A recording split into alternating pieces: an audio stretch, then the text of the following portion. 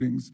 Last year, we had 655 mass shootings in America, defined as 4 or more people being shot or killed in a single event, not including the shooter. 712 people died and nearly 2,700 people were wounded in these attacks in 2023.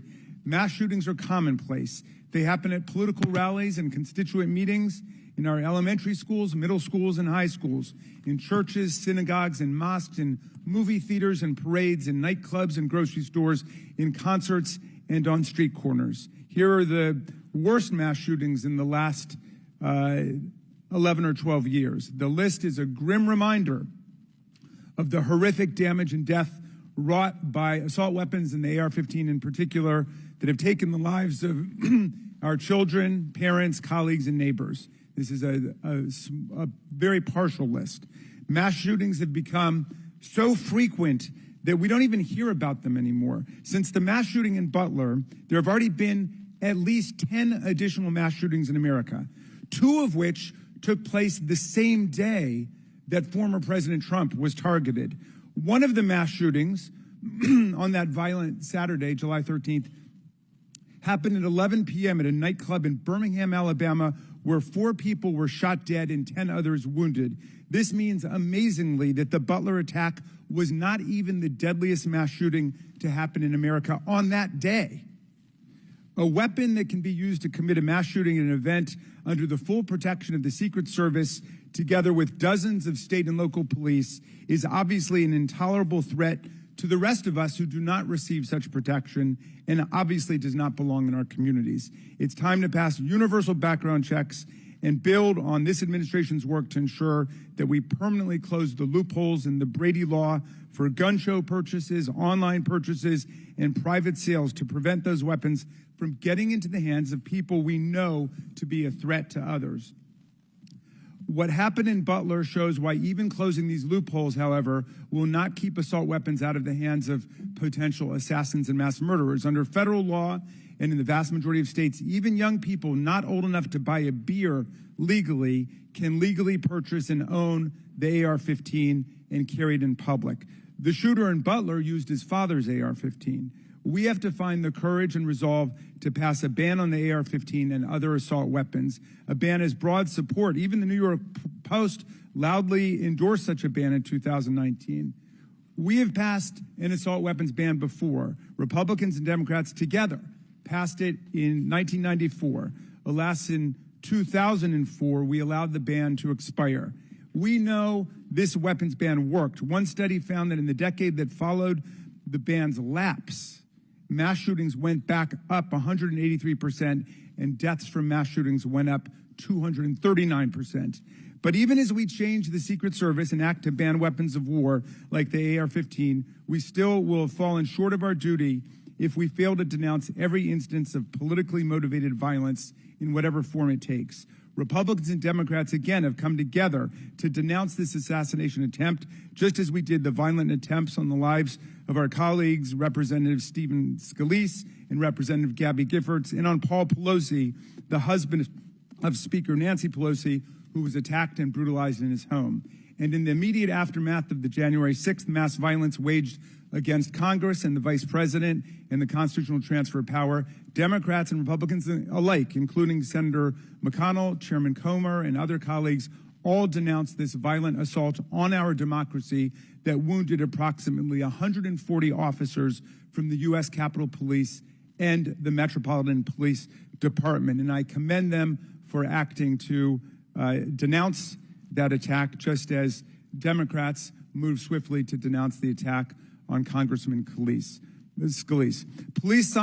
Political scientists tell us that authoritarian attacks on democratic institutions begin with political parties refusing to disavow or openly embracing political violence. We have to reject that on a strong bipartisan basis, as Chairman Comer and I have done, even as we ensure our Secret Service is up to its vital task of protecting presidents and candidates, and as we work to ensure that America, the streets of our country, are free from the violence of weapons of war. Thank you, Mr. Chairman. I yield back to you. Thank you. Gentleman yields back. Today we are joined by Kimberly Cheatle, who was sworn into office on September 17, 2022 as the Director of the United States Secret Service. Prior to her appointment, Director Cheatle was Senior Director of Global Security at PepsiCo. Before her role at Pepsi, she served 27 years in the Secret Service. Pursuant to Committee Rule 9G, the witness will please stand and raise her right hand. Do you solemnly swear or affirm that the testimony that you are about to give is the truth, the whole truth, and nothing but the truth, so help you God? Let the record show that the witness answered in the affirmative. Thank you. We certainly appreciate you being here today and look forward to your testimony. We normally limit testimony to opening statement to 5 minutes, but take all the time that you need. Obviously, the rules that we will abide by. When you're finished with your statement, we will then turn to questions. Each member will have 5 minutes. And just a note to the members, I'm going to strictly adhere to the 5 minutes. Once 5 minutes is up, I will hit the gavel.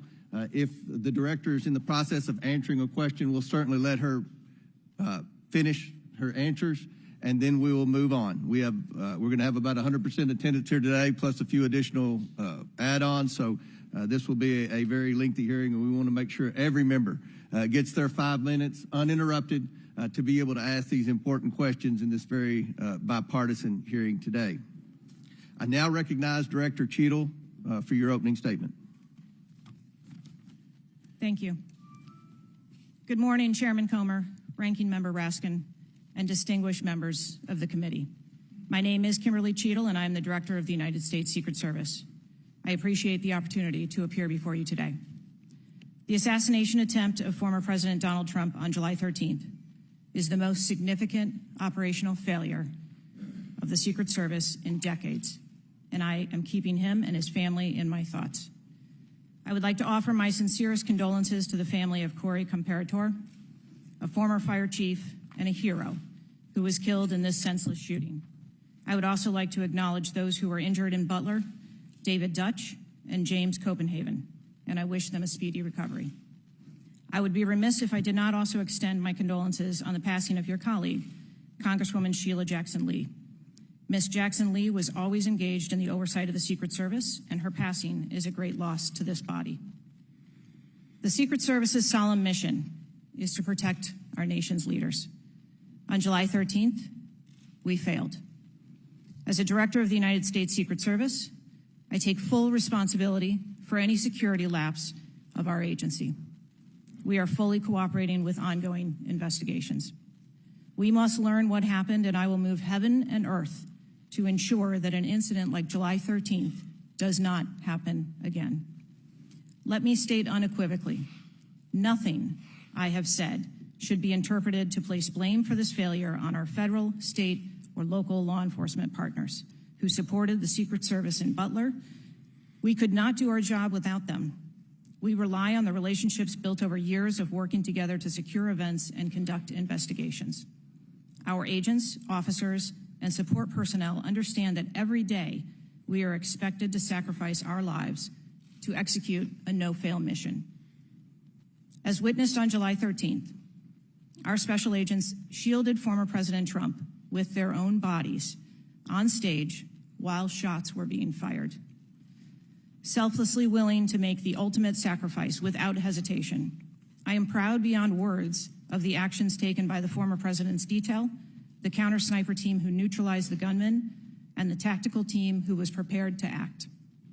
I will be transparent as possible when I speak with you, understanding, though, at times that I may be limited in providing a thorough response in this open setting due to associated risks with sharing highly sensitive protective methodologies. I do not want to inadvertently provide you today with inaccurate information. Since January 1st, 2024, the Secret Service has successfully secured over 7,500 sites. Every protective advance comes with its own set of challenges and requires a customized mitigation strategy, including specific assets. Security plans are multi-layered, providing 360 degrees of protection. These layers include personnel, technical, and tactical assets, which are a force multiplier for our protective posture. During every advance, we attempt to strike a balance between enabling the protectee to be visible and our protective requirements to be secure. I know this because I have spent 29 years in this agency. I came up through the ranks. I've secured events for every president since President Clinton, supervised on Vice President Cheney's detail, led our training center, oversaw all of the investigations and protective visits in the state of Georgia, supervised on Vice President Biden's detail, and the agency's entire protective mission during the Trump administration. The comprehensive advance process involves collaborative planning between our Secret Service, the protectees staff, local law enforcement partners, and the level of security provided for the former president increased well before the campaign and has been steadily increasing as threats evolve. The security plan included a full assessment of the Butler Farm showgrounds to identify security vulnerabilities and craft a security plan for the protectee, attendees, and the public. Immediately following the assassination attempt, I directed the activation of my crisis center. I assembled my executive team to begin surging more protective resources to the former president and to ensure the wellness of our people post-incident, all while securing an active crime scene. I immediately ordered a reevaluation of the Republican National Convention security plan, and I increased the security posture in the National Capital Region for all permanent protectees and sites. At the same time, I initiated a mission assurance investigation within our agency. I have instructed my team that all necessary resources will be dedicated to investigating these matters. We will not rest until we have explored every option, and we will leave no stone unturned. But I want to be clear, I am not waiting for these investigations to be completed prior to making changes. Over the past 2 weeks, we successfully led the planning and execution of the 75th NATO Summit and the Republican National Convention. Over the next few months, we will implement security plans for the Democratic National Convention, the United Nations General Assembly, and have already begun planning and coordinating the 2025 inauguration. It is now more important than ever for the men and women of the Secret Service to remain resilient and to focus on what is necessary to carry out our critical mission. Our agency needs to be adequately resourced in order to serve our current mission requirements and anticipate future requirements. The Secret Service currently protects 36 individuals on a daily basis, as well as world leaders who visit the United States, like Israeli Prime Minister Benjamin Netanyahu, who arrived in Washington, D.C. today. The coming years will bring an unprecedented heavy protection tempo.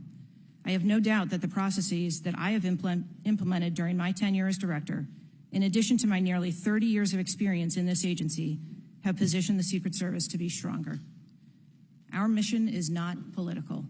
It is literally a matter of life and death, and the tragic events on July 13th remind us of that. I have full confidence in the men and women of the Secret Service. They are worthy of our support in executing our protective mission. I will now answer any questions that the committee may have. Thank you very much, Director Cheatle. We'll now begin our 5 minutes questions, and I will begin.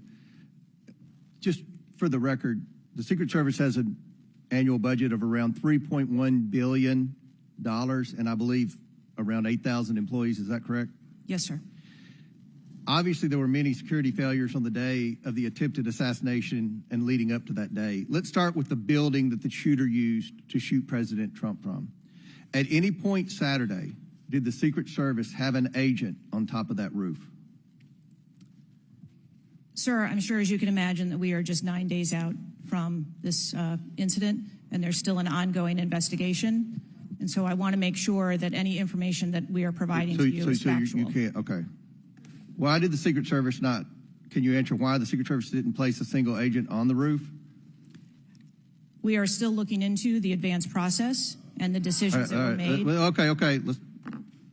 Wasn't that building within the perimeter that should be secured? Do we agree with that? The building was outside of the perimeter on the day of the visit. But again, that is one of the things that during the investigation we want to take a look at and determine whether or not other decisions should have been made. One of the things that you said, I believe in an interview, that there wasn't an agent on the roof because it was a sloped roof. Is that normal, and do you fear that immediately creates an opportunity for future would-be assassins to look for a slanted roof? I mean, this is a huge question that every American has. Why wasn't a Secret Service agent on the roof? And there have been reports that agents were supposed to be on the roof, but it was hot that day and they didn't want to be on the roof. Can you answer any of those questions, Director? So I appreciate you asking me that question, Chairman. I should have been more clear in my answer when I spoke about where we place personnel in that interview. What I can tell you is that there was a plan in place to provide overwatch, and we are still looking into responsibilities and who was going to provide overwatch. But the Secret Service in general, not speaking specifically to this incident, when we are providing overwatch, whether that be through counter snipers or other technology, prefer to have sterile rooftops. Did the Secret Service use any drones for surveillance that day? So again, I'm not going to get into specifics of that day in itself, but there are times during a security plan that the Secret Service does deploy an asset like a drone. There were reports that the shooter used a drone just a few hours before the rally start time. Is that accurate? I have heard those same reports, and again, am waiting for the final report. Do you know, if you can't answer the question, that's your answer. But can you answer this? Do you know, I'm not asking yes or no, but do you know if the shooter used a drone before the shooting? That information has been passed to us from the FBI. How many Secret Service agents were assigned to President Trump on the day of the rally? Again, I'm not going to get into the specifics of the numbers of personnel that we had there, but we feel that there was a sufficient number of agents assigned. There are reports that several agents assigned to the rally on July 13th were temporary agents not normally assigned to President Trump. Is that accurate? What I can tell you is that the agents that were assigned to former President Trump are Secret Service agents that provide close protection to him, and that was what was actual on that day. How many temporary agents were there that day? Quite frequently, sir, during campaign events, the Secret Service utilizes agents from HSI or the Department of Homeland Security. You don't know how many, supplement you can't answer? our plan. Have the investigators reconstructed the shooter's precise movements over the past days, weeks, and months? So, again, We need to have confidence that if the FBI is leading this investigation, that they're leading a credible investigation, because there's some of us sitting up here today that don't have a lot of confidence in the FBI. So I will repeat the question. Have the investigators reconstructed the shooter's precise moments over the past days, weeks, and months? I understand your question, Chairman, and I share your concerns about wanting to make sure that we have factual information. The FBI is conducting a criminal investigation. The Secret Service is conducting an internal investigation. There are a number of OIG investigations, and there is the external investigation that the President Last question for me. Before July 13th, had the Trump detail requested additional resources? What I can tell you is that for the event on July 13th, the details that were the assets that were requested for that day were given. Okay. My time has expired. Chair now recognizes this ranking member asking for 5 minutes. Thank you, Mr. Chairman. It's been reported that before former President Trump got up on the stage at around 6 p.m. on Saturday, July 13th, that the local police had identified and even photographed a man who was acting suspiciously. And this man, who turned out to be the gunman, had been flagged as a potential threat. Is that accurate? What I can say is that the individual was identified as suspicious. So he was known to be suspicious before former President Trump took the stage. That is the information I have received. Why was he allowed to take the stage with a suspicious person having been identified in the crowd? So I appreciate the question, and I'd like to make 2 points. If the detail had been past information that there was a threat, the detail would never have brought the former president out onto stage. That is what we do, and that is who we are. We are charged with protecting all of our protectees. So you distinguish between someone who is suspicious and someone who's threatening, is that right? I do. There are a number of times at protective events where suspicious people are identified, and those individuals have to be investigated and determined what is it that identifies that person as suspicious. So did you deny a request for additional resources that had been made by the Trump campaign? There were no assets denied for that event in Butler on the 13th. I see. So you're saying there were requests made for additional assistance for other specific events rather than for the campaign as a whole. Is that right? I'm sorry, I'm not understanding. Well, you seem to say that there were not additional resources requested for that event. And forgive me for being unfamiliar with this. Is it requested event by event, or is it requested just in general for the campaign?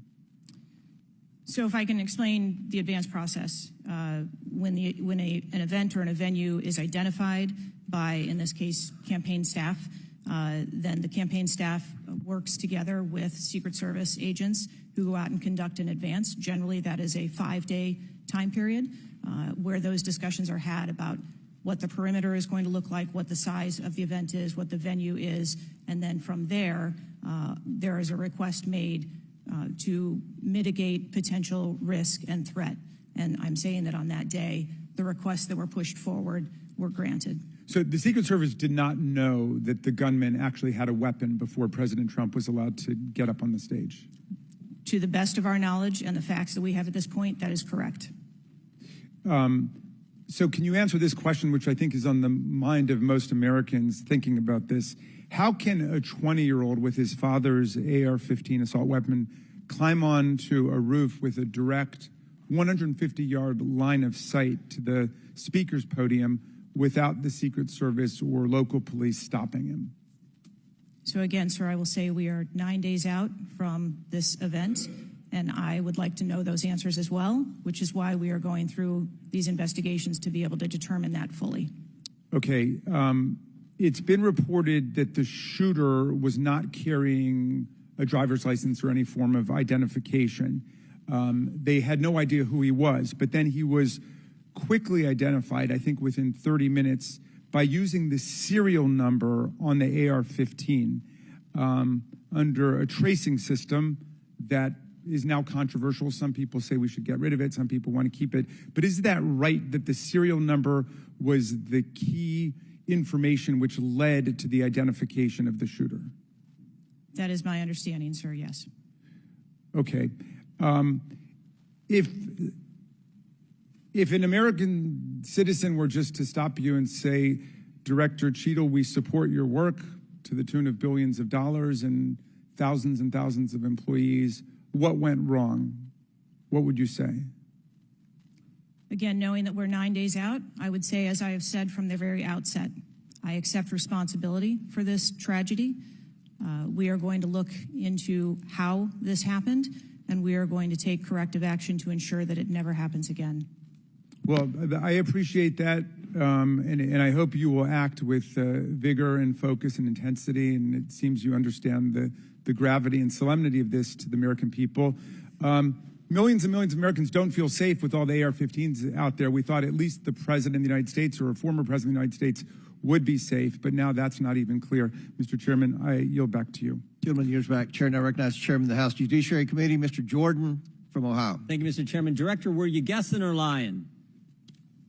The day after President Trump is shot, Secret Service spokesman Anthony Guglielmi said, quote, the assertion that a member of the former president's security team requested additional security resources that the U.S. Secret Service or the Department of Homeland Security rebuffed is absolutely false. The next day, Secretary Mayorkas said that is an unequivocally false assertion. We had not received any request for additional security measures that were rebuffed. But 5 days later, the Washington Post said this: top officials repeatedly rejected requests from Donald Trump's security detail for more personnel.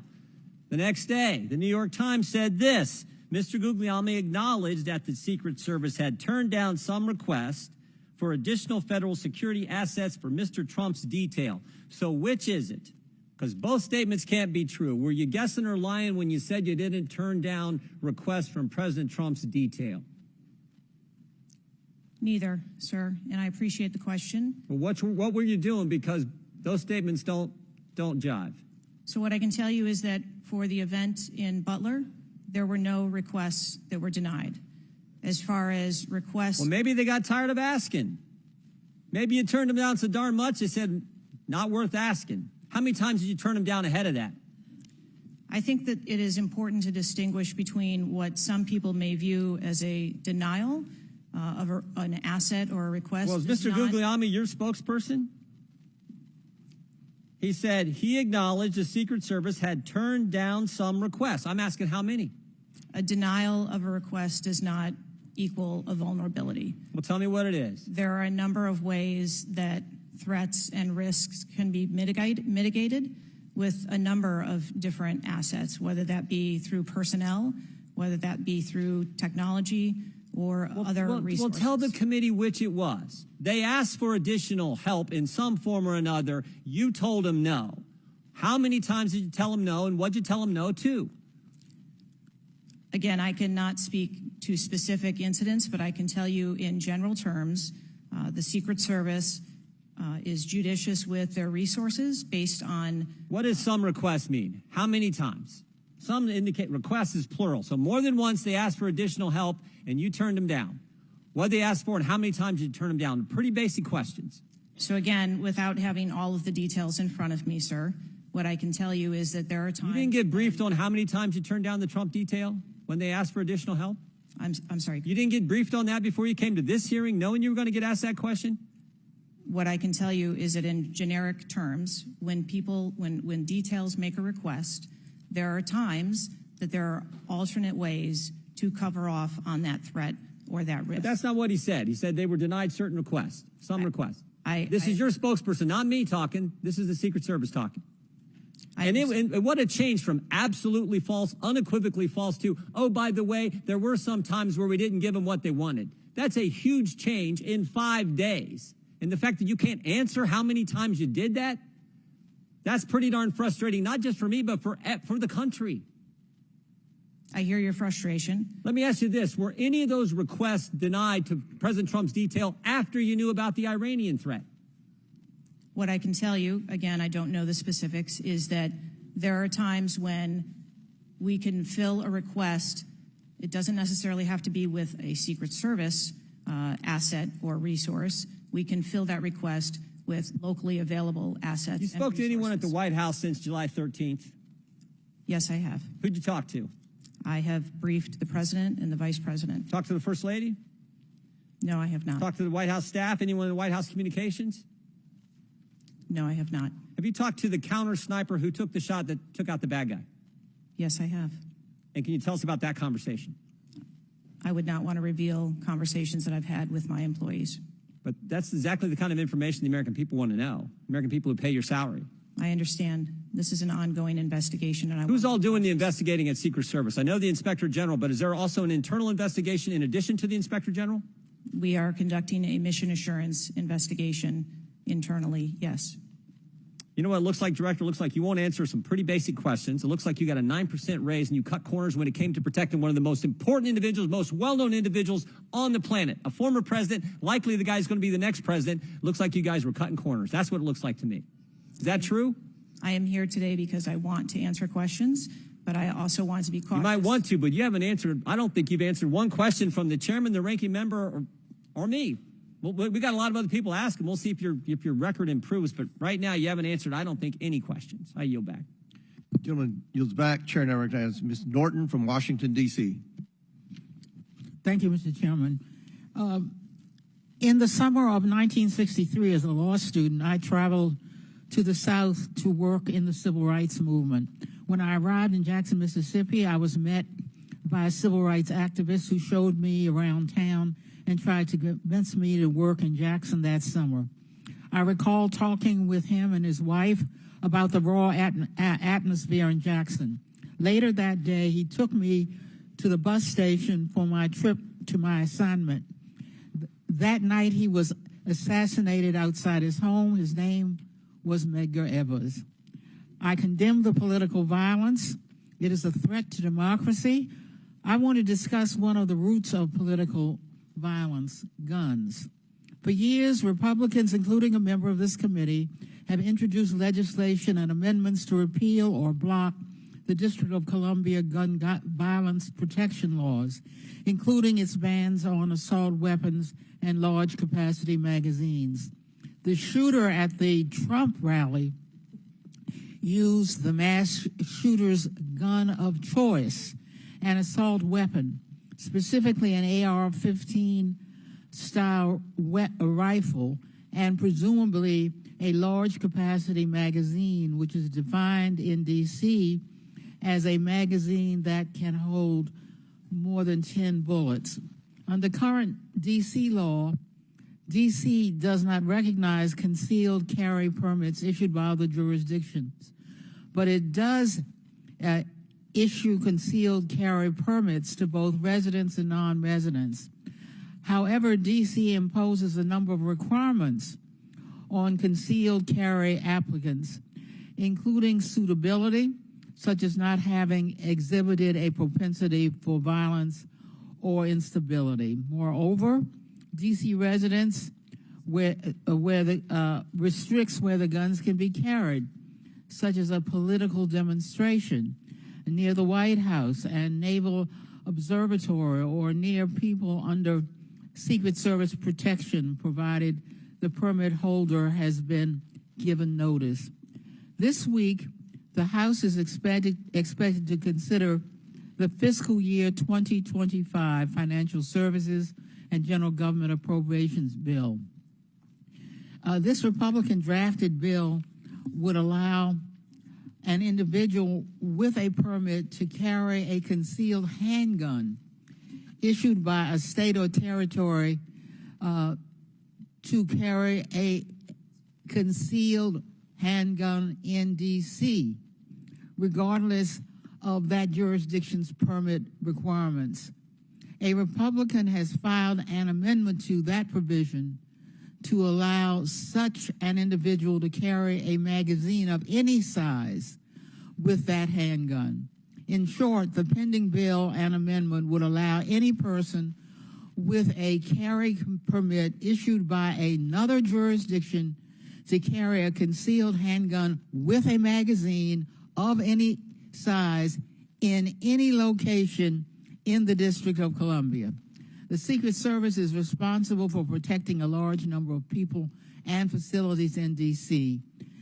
Director Cheatle, would Secret Service protectees in D.C. be safer or less safe if people who have exhibited a propensity for violence or instability could carry a concealed handguns in D.C.?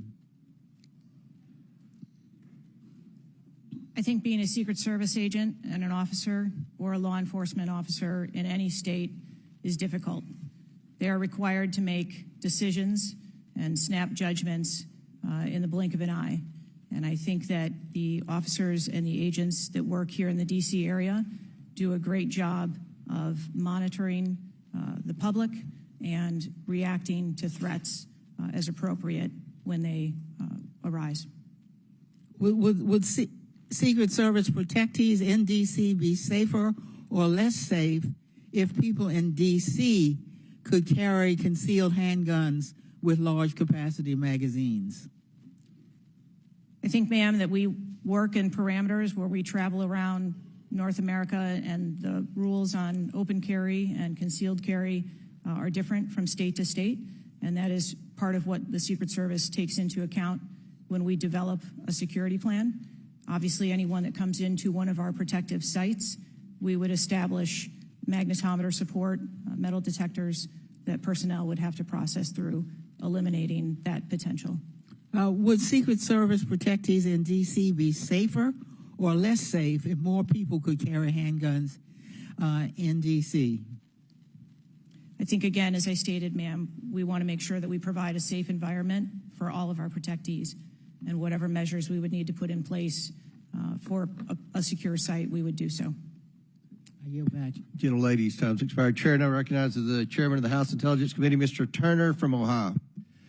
Director Cheatle, your opening statement indicates that the Secret Service constructed a security plan for the site in Pennsylvania. I'm assuming that security plan would also include the security footprint for the site, but it also would be based upon a threat assessment for the threats associated with Donald Trump and the crowd in attendance. Would it not include a threat assessment? Yes, it would. So that threat assessment, as we know, basically would have started with, there's a generalized threat against Donald Trump because he is a presidential candidate. Then it would have gone to, he's a former president, and he gets security coverage just as Bush, Clinton, Carter, and Obama do. And then you also have the heightened political environment. Even for those, it's clear that the security footprint, that the threat assessment was insufficient, which permitted then a 20-year-old to actually enter with a weapon and shoot Donald Trump. But I want to ask you about two other aspects of the threat assessment. It is known and public that Iran is a threat risk for Donald Trump. They're a threat risk for John Bolton, former Secretary of State Pompeo, and Donald Trump, because they have indicated they want to assassinate them as a result of retaliation for the killing of Soleimani.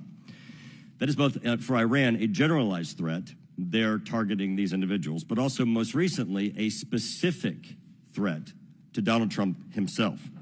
Now, I want to enter into the record by UC a Department of Justice Public Affairs release, a CNN article, an article from Fox News, and an article from CBS, all of which acknowledge Without objection to order. that this threat exists for Donald Trump from Iran, and that there are specific threats, most recently, that have been acknowledged. Director Cheatle, have you read the intelligence of the generalized threat to Donald Trump by Iran as a result of their desire to retaliate for the killing of Soleimani? I have. Have you read or been briefed about the intelligence of the specific recent threat to Donald Trump from Iran? Yes, I have. Director Wray, when we were getting our briefing, indicated that he thought the threat assessment should have included this threat from Iran. Is it your testimony today that the threat assessment, since you've read this intelligence, was sufficient to protect him from this threat from Iran? My testimony today is that the information that we had at the time was known. Was it sufficient? Director Cheatle, was it sufficient for the Iranian threat that you said you have read the intelligence briefings for? That information was passed to... Well, I'm not asking the Intel? bureaucratic issue of who did it get passed around to. Director Cheatle, was it sufficient for the specific and generalized threat to Donald Trump's life from Iran? Yes, I do believe it was. Director Cheatle, is an Iranian assassin more capable than a 20-year-old? Sir, I think we've acknowledged that there was gaps and a failure that day. When I raised this issue with Director Wray, he was incensed. He was shocked that the threat assessment of Iran did not seem to be, as we and I discussed, baked in to your security footprint and your threat assessment. And he went on to say that the generalized threat that he has told the whole country that we are under from a potential terrorist threat. He has said we're under the highest threat level since 9/11, that the lights are flashing red. And he has specifically indicated that people have crossed the southern border as a result of the Biden administration's policy, and that there are in our country today terrorists and individuals who are affiliated with terrorist groups and organizations. That would be a heightened threat environment, Director Cheatle, would it not? Yes. In his public statements, he has said he is making these statements because he wants people to take them into consideration in threat assessments, specifically. Now, that would be a threat not just to Donald Trump, but it would also be a threat to the crowd there, wouldn't it? Yes. Are ISIS terrorists and al-Qaeda terrorists and international groups and terrorists more capable than a 20-year-old in pulling off either a mass shooting or an assassination of Donald Trump? Sir, again, there was clearly a breakdown and a failure that day. Have you read the intelligence of the terrorists that are currently in the United States that Director Wray speaks, and those individuals that are here that are affiliated with terrorist groups and organizations that are in the process, as Director Wray said, of representing a significant threat of a terrorist attack occurring in the United States? I have read reports that apply specifically to the Secret Service's mission. Director Cheatle, because Donald Trump is alive, and thank God he is, you look incompetent. If Donald Trump had been killed, you would have looked culpable. There is no aspect of this that indicates that there has been any protection to Donald Trump. The threat was identified before he took the stage, and the shooter was only killed after Donald Trump himself was killed. Not only should you resign, if you refuse to do so, President Biden needs to fire you, because his life, Donald Trump's life, and all the other people which you protect are at risk because you have no concept of the aspect that the security footprint needs to be correlated to the threat. I yield back. Chair now recognizes Mr. Lynch from Massachusetts. Thank you, Mr. Chairman. Director Cheatle, there were multiple security failures at the former president's rally in Butler, Pennsylvania. First of all, there was a failure to isolate the podium from exposure to direct fire. Do we know who made that decision to allow that rooftop to remain as an unprotected area? Do we know who came up with that security plan that omitted that?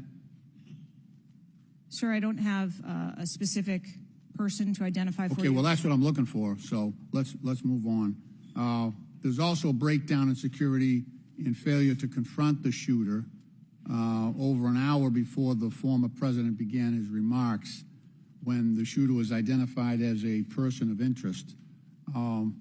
What particularly allowed agents or law enforcement to identify him as a person of interest? So I appreciate the question, and again, I will say that we are 9 days out, and there are a multitude of interviews that are still taking place. Okay, so did he have a rangefinder? There were some reports that the individual had a rangefinder. That would certainly raise my suspicion. Did he have a rangefinder? Yes, he did, but may I explain that at a number of our sites, especially when you're at outdoor venues, a rangefinder is not a prohibited item. It is sometimes an item that is brought in by individuals if you're going to be in the back. Did anybody confront him on that? Anybody ask him questions? What are you doing with the rangefinder? Anybody confront him on his presence where he was in proximity to the president? So again, to my knowledge, I believe that was the process that was taking place, was to locate the individual. Did they confront him? Did they go up to him? Did they talk to him? I do not have those details at this time. Those are important details. There was also a failure to communicate between law enforcement to act quickly upon information provided by either local law enforcement or rally attendees that the suspect was positioned on the roof. There were minutes of delay before any meaningful action was taken, even though he was several hundred feet from the podium, and this was obviously minutes before the shooting. Let me ask you, there was considerable delay in removing the president from the podium after the shooting began. He got shot in the air. It was still over a minute before he was removed from the stage. Meanwhile, this shooter had multiple clips, several clips. He got off 8 shots, and he had the capacity and the ability, if he was not neutralized, to basically mow down that whole Secret Service detachment as well as the president. What, from your own investigation, caused that delay under the circumstances?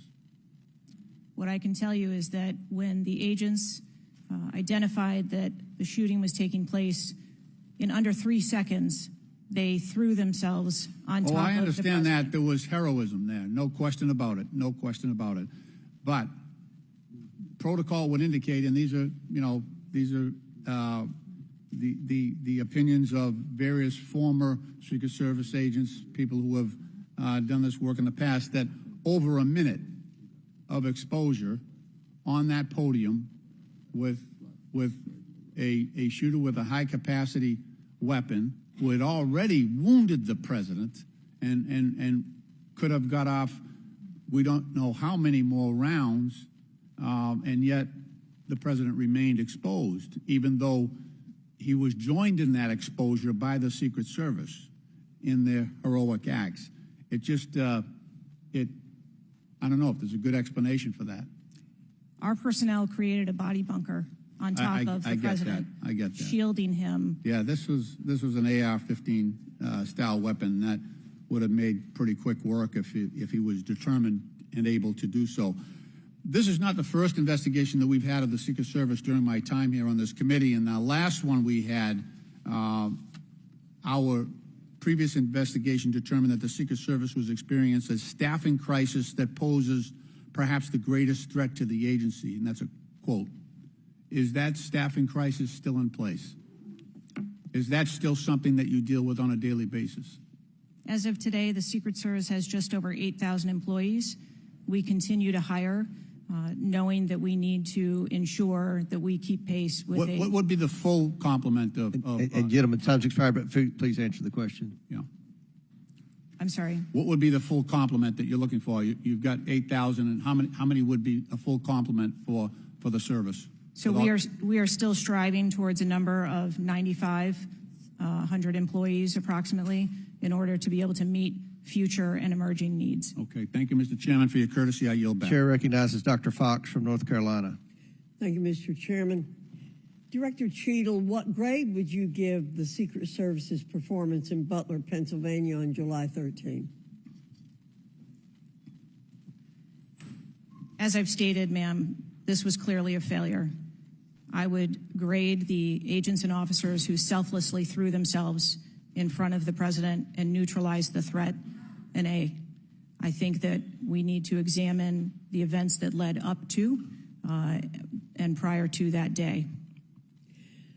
You stated in 2021 that the Secret Service has a zero-fail mission.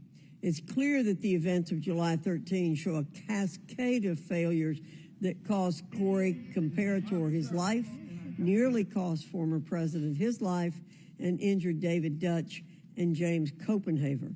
When an agency fails spectacularly in its mission, those responsible must be held accountable, and the problems must be fixed so they cannot happen again.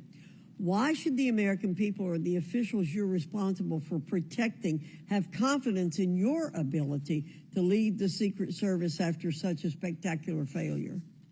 I appreciate the question, and I am committed to finding answers so that we can make the agency stronger after this. You said on July 15 that the buck stops with me. How are you taking accountability for the Secret Service's failures during the July 13 assassination attempt on President Trump? I have taken accountability, and I will continue to take accountability. I am responsible for leading the agency, and I am responsible for finding the answers to how this event occurred and making sure that it doesn't happen again. So I would like to explore how you got the job as director of the United States Secret Service. Is it typical for the director of the Secret Service to be recommended for the role at the behest of a president's family and senior staff, perhaps at the request of Joe Biden or Anthony Bernal? I got the job as a director of the Secret Service because I spent 27 years in an agency with a mission that I absolutely love. I started my career in Detroit.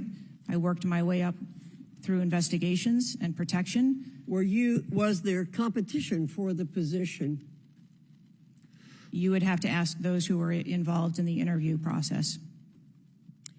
But you think you are the best person in the country to head the Secret Service?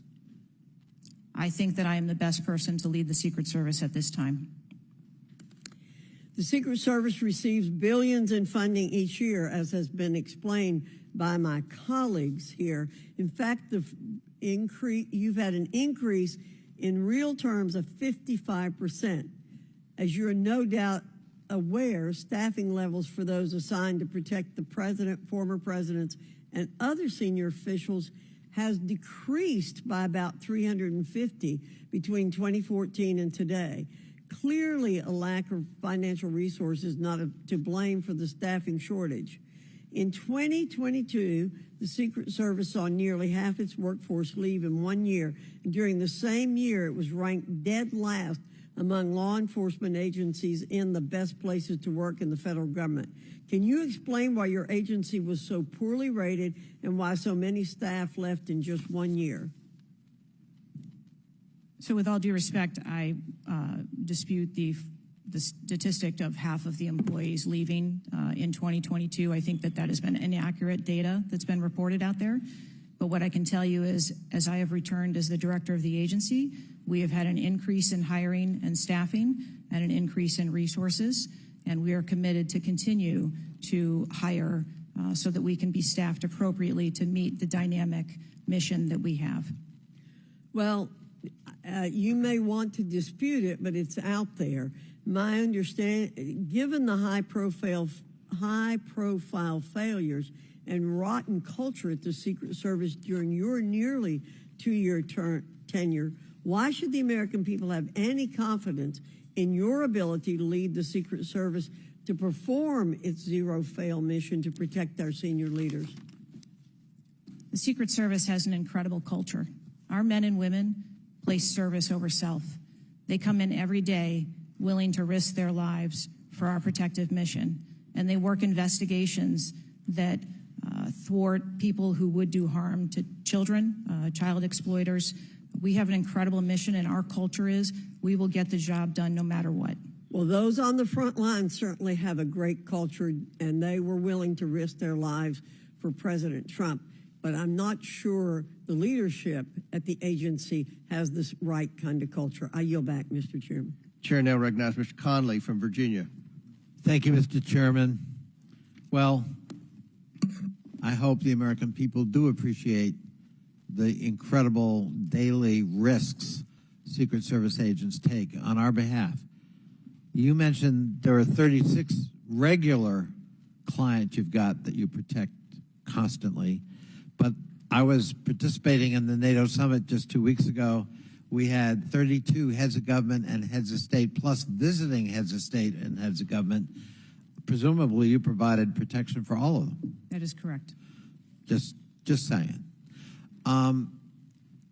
Help us understand, however, I will stipulate that there's an ongoing investigation. You don't want to go into too much detail on that until you've been able to ascertain all the facts and analyze what they mean.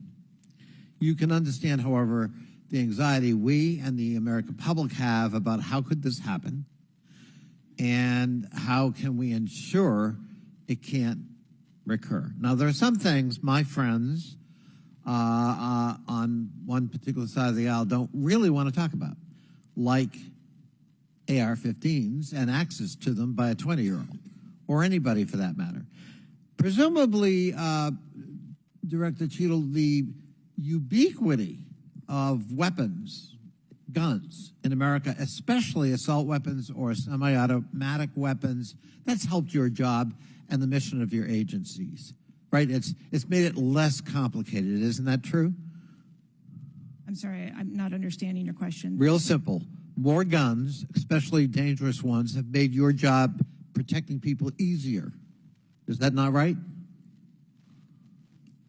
I think from every Director Cheatle, this is simple English. More guns, do they make your job more complicated or less complicated in protecting these 36 clients and visiting heads of state and heads of government that come to Washington? I think the Secret Service needs to take into account. I didn't ask that. I'm sorry. I asked a simple question, which deserves a simple answer.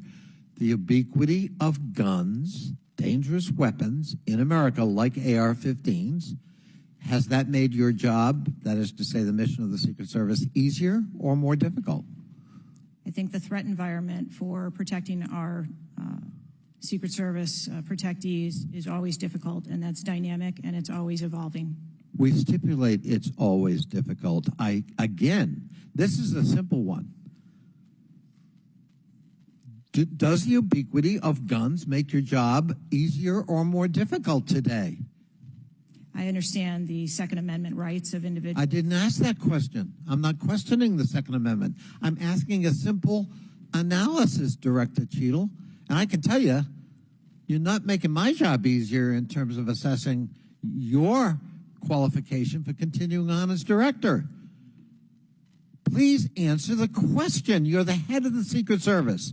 You're speaking on behalf of 8,000 members who put their lives on the line. We just had a failure by your own admission. Do guns make your job easier or harder?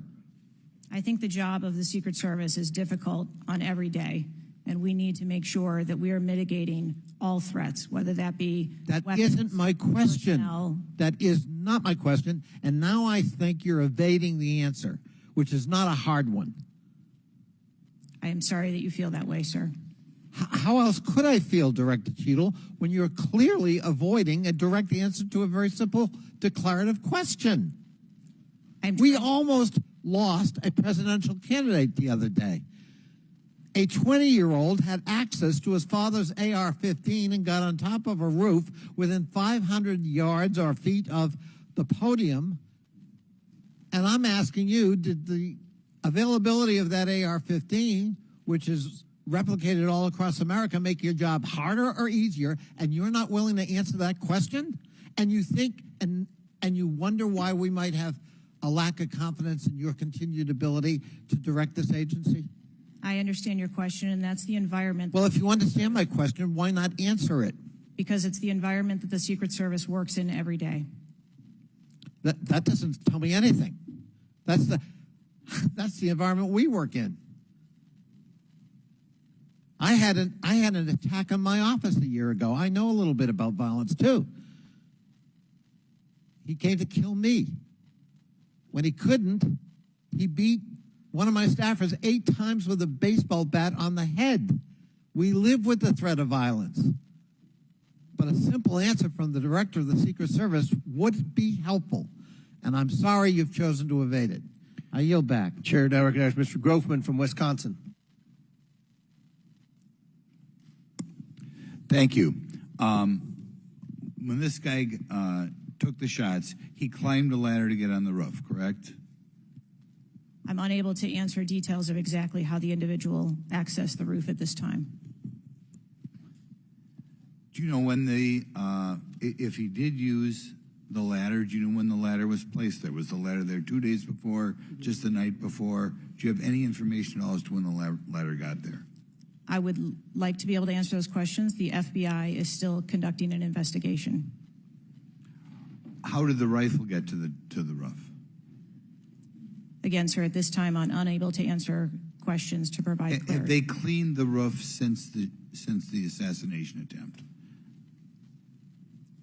Have they cleaned the roof? Right. Has anything been done to the roof? Is it just like it was, 10 days ago, or not? Has anything been done to the roof? I don't have an answer for that. Okay. Were President Trump's normal agents normally assigned to him there that day? Yes. These were the same agents that were always there? Yes, Correct? sir. The people that are assigned to his detail were working on that day. Okay, there's stuff on the internet that says they were not there that day, but these are the same agents who are routinely there. Yes, sir. Okay. Do we know which agents fired the shots that finally took down the potential assassin? Yes, sir, I do. Can you give us those names or the background of those agents? I would not offer their name up in this setting, but it was one of our technical officers, our counter snipers. Okay, so can we privately get those names, the committee? I am certain that we can make names available privately. Okay. Do we know where all the shots landed? First of all, how many shots did the potential assassin, how many shots came out of the rifle? So again, I would hesitate to offer that information as the FBI is conducting an investigation. Have we got the bullets from all the shots? Again, that would be the responsibility of the FBI to collect that evidence. Okay. Do we have the correspondence from the shooter? Has that been recovered from his phone, whatever? Again, I would have to defer you to the FBI for details on that investigation. Okay. You spent some time trying to change the makeup of the Secret Service. Okay, you feel there are, whatever, too high a percentage are men. Does this affect at all who you are hiring for the Secret Service? I've spent my time as the director trying to increase the number of people that we hire in the Secret Service so that we have the best and the brightest, and that's been my concentration as the director. Okay, you ever not hiring men because of your desire to hit certain targets? I am hiring the best qualified candidates that put in an application that want to work for our great organization. Okay. Next question. The shooter obtained a direct sight of President Trump from the position on the rooftop. I assume that is not something that should ever happen. It should never happen. Do you want to elaborate a little on how that happened, or what you wish you had done differently, or would do differently next time there's a Trump rally? Again, sir, the facts of this particular event are still unfolding. 9 days, there have been a number of reports that have been out there. So I do not want to provide information that perhaps would contradict something that has been erroneously reported or is not factual. But there clearly was a mistake, and we will take every effort to make sure that this never happens again. Could you elaborate why you want 1/3 of the Secret Service to be women? I've never stated that I want 1/3 of the Secret Service to be women. 30% or something. You had some target. No? Okay. Would gentlemen yield? I'll yield. What was, Director, what was erroneously reported? You said, to Mr. Grothman's question, you said something was erroneously reported. What are you referring to? I'm referring to their... His question was in the context of the shooter using a ladder to get on the building. What was erroneously reported? Because you won't tell us anything, but you'll tell us something that wasn't reported accurately? I'm saying, sir, that there have been a number of reports that are out there that have been speculation, and until we have the actual facts, I don't want to report anything that would contradict speculation that has been out there. Thank you, gentlemen, for yielding. Chair recognizes Mr. Krishnamurti from Illinois. Thank you, Mr. Chair. Thank you, Mr. Ranking Member, for bringing us together this morning. One question I get asked a lot from my constituents is, what can Congress actually do to stop this from happening again? And I'd like to share a graphic from a very recent study conducted by Professor Robert Pape, a world-renowned expert in combating political violence. The graphic shows that 74% of Americans want this Congress to come together to denounce political violence of all stripes, and you can tell it's across party lines. I commend the chair and ranking member for putting out the statement the other day condemning political violence, and to further this effort, I'd like to ask all my colleagues to join Dr. Brad Wenstrup and me in introducing a resolution that we think can secure unanimous House passage in deploring and condemning political violence, and we will be circulating that resolution shortly. Director Cheatle, as you know, the shooter began shooting at 6:11 p.m. Eastern on July 13th. NBC reported that at 5:51 p.m., 20 minutes before the shooting began, the state police informed the Secret Service of their concern. Now, the rally was not paused at that point, correct? No. And according to NBC, just 2 minutes later, at 5:53 p.m., the Secret Service notified its snipers about the gunman. The rally wasn't paused at that point either, correct? No. Let me show you some video footage by rally goers. If you could play the video on the screen up here.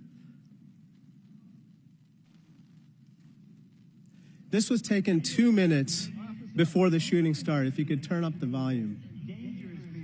Criminals. We have criminals. We have drug dealers. We have people that should not be here. On the roof. It's much tougher than it happens. You went on the roof again. Up here. Ma'am, that doesn't look like suspicious behavior. That looks like threatening behavior to me. And the rally wasn't paused at that point either, correct? I can tell you, as I stated earlier, sir, that the moment that the shift surrounding the president were aware of an actual threat. That's a threat right there. The guy's on the roof and everybody's yelling at him. Yes. And directing the officer's attention to him. The rally was not paused at that point, correct? We are currently still combing through communications and when communications were passed. Well, I can point you to this communication. It's 2 minutes before the shots started ringing out. Director Cheatle, yes or no? Was there ever a moment where the Secret Service actually considered pausing the rally? The Secret Service would have paused the rally had they known or been So the told answer is there no. was an actual threat. The answer is no. Correct? I can speak to you in generalities. No, I don't want I don't generalities. I know want all of the specifics. communications The that were- answer is no. You did not consider pausing the rally, correct? The people that are in charge of protecting the president on that day would never bring the former president out if there was a threat that had been identified. Well, they did, because we've now identified 3 points in the 20 minutes before the shooting that the threat emerged. Let me point you to something else, which is the building that the shooter was perched on, seen here. This building is called the AGR building. I'm sure that you're familiar with it. It's no more than 150 yards from the stage where Donald Trump stood, yet the security perimeter was drawn such that the AGR building was placed outside of it. Director Cheatle, according to the Washington Post, the AR-15 styled rifle used in the shooting had a range of 400 to 600 yards, and therefore the AGR building was clearly within rifle range of the stage, correct? Yes. NBC News has reported that in the days before the rally, the Secret Service had identified the building as a vulnerability that required special attention, correct? That's reporting from NBC. Yes. So I am still looking into an active investigation. I know, but it's been 9 days. I mean, you should know that, right? And yet, despite the fact that the AGR building was in rifle range of the stage and it was flagged as a vulnerability, this building was put outside of the Secret Service's security perimeter. And I respectfully submit the Secret Service must expand its security perimeter to account for the kinds of weapons that can be used outside the perimeter to endanger the protectees inside the perimeter, ma'am. Let me turn your attention to some conspiracy theories that have been circulating and ask you to comment on them. First, you have not found evidence that the incident was a staged shooting, right? Correct. And you haven't found evidence that this was a result of a conspiracy of high-ranking government officials, correct? Correct. And you have not found evidence that this incident was in fact directed or perpetrated by a foreign state or entity, right? And that's the last question, but I'll let the director answer that, please. Not at this time. Thank you. I yield back. Gentleman's time's expired. Chair now recognizes Mr. Cloud from Texas. Thank you. I just wanted to confirm there was only one counter sniper who took one shot. Is that We had multiple counter sniper teams available yeah, on the that premises, day. but is only one took one shot? Is that correct, or only one? Correct. Okay. How many spent shell casings were found on the roof? Again, I would have to defer you to the FBI's criminal investigation. Okay. Word is that the car was rigged with explosives. Again, sir, I'd have to defer you to the FBI. FBI's investigation.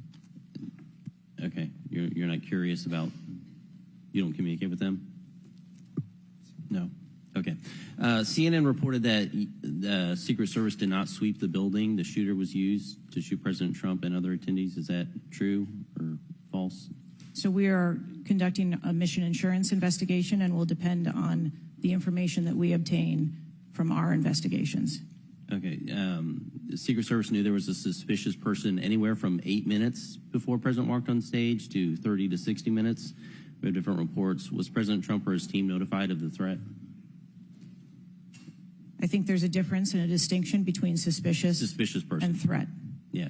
So we are going back and looking at communications to know when the information about a suspicious person was passed to Secret Service personnel. Okay, but was President Trump or his team notified? Again, we are going back and looking to make sure that we have the exact information of when those notifications were made and who those notifications were made to. Okay.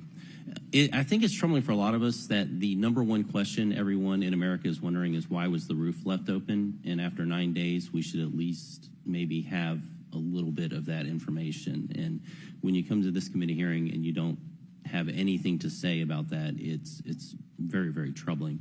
Did you review the security plan for this event? I personally do not review security plans for events that take place across the country. Any of them? We have a number of events Who's that the take top place. level official who reviews the security plans? There's a number of people that review security plans. Who's as they ultimately unfold. responsible for signing off on a security plan? It's a conjunction of personnel. There are people on the ground, there are supervisors on the detail, there are people at headquarters. So there's not one person who says, okay, this is good, it's copacetic, we're going for it? I think much in the way that we build our security plans, where they are No multi-layered. doubt there's teams working different aspects of it, but ultimately, isn't there an individual who signs off on the plan? Much like how we design our security plans, they're multi-layered. There are multiple layers. So there's of no people. accountability. There is accountability, sir. There's this is whether it's the FBI or Fauci or anything, it's time after time after time, these multiple layers of accountability turn into layers of plausible deniability, and agency after agency after agency. That's got to be fixed, because you keep coming here and expecting, yes, you're saying I'm responsible, but and you're accountable for it, but then there's nothing. What do you mean by that? I mean, you're saying you're going to keep your job, right? I assure you, sir, that if we determine through the course of our investigation that someone or people need to be held accountable, we will do so. What level of, if President Biden, God forbid, had been shot and killed, would you think that was worthy of resignation? I would do the same thing that I'm doing here, where I would want to make sure that we are conducting an investigation, that there is continuity in that investigation, and that we could find the answers You do not to think what the happened. assassination of somebody under your details is worthy of resignation? I think that this event was tragic and deserves answers. The thing that you've said so far is that you want to make sure that this never happens again. The thing is, everyone in America knows that's not the job description that you're tasked with. The job description you're tasked with is to make sure it never happens, period. One of your goals in the strategic plan is to champion diversity, equity, inclusion, and accessibility. You've accomplished the accessibility part. What standards, do you keep the same standards for all applicants and all, or does every Secret Service agent meet the same qualifications, or do you have different standards for different people? Yes, sir. Everyone who moves through the application process has to meet the same standards to become a special agent. Okay.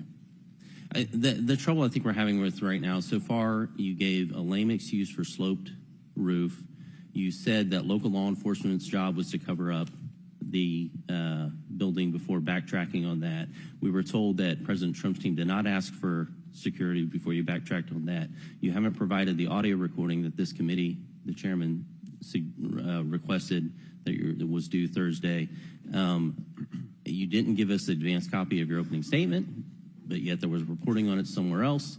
There seems to be more information from YouTube videos than you're able to provide for us, and it begs the question to anyone, you're in charge of the investigation of your own failure. So how is anybody in America supposed to be able to trust the results of that investigation as being anything transparent and genuine? That's the last question, but please feel free to answer the question, Director. Sir, I've been a Secret Service agent for nearly 30 years. I have led with integrity, and I follow our core values of duty, justice, honor, loyalty, and courage. And I am doing that in this case, and I assure this committee that I will provide answers when we have a full and complete report, in addition to cooperating with all of the other investigations that are ongoing. Chair, I recognize Mr. Khanna from California. Thank you, Mr. Chair. I want to thank the chair and the ranking member for convening this hearing on a bipartisan basis. I join them in condemning the horrific assassination attempt on the former president. I am relieved for the sake of the country that he wasn't seriously hurt and that he survived, and my thoughts with him and his family during such a traumatic event. I also want to express condolences to Corey Comprator's family and recognize his heroism in saving his daughter's lives, and to the victims of that awful event.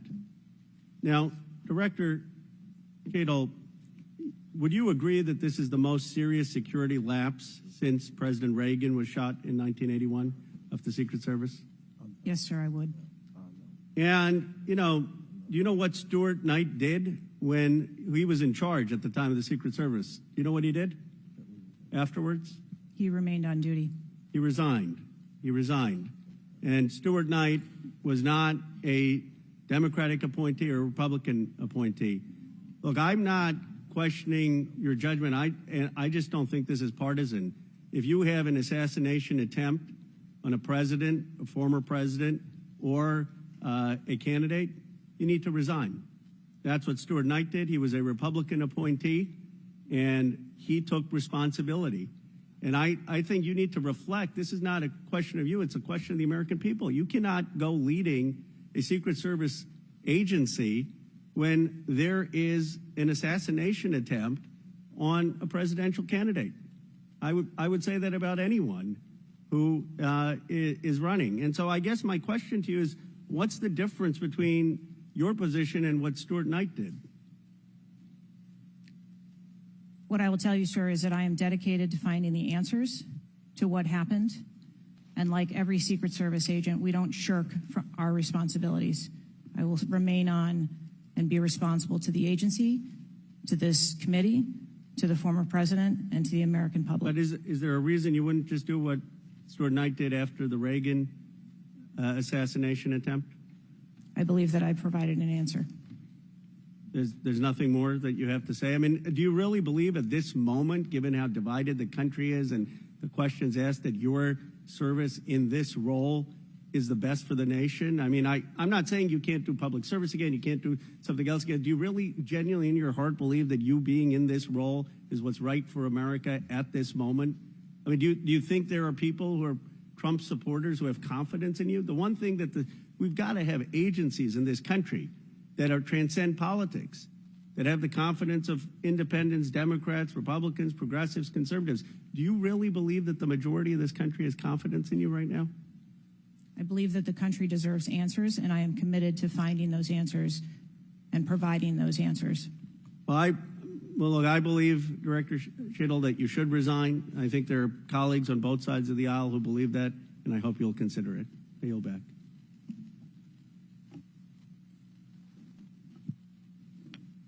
Chair now recognizes Mr. Palmer from Alabama for 5 minutes. Director Cheatle, did local law enforcement ESU teams have compromise authority to engage a perceived threat? Yes. Why do you think they didn't use it? I believe that they follow the same use of force that our agency. You don't. When you have compromise authority, you don't have to get permission if you perceive a threat. And there were not just the ESU units, but there were local law enforcement that had line of sight on the shooter before the shots were taken. So one of my questions is there was supposed to be a briefing with the Secret Service sniper units, your counter-assault team members, with the contract team, with the local ESU teams. That didn't take place. Why was that? So I have been told that there has been a briefing. There was a briefing that took place. I've been told that there wasn't one. And again, we are still looking into the facts of the investigation. So let me ask you this. When were you informed that there was a credible threat against President Trump, former President Trump? When did you learn of that? Sir, the former president has a number of threats. I didn't ask you that. There was a credible threat from Iran. When were you informed of that? Answer the question. We have been monitoring the threats. You knew before the rally, okay? All right. The site security plan is generally drafted by the site supervisor and the site agent, probably out of the Pittsburgh district office. Did they take into account the credible threat against President Trump? Our personnel take into account the threats that are Then out why there. would they leave a building? And I will correct the distance that's been quoted. It was about 140 yards with clear line of sight to the president. Why was that building not occupied on the roof? I mean, you could have put Barney Fife on the roof and kept somebody from getting up there. So why wasn't that done? The plan that was developed that day encompassed a number of security mitigations. The issue is the site supervisor, the site agent, and the special agent in charge, who I think signed off on the plan, did not include that in the inner perimeter, and they didn't have a plan to secure the building. As I understand it, the Butler County ESU unit was situated on the second floor of a building next to that, but they didn't have a clear line of sight of the roof. The angle was too severe. The photograph that was taken of the young man, of the shooter, when he had the rangefinder, was taken at 5:15. It wasn't until 5:38 that photograph was transmitted to the Secret Service sniper units. I don't understand the lack of interoperability here in the communication process. I don't understand why people didn't perceive that as a credible threat. The video that Mr. Christopher Morphy had shown there was clearly a credible threat. So how is it that all of these mistakes could be made? How many explosive devices were found on or near the site? Again, I would have to defer you to the FBI. Madam, I believe they were in his car, and there, I think there might have been one near a main gas line. It wasn't just the fact that he had a rifle. It was the fact that he had the ability to inflict enormous harm, enormous numbers of casualties had those devices exploded. I want to know also, when your agents conduct a site review, are they fully informed of all of the threats that are being made against the principle that they're protecting? What I can tell you is that when our agents go out to conduct an advance, their whole goal is to ensure the safety and security. I understand what their goal is. The failure to secure that building not only put the former president's life in danger, it put the lives of individuals in the crowd in danger as well.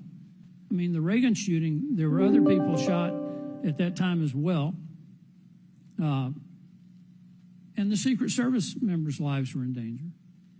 So I don't understand how you can continue to stay in the position you're in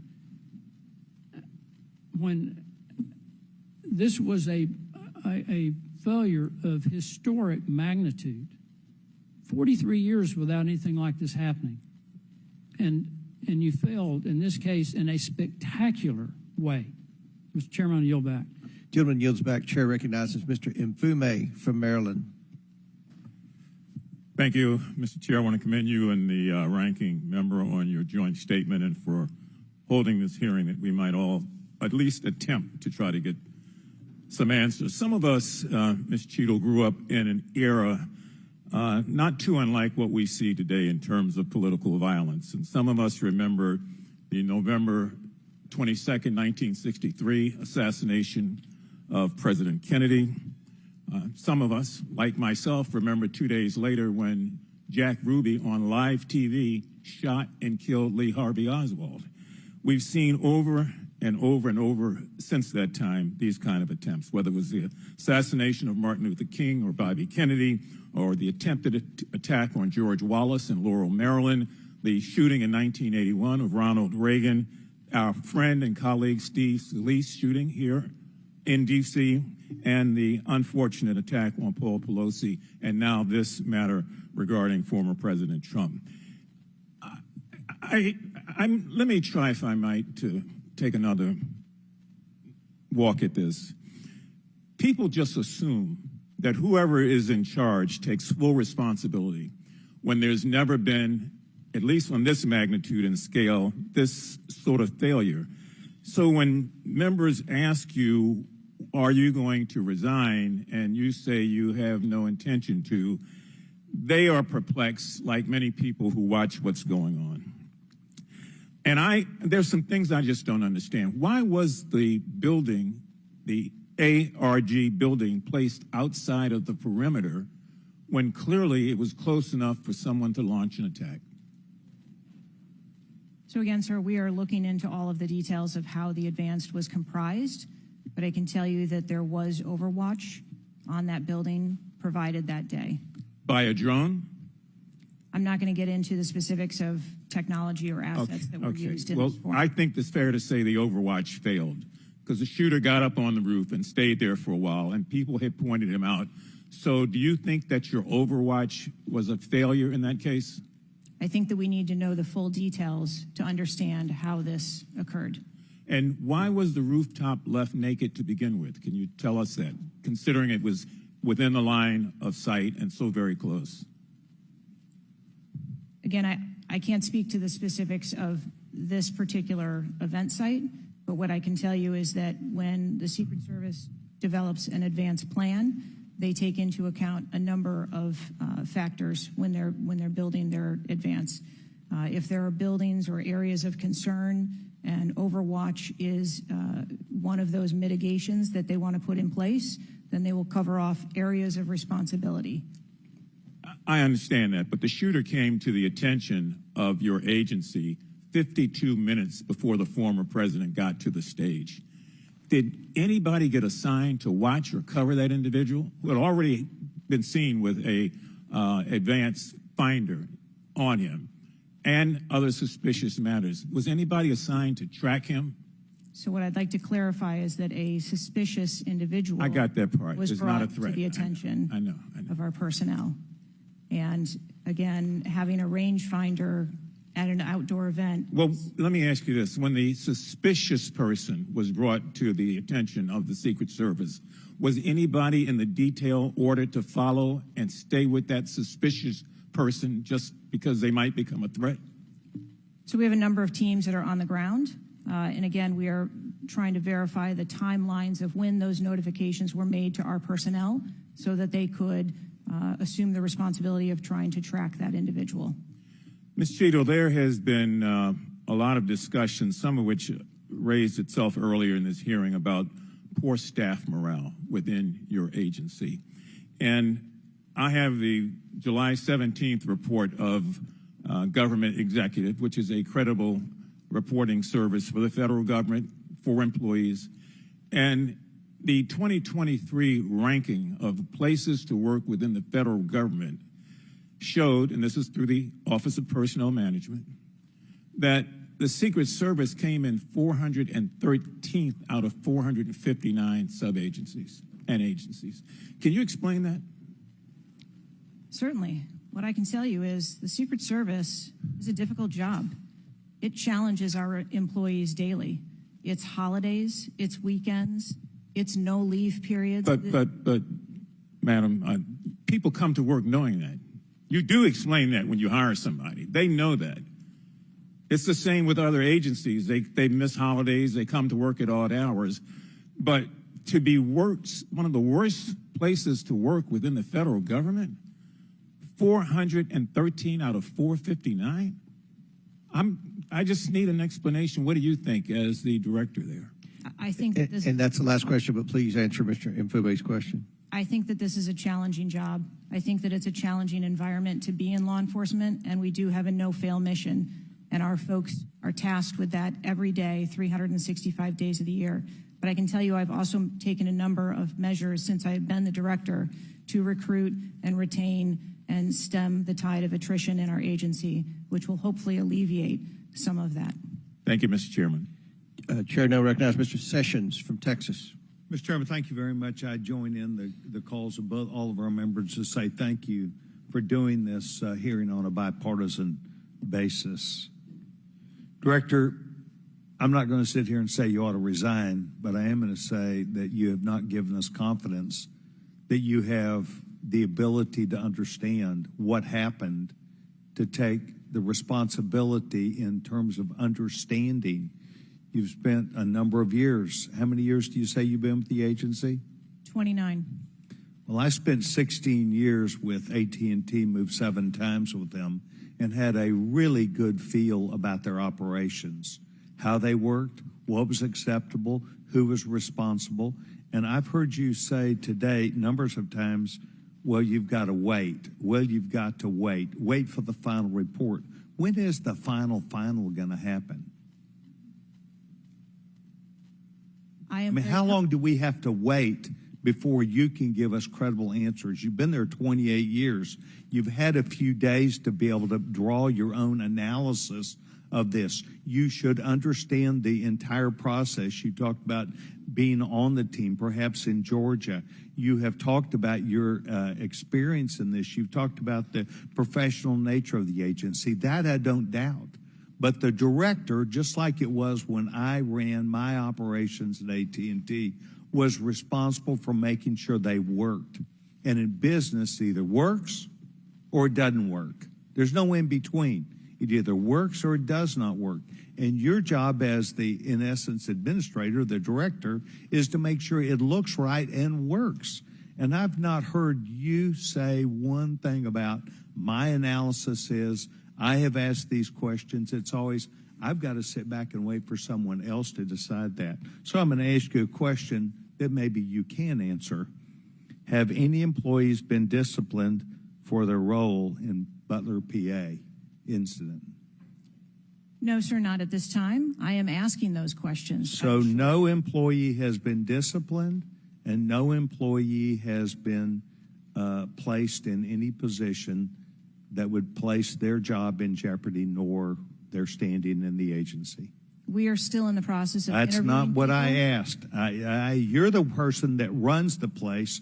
You're the person that knows right from wrong, good from bad. You've had a number of days, and now you come before this committee knowing you're going to be before us, and you've got to slough it off to someone else. Do you see where there was something that went wrong as a professional at an agency with 28 years, or do you have to count on someone else to give you the final report?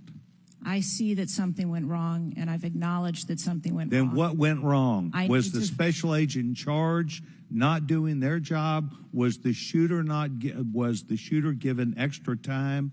Was the sniper doing their job? I mean, these are things that people who've been around for 28 years can analyze quickly. I watched it live on TV, and then within minutes saw a number of facts and factors that would have and should have been known by people who were there. You've got 28 years. You're showing up here telling us and the American public, well, I've got to wait for the final answer. What is your evaluation?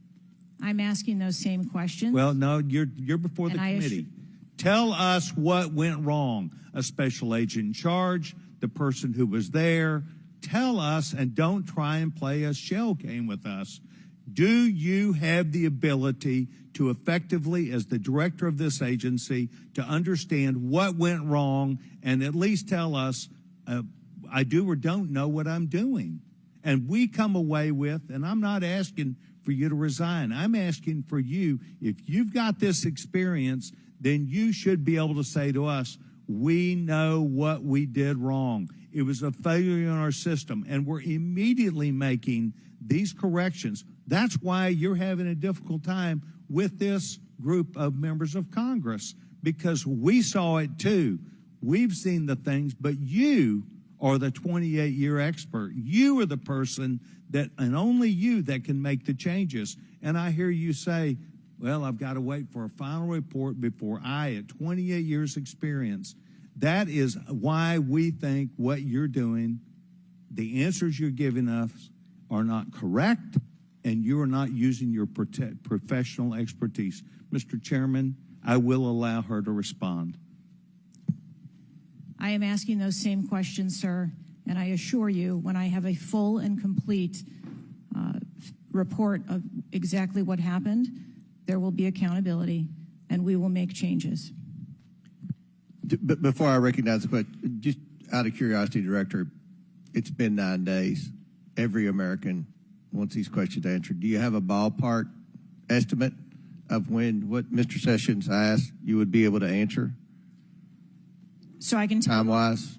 I can tell you on our mission assurance internal investigation, we are targeting to have that completed within 60 days. There's also an external investigation that is going to be taking place.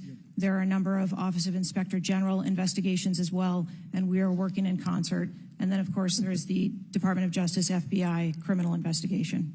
Chair recognizes Ms. Ocasio-Cortez from New York. Thank you, Mr. Chairman. Director Cheatle, respectfully, what you had just laid out about 60 days, We are currently in the midst of an especially concentrated presidential campaign in the moment. That is also paired with, of course, elections happening across the country that are happening in about 100 days. So the notion of a report coming out in 60 days when the threat environment is so high in the United States, irrespective of party, is not acceptable. And I think it's very important to understand that. This is not theater. This is not about jockeying. This is about the safety of some of the most highly targeted and valued targets internationally and domestically in the United States of America. So the idea that a report will be finalized in 60 days, let alone prior to any actionable decisions that would be made, is simply not acceptable. It has been 10 days since an assassination attempt on a former president of the United States, regardless of party. There need to be answers. Again, this party, this committee, this is not a moment of theater. We have to make policy decisions, and we have to make them now. We do. And that may be and that may require legislation.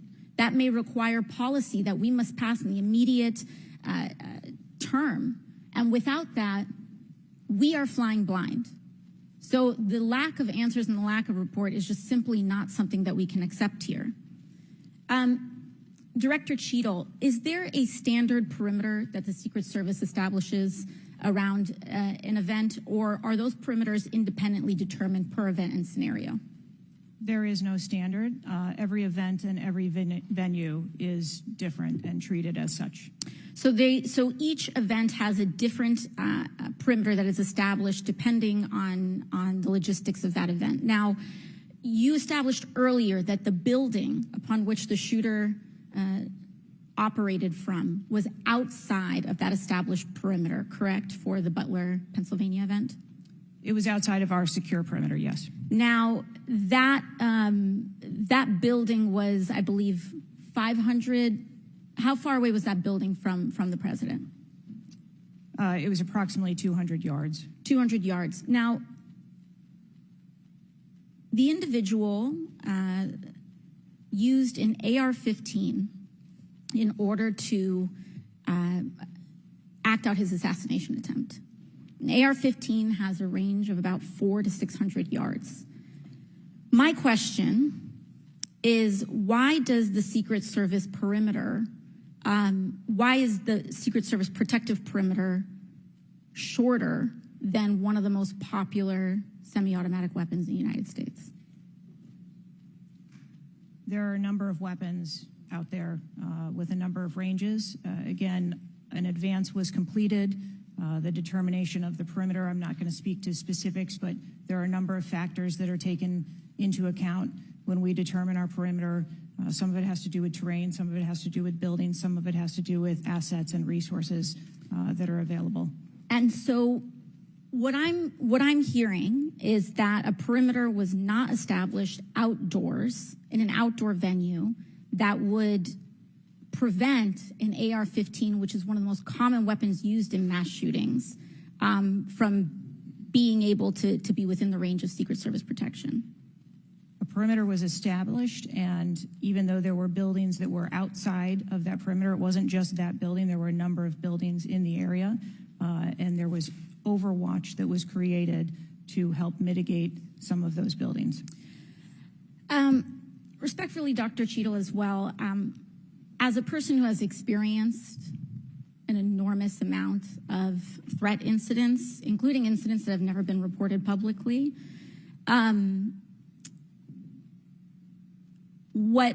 there is a common pattern that happens here, whether it's Secret Service, FBI, Capitol Police, local departments. After a critical security failure, we often hear there will be an independent investigation. That independent investigation gets set up. Usually the expectation is between 2 to 3 months after the incident, and then nothing really occurs from there. The report is usually not satisfactory to the questions that are usually being raised here. And most importantly, corrective action is rarely taken. My If I were to state anything that I think is profoundly important, is that we need to have answers to the public. Ideally, I would encourage you and the agency to be more forthright with the members that still have yet to have their questioning, because the public deserves to have full confidence, and the stakes are too high. The violence that could break out in this political moment, regardless of party, in the event of someone getting hurt, constitutes a national security threat to the entire country. Thank you, and I yield back. Could I go back to something you Yes, said? please. Feel free, Director. Ma'am, if I could just speak to something you said at the outset when you started your questioning. I want to assure you and everyone on this committee that I'm not waiting for a report to take action. We have been conducting analysis all along, and we have been adding additional features to our security details since this incident occurred. And I'd hope you can highlight and illuminate what some of those are in the event of other members questioning as well. Very good. Chair recognizes the gentleman from Arizona, Mr. Biggs. Thank you, Mr. Chairman. I request unanimous consent for that photo to go into the official record. Without objection, so ordered. Thank you, Director. Your agency has a no-fail mission, and on Saturday, July 13th, your agency spectacularly failed.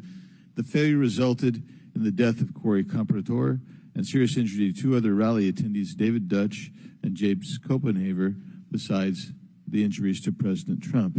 It is unfathomable that a 20-year-old on the radar of Secret Service and local law enforcement before President Trump went on stage was able to climb onto the roof of a building with a rifle and fire off multiple rounds before he was neutralized. Was Mr. Crooks acting alone? Again, I would have to refer you to the FBI's investigation.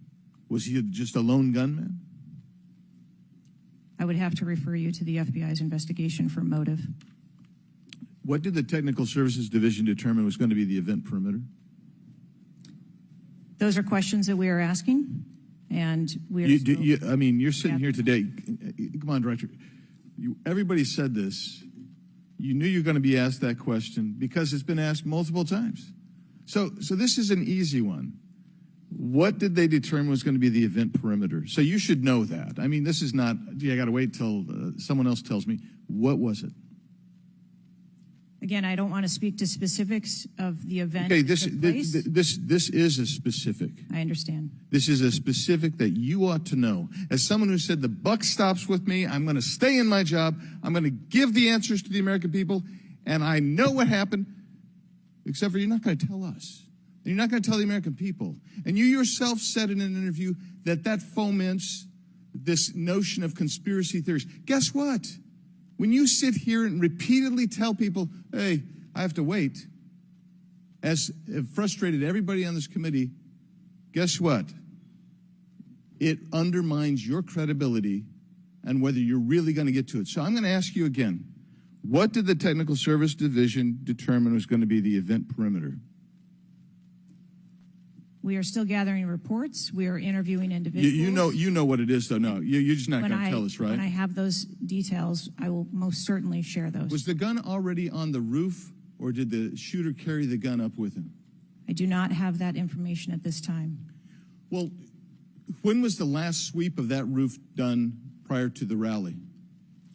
I do not have that information at this time. So, how many holds? I mean, so most of us here have been in events, and Secret Service has been there. There's been security, and I can't tell you how many times we've said there's going to be a security hold right here.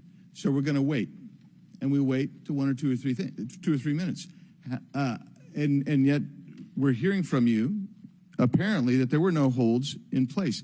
So ever instituted here with President Trump's going on stage, and you said. And this is, I think, connected with this. You said they hadn't adjudicated the shooter to be a threat. He was adjudicated to be a suspicious person, even though we've got some dynamic video that Mr. Krishnamurthy put on the video for us. So I guess my question for you is, and I think you answered this, I just want to see if you're consistent with what you said about an hour and a half ago. What do you do if a suspicious person is identified by the agency? So at a number of our events, it is not unusual. I know it's not unusual. What do you do? Those individuals that are identified as suspicious, we will send teams out Was a team sent out here then? There were teams that were sent to identify and interview that individual. They were sent to interview the individual who's scampered up in camo on top of a roof within 130 yards of his target. And did your team get there? When did your team get there to conduct that interview? I don't have the details on the timeline. It is my understanding. So if they did send a team and they're going to interview him, and you described that earlier as an investigation, why didn't they put a security hold on President Trump going on stage at that rally? At a number of our protective sites, there are suspicious individuals that are identified all the time. It doesn't necessarily mean that they constitute a threat. Of course not.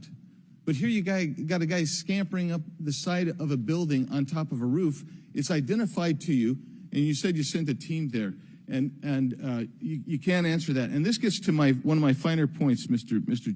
Chairman, if I can make it, and that is, we can have these kind of interview sessions, 5 minutes, everybody gets a kiss at the pig, 5 minutes, and she gets to stonewall us, not deliver answers. So we say, okay, we're going to put together a congressional committee, a blue ribbon committee. Same crap will happen.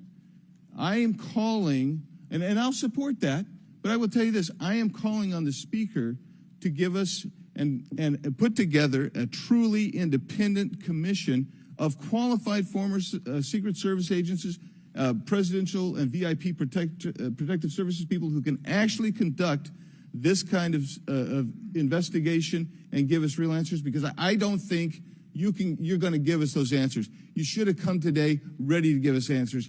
I call upon you to resign today. And I also would say I've got a bunch of UC requests, if I can go ahead, Mr. Chairman. Proceed with the request. Thank you. I apologize. It might take, that's all right. Go ahead. It might take a moment. Very important.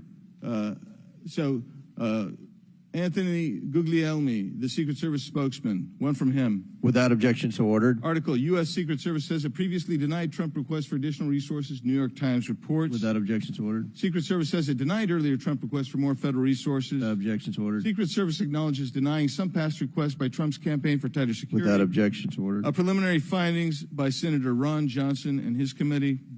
Without objection, so ordered. Articles entitled, Notice Anything Different About Trump's Secret Service detailed. Next, former Biden official corrects herself after saying Dems must turn their fire on Donald Trump to beat him. Secret Service director says buck stops with her, but she will not resign. Disney Star Wars Mark Hamill cracks joke about Trump's ear bandage following assassination attempt. Biden, I haven't engaged in inciting rhetoric. Trump has. I'm just talking about threat to democracy. Piece called Who is Secret Service Chief Kimberly Cheatle? Charlemagne the God says Trump's solely responsible for violent rhetoric that led to attempt on his life. Video actress Amanda Seales pushes conspiracy theory Donald Trump assassination trip was staged. Report, Secret Service identified rooftop as a potential vulnerability days before the rally. Watch, BlackRock removes ads showing former President Donald Trump's would-be assassin. Why does the Biden administration have 100% confidence Secret Service after assassination attempt? Secret Service director, we didn't put snipers on the roof because it was kind of sloped. Here's what Thomas Matthew Crooks did in the days leading up to Trump assassination attempt. Secret Service director under scrutiny for diversity initiatives after Trump assassination attempt. The official story on Trump's shooting makes no sense at all. Andrew McCabe says Trump assassination. Mr. Chairman, point of order. I'm happy to assent to all of them.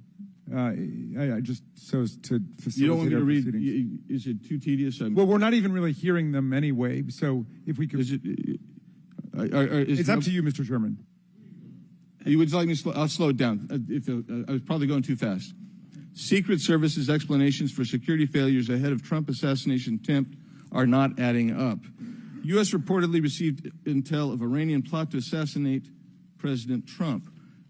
What WTH, Secret Service now saying that they didn't put any agents on the roof because slight slope was too dangerous. Report, U.S. officials received intel of Iranian plot to assassinate Donald Trump before Crooks' attempt. Exclusive GOP rep Cloud. Homeland Security Agency is interfering in House's assassination investigation. Why Trump's raised fist after surviving assassination attempt is triggering the liberal media. Questions swirl over the security lapse at Trump rally, reviving old concerns about Secret Service. Secret Service scrambles to shift blame after Trump shooting as backlash hits hard. Nobody contacted me. Must-see 6-camera split screen of assassination attempt captures everything shooter was in open 2+ minutes. Murillo, 5 reasons you should be angry. Breaking, shooter spotted up to 30 minutes before firing, reported multiple times. Pictures taken, no one stopped him. Cheatle calls the 30 minutes between noticing and neutralizing shooter a very short period of time. Secret Service director says buck stops with me on Trump assassination attempt, but won't resign. Mr. Biggs, we'll stop right there. We can retake them on the next one. I know there are more, but without objection, we'll enter into the record all of those, and we'll take up the others after the next speaker. Chair now recognizes Ms. Brown from Ohio for 5 minutes. Thank you, Mr. Chairman. I first want to highlight certain comments from Ranking Member Raskin, my colleagues on both sides of the aisle, President Biden and Vice President Harris, and that is political violence is completely unacceptable in this country, full stop. It is an assault on our democracy itself, and I am devastated by this attack on a candidate for the president, for the office of the highest office in the land, and continue to pray for the victims of this shooting and their families. As someone who has known gun violence firsthand, no one should have to experience the pain of losing a loved one to weapons of war. It is deeply unfortunate political violence has become far too common. Whether it is the deadly attack on the Capitol on January 6th, the assault on Speaker Pelosi's husband, or the threats of violence against election workers, we all must work to condemn political violence and tone down the rhetoric. So, Director Cheatle, on behalf of the hardworking men and women of the Secret Service, can you give us some perspective as into what goes into securing an event like the rally? Like, how much time do you have to prepare? Thank you for the question. Generally, when we receive notification that there's going to be an event taking place at a venue, the advance team assignments are made, and there is a 5-day process to conduct walkthroughs, coordinate with staff, local staff, and whether it be campaign staff or the protectees staff, and then with local law enforcement on where the perimeter is going to be, the size and the scope of the event, how many attendees there are going to be, if it's an indoor rally, outdoor rally, what sort of assets are available locally, what sort of assets the Secret Service can bring to bear, and what the scope of the event that the staff is trying to accomplish. So to that point, how many agents were recommended or requested as opposed to how many were assigned? So I'm not going to get into specifics of how many were assigned, but those numbers that were requested were provided.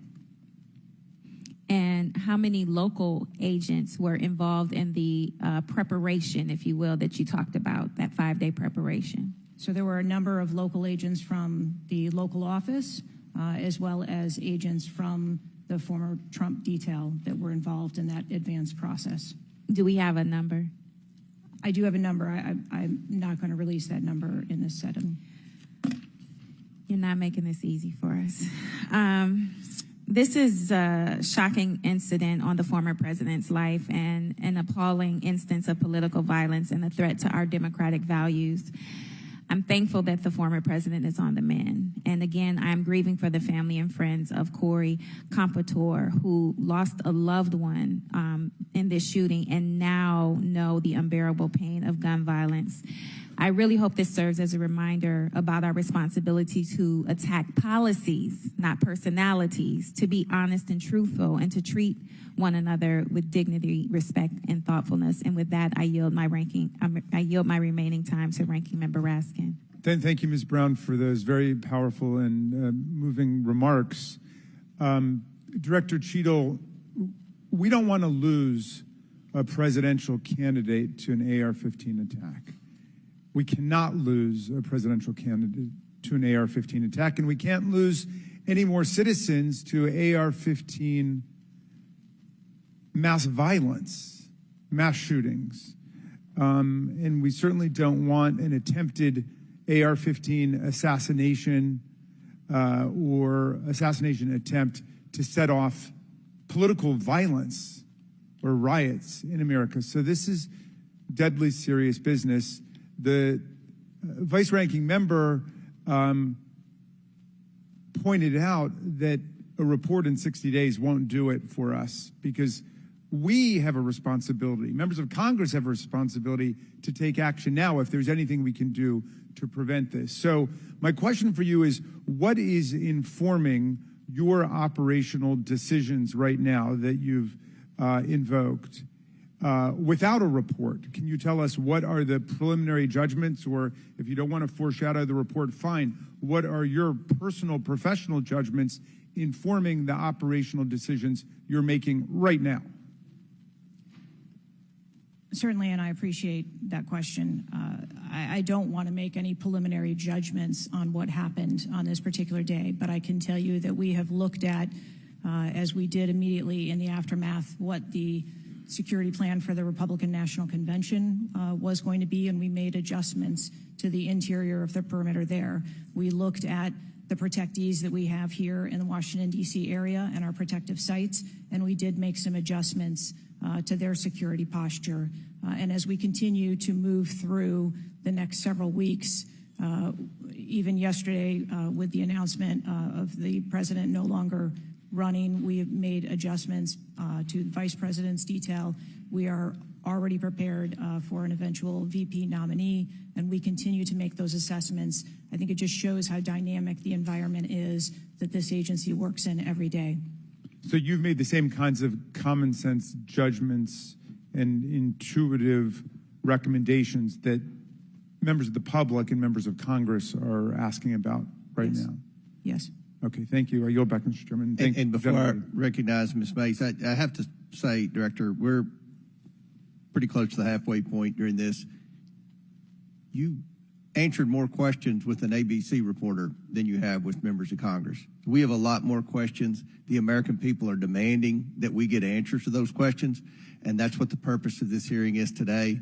So I'm sure a lot of the questions that have already been asked are going to be asked again, and hopefully we can get some answers to those questions. I strongly implore you to answer those questions. You're here with a subpoena, and we expect you to answer the questions. Chair now recognizes Ms. Mace from South Carolina. Thank you, Mr. Chairman. Director Cheatle, the American people are watching, and they're wondering if there are any questions you can answer honestly today. So, Director Cheatle, I have a series of questions, very specific questions. I want very specific answers. Most of my questions are going to demand a yes or no answer. Do you understand? I do. Okay, my first question. Both sides of the aisle today have asked for your resignation.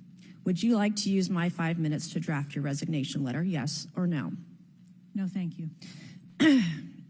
Was this a colossal failure?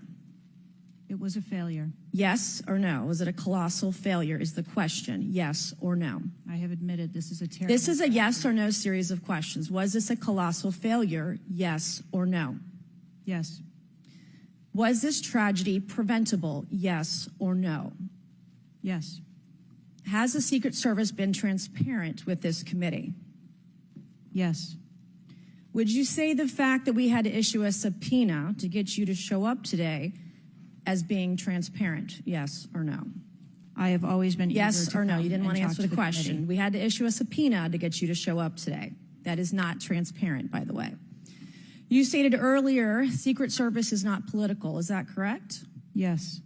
Okay. Would you say leaking your opening statement to Punchbowl News, Politico's Playbook, and Washington Post several hours before you sent it to this committee as being political, yes or no? I have no idea how my statement got out. Well, that's bullshit. So, Mr. Chairman, I would like to ask unanimous consent to enter into the record articles by Punchbowl News, Political Playbook, Washington Post, all done at 5:24 a.m., 6:12 a.m., 6:34 a.m., a solid 3 to 4 hours before this committee got your statement. Without objection to ordered. Okay. Is the Secret Service fully cooperating with our committee? Yes. Okay, you say you're fully cooperating with this committee. On July 15th, this committee sent you a list of demands of information that we wanted. Has the Secret Service provided this committee a complete list of all law enforcement personnel that were there that day? Have you done that? Have you provided a list to the Oversight Committee? Yes or no? I will have to get back to you on that. That is a no. Have you provided all audio and video recordings in your possession to this committee, as we asked on July 15th? Yes or no? I would have to get back to you. That is a no. You're full of shit today. You're just being completely dishonest. Mr. Chairman, Mr. Chairman, I want to. Come on. We have to maintain decorum in this committee, no matter how have you provided upset we any get. and all memos to this committee that we've asked you on July 15th? Have you provided all memorandums within the Secret Service? I would have to get back to you on that. That is a no. You are being dishonest or lying. You're being dishonest here with this committee. These are important questions that the American people want answers to, and you're just dodging and talking around it in generalities. And we had to subpoena you to be here, and you won't even answer the questions. We have asked you repeatedly to answer our questions. This isn't hard. These are not hard questions. Have you provided us all communications from the Secret Service related to that day and that rally? Have you provided this committee? We've asked for this information on July 15th. Have you provided any of this information that this committee has asked of the Secret Service? Any of it? I'll have to get back to you. Have you even read this letter that we sent you? Did you even read this? Yes. Okay. And you have said you don't know, you have no idea. Well, the answer is no. We haven't gotten a single document or piece of information or data from you or your agency in related to the rally that we have asked you for. So, was this attempted assassination of Donald Trump a failure of training or execution or both? I think that those are answers that we need to training, execution, or both. Which one? I think those are answers. All right. How many Secret Service personnel have lost their jobs due to this colossal failure? At this time, none. How many Secret Service personnel have been required to take a refresher course on how not to let people shoot Donald Trump? Our personnel are currently operational.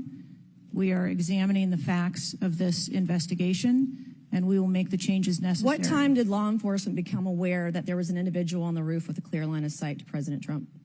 I am still verifying timelines. Of course, 9 days in, you have no answers. How many minutes went by between the time law enforcement saw and took photos of crooks and the shooting? How many minutes? I am still verifying timelines. 57 minutes. Thank you, Mr. Chairman, and I yield back. Gentlelady yields back. Before I recognize Mr. Stansbury, I believe I want to recognize Mr. Mfume for a unanimous consent. Yeah, thank you, Mr. Chairman. I beg your indulgence. I meant to do this earlier. I'd like to have unanimous consent that it be submitted for the record. The 2023 ranking of best and worst workplaces in the federal government, compiled by the Office of Personnel Management, which shows the United States Secret Service coming in, again, as I said earlier, 413th out of 459 sub-agencies, and this appears in the July 17th edition of Government Executive. Without objection, so ordered. Chair now recognizes Ms. Stansbury from New Mexico. Thank you, Mr. Chairman. I want to start by just saying that part of why you have bipartisan agreement here on the dais about the severity and importance of this hearing is because this is not just a single shooting. This is about national security and the security of our democracy. It's not just one operational failure. This is about our public officials safe. And what does that signal to our country and to the world about American security and the ability of our officials to do their job safely? So I want to start by saying thank you to all of our brave men and women who are in the uniform, whether it's the Secret Service or local law enforcement, who put their lives on the line. I think obviously we honor their service, but this is really about operational failures and what it means for our country at large. And I also want to reaffirm that we must condemn unequivocally political violence of any kind, not just political violence, and that it cannot be tolerated in this democracy. And also to offer my prayers for the slain Fire Chief Corey Comprator, and also prayers for those who've been injured. Now, I think the tone of this hearing is, how is it that a 20-year-old young man with a gun that was legally purchased by his father could, on the day of a rally, go to a gun shop, legally purchase ammunition, show up to a secured site, and then not only attempt an assassination of a political figure, but kill and injure 2 others? How could this happen? I'm not asking yet. I think we've had a lot of testimony here today. I want to talk a little bit about the timeline. Now, here's what we know, and I know, Director, you were also on the call that we had a few days ago with the FBI and other law enforcement, so I respect that you are not able to share, based on your testimony, some of the details that are currently being investigated, but I know you were on the call because I heard you on the call and you heard them too. So I'm going to lay out the timeline a little bit. On July 3rd, the rally was announced that it was going to be in Butler. On July 6th, 3 days later, we know that the shooter searched for dates for Trump and DNC events. On July 7th, so this is 4 days after the announcement, the shooter went to the site. He actually physically went to the site. On July 12th, the shooter went to a gun range where he and his dad regularly go and practiced shooting. And the next day, on July 13th, he went to the site again before the rally began. We know that he then went and searched online for a gun store, where he went and he purchased 50 rounds of ammunition, went home, got his father's AR, which was legally purchased, and returned to the venue.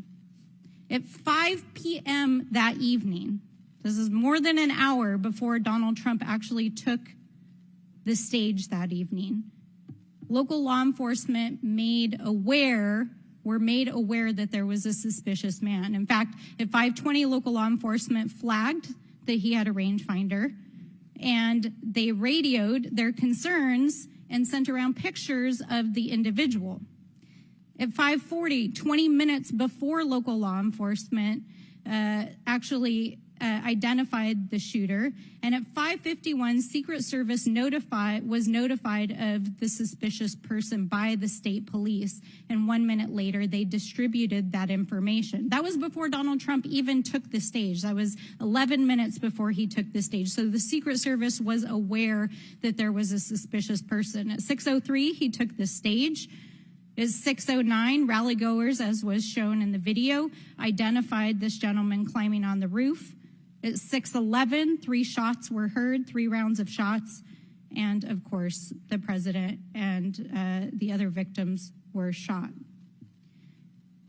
This shooter was a 20-year-old young man, no criminal record, legally purchased gun and ammunition, who for days in the lead up to this shooting was searching mass shooters. He even had a picture of a mass shooter on his cell phone the day of the shooting.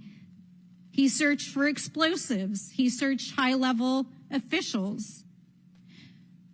So the American people want to know, how did a 20-year-old young man with access to a military-style weapon actually bring it onto an unsecured perimeter, who for days had been planning a mass shooting event?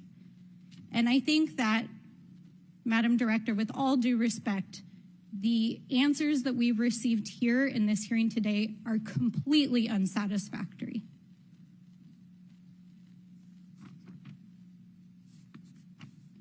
How could this happen?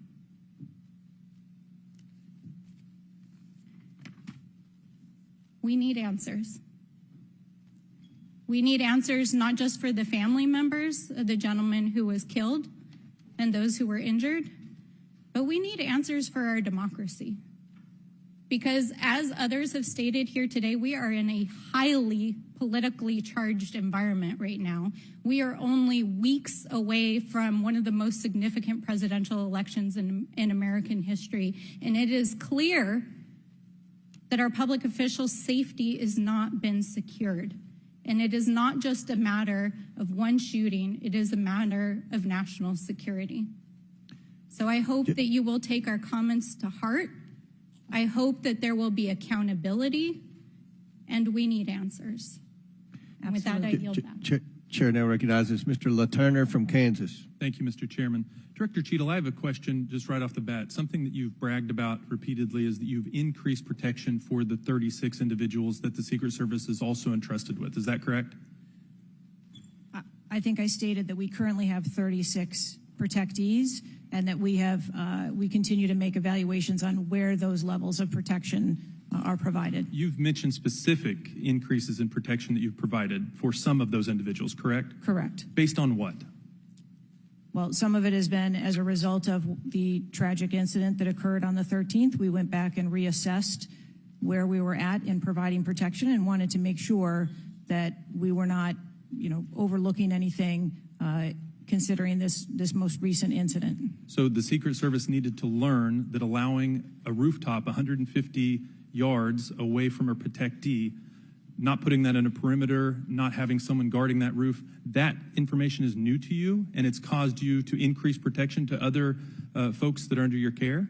I think it is prudent after any incident that occurs to go back and take a look at your current practices and see if there is anything that needs to be done differently. It's inconsistent because what you said earlier to Mr. Turner was that the protection that you were offering to President Trump was in line with the current threats, him being a former president, him being a nominee of a major political party, the threats from Iran, the protection that you're providing him was adequate. Do you stand by that statement? Yes. Okay. Do you think it's a problem that the Americans' trust in the federal government is an all-time low? Do you think that's a problem? I think that it's unfortunate. I don't know why you're quibbling with my word. Is it a problem or is it not? I think the American public deserves to have trust in their federal government. Okay. I don't know why you're being difficult. It's a simple question. Are you concerned about the increasing prevalence of conspiracy theories going on out there right now? Yes. I am too.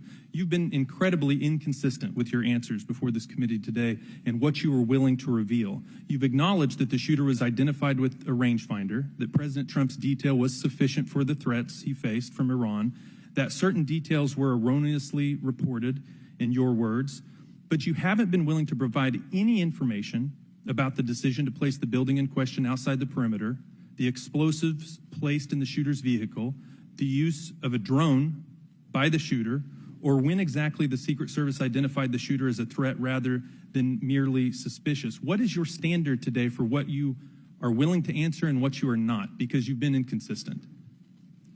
I'm certain that you can understand that some of the information that's been provided to you thus far has come from the FBI's investigation and has come from information that we have released. I want to make sure that information that is being provided to this committee is consistent and is factual. But the question about the drone that the chairman asked at the beginning of the hearing, he said, do you know this information? And you acknowledged that, yes, you do know the information, you just don't want to tell us.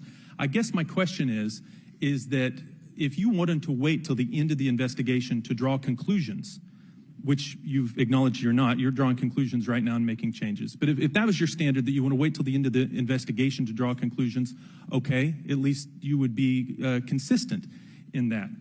But what we're wanting to know today, and what would dispel some of the conspiracy theories out there, what would increase trust with the American people, is for you to let facts out, for you to tell us what you know.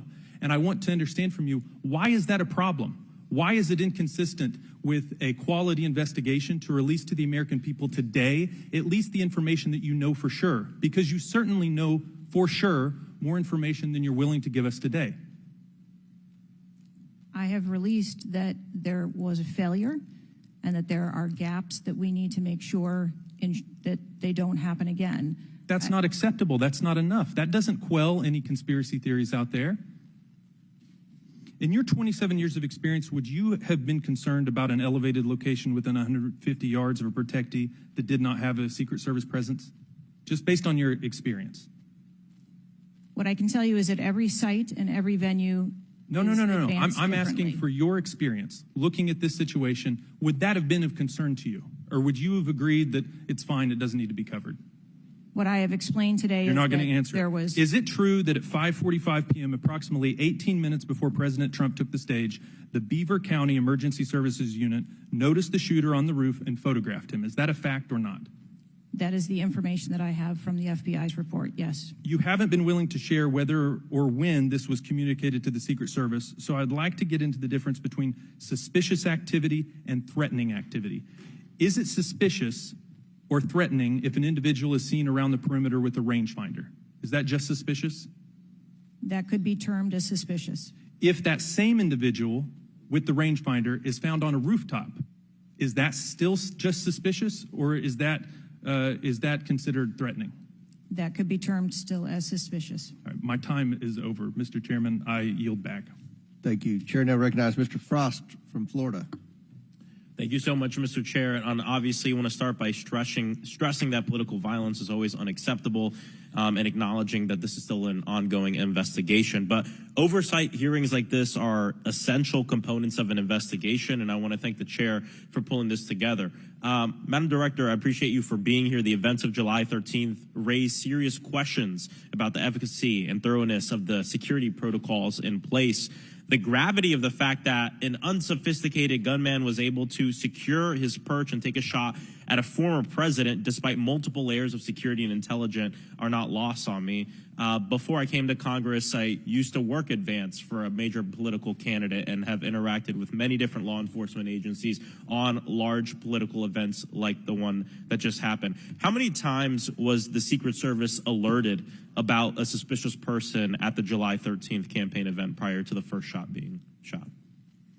I don't have an exact number to share with you today, but from what I've been able to discern, somewhere between 2 and 5 times there was some sort of communication about a suspicious individual. To the Secret Service specifically? Mm-hmm.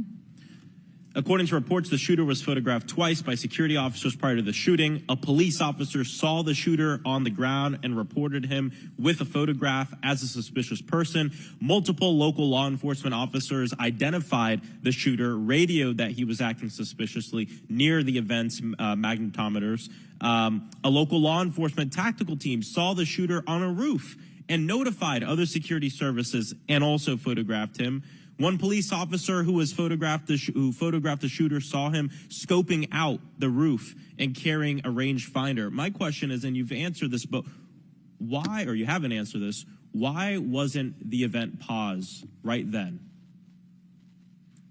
Again, I'm not clear on the timeline of when the Secret Service shift and the counter sniper were notified. But earlier, Madam Director, earlier you said that the Secret Service would have paused the rally if they identified a threat. Correct. So why wasn't it paused? Because I have to assume that they did not know that there was a threat when they brought the president out on the stage. I feel like this is a breakdown in communication between local law enforcement, you all, and other actors at the rally. And again, as someone who's worked on these, I understand that there's multiple people with multiple decision, with the ability to make different decisions on the ground. I've taken over the last week, I've spoken with a lot of folks in local law enforcement in my district and across the country that I've worked with before, and other people have brought up concerns around being able to communicate with with Secret Service during these big events and having their flags taken seriously.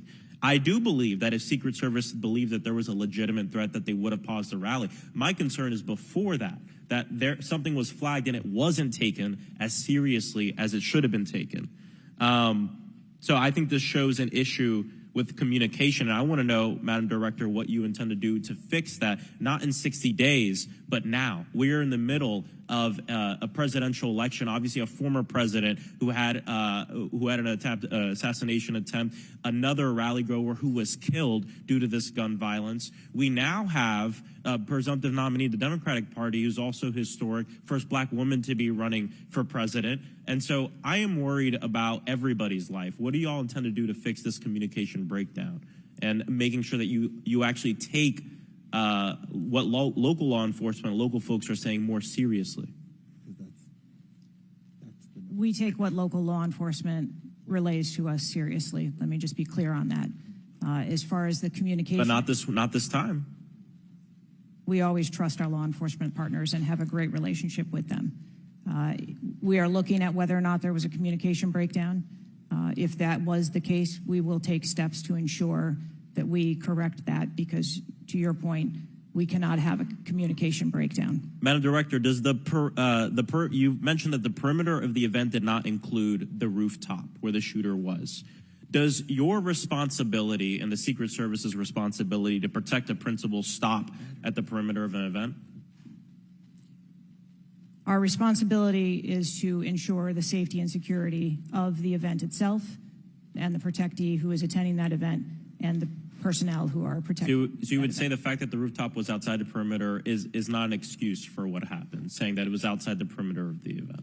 I am not offering that as an excuse. Okay. Thank you. I yield back. Gentleman yields back. Chair now recognizes Mr. Fallon from Texas. How did a 20-year-old loner with a week's notice pick the absolute best location to assassinate President Trump when the entire Secret Service missed it? Director Cheatle, in your leadership, your agency got outsmarted and outmaneuvered by a 20-year-old. How can we have any confidence that you could stop a trained professionals from a nefarious nation state? Those are absolutely questions that we need to have. I know the answers questions, to. but the fact of the matter is we can't have that confidence. Director, do you have the ability personally, and do you have the authority to beef up security of any of your protectees? Yes, I do. Okay. So were you also aware there was a credible threat President Trump was facing? He was facing a heightened security threat to a foreign adversary? Yes. Okay. So given that there was an increased threat to President Trump's life, was he provided a full security complement akin to what a sitting U.S. president would receive? He was provided a full complement of security based on the threat assessment that we had. That's not my question. And the venue. My question is, if he'd been the sitting president, would he have had the same security he had on July 13th, or would have been beefed up? There is a difference between the sitting president. So your answer is he didn't. And continuity of government and the responsibility. So he that we did have. not. Okay, there wasn't a CAT team, full CAT team on site. There wasn't counter surveillance teams on site. But this is the thing. You just said you had the ability to beef up the security. You knew about the threat, and you didn't. And that's as telling as it is chilling. We have satellite images from the Butler Fairgrounds. Have you visited the site? No, I have not. 9 days and you have not visited the site. You should have been there that night. That evening, did you talk to the team, the heroes that surrounded the president? Did you call them that night? They were still operational work. So that's an answer is no. Did you call them the next day? President. Yes, I spoke with. You called them the very next day, not the day of, or was it 72 hours after? I don't know the timeline, but I spoke with them. Okay, because you're under oath. Immediately following. I think it was 72 hours after you waited 3 days. What is immediately clear is that there are a number of structures that need to be secured. Of these, Director, other than the first, immediate 4, what's the most dangerous site that should have been secured? Because security 101, you got to mitigate the high ground. Yes. Okay. Do you know what the next most dangerous site? What was the closest structure to the president, other than the 4 immediate ones that you had your counter sniper teams on? There are a number of structures around that event site. You know who the shooter knew? The shooter has visited the site 2 more times than you have, and he had a drone, and he picked the AGR building. So you said, do you remember in an ABC interview you did that you didn't have people on the roof of the AGR building because you were worried about safety because of the slope? I recall that statement. Okay. Does the Secret Service have written policy you can share with us about slope roofs? No. Okay. So why'd you act like there was one? Because is it your practice to comment on enormous events of enormous national implications when you're ignorant of the facts? That's rhetorical. So here's this thing with the slopes. You go all up to like 1812. You can go to a 112, which is about as flat as you can get without it being completely flat. And you're saying that there was a danger, safety concern there. But the problem is, Director, you put your counter snipers on a 312 roof, which is steeper than the 112. And by the way, the 112 is ADA compliant. You can build a ramp for a wheelchair on a 112 roof. So these are nothing but pathetic excuses, and they make no sense, and they're a bunch of cow dung. All the law enforcement I've spoken with over the last 9 days are amazed that the AGR rooftop was not secure. And you want to know why? Because it's dangerous. I have never had any long gun training in my life. I own an AR-15, and last time I shot it one time my whole life. It was 6 years ago. That is until Saturday, where we recreated the events in Savoy, Texas, where you recreated what happened in Butler. I was lying prone on a slope roof at 130 yards at 6:30 at night. And I knew that he had a scope. I didn't know what kind, red dot or magnified. So I shot 8 rounds from both. You know what the result was? 15 out of 16 kill shots. And the one I missed would have hit the president's ear. That's a 94% success rate. And that shooter was a better shot than me. It is a miracle President Trump wasn't killed. Corey Comparatore's life is over because that damn shooter made it on the roof. And it wasn't the roof that was dangerous. It was a nut job on top of the roof. You know what else is dangerous? I believe your horrifying ineptitude and your lack of skilled leadership is a disgrace. Your obfuscating today is shameful. And you should be fired immediately and go back to Garden Doritos. Mr. Chairman, I yield back. Chair recognizes Ms. Lee from Pennsylvania. Thank you, Mr. Chair. I'd like to thank the chair, the ranking member, for coming together and holding this hearing. But I have to say, I don't think any of our concerns have been addressed today, and what little we've learned has not inspired much confidence. I will just say that we obviously can't allow the violence we're seeing in this country become the norm or a commonplace, but that seems to be where we're heading. On this occasion, it was, very shockingly, a former president and current political candidate at a rally that we all assume is one of the most secure places we can be. But the violence we saw last Saturday is the same culture of violence that makes too many of our kids and our community members feel unsafe to play outside or to go to class or to simply live their lives each day. But again, this was a political rally, and it is supposed to be one of the most secure places. So we do have very specific questions about that. Director Cheatle, I'd like to start by following up on some of my colleagues' questions. My colleagues, Mr. Krishnamurthy and Mr. Frost, highlighted a number of points that showed the shooter presenting an active threat. So I'd like to ask you, Director Cheatle, to clarify what the protocol is for postponing or canceling an event based on a threat and how the events on July 13 didn't meet those standards. So again, I think we're talking about the distinction between suspicious behavior and a threat. And at the time that this individual was identified, they were displaying suspicious behavior. I'm still waiting for interviews from the FBI to determine what it was that identified that individual as suspicious and what those behaviors were. To that question, does suspicious behavior vary between different events? For instance, if we have an event with a president, would there not be a heightened standard for suspicious behavior? I think that there are a number of ways that someone could be identified as suspicious, and it doesn't matter whether it's at a rally or an indoor event or who the protectee is. I think it's up to law enforcement or citizens to identify someone as suspicious. Okay, thank you. According to the Associated Press, at least 6 different agencies, including 2 sheriff's office, local police, state police, as well as fire and emergency rescue officials were involved in securing the rally in Butler. When there are so many teams that are collaborating, who takes the lead and how is that determined? The Secret Service is responsible for the security of the site and the coordination. And that was the case on July 13th? Correct. Okay. Changing gears, in 2024's appropriations budget, the Secret Service was given a little over $3 billion, which was about $78 million above what was requested. For 2025's budget, you've requested yet another increase. How much of these funds goes towards training and improving protection procedures? I would have to get back to you on the training aspect of it, but about 30% of our budget is for protection and facilities and training. But clearly the problem can't be a lack of funding. So what exactly do you see as the core problem that led to this failure, that led to your agency being outgunned by a 20-year-old using his father's gun and acting on his own without a particularly sophisticated plan or technology?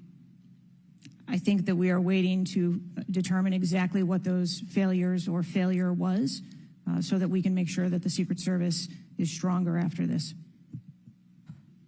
So we've heard a lot today that you can't answer because it's an ongoing investigation, that you're still figuring out the details, and that you won't answer basic questions. You've said 60 days for the investigation, but I simply don't think that's acceptable. Do you really plan to keep avoiding questions and the American people's questions, ours and the American people's questions, for the next 60 days? I'm not avoiding questions. I want to make sure that I am providing factual and accurate information.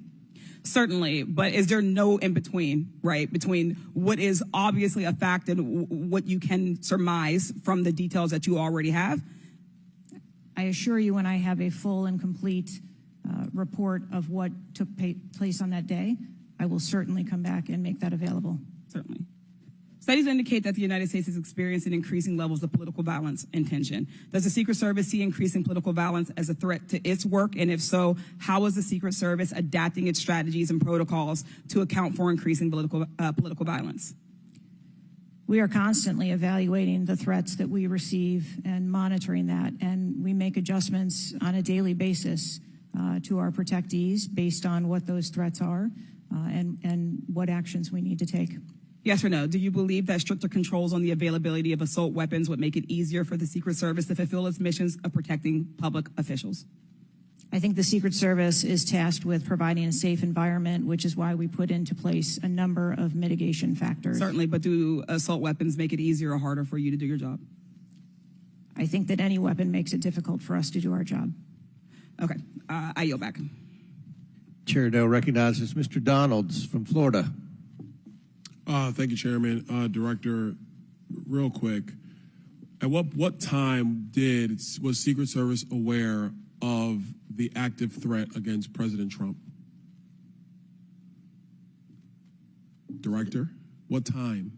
So the Secret Service was aware that there was an individual who had been identified as suspicious, and that individual was attempting to be tracked down.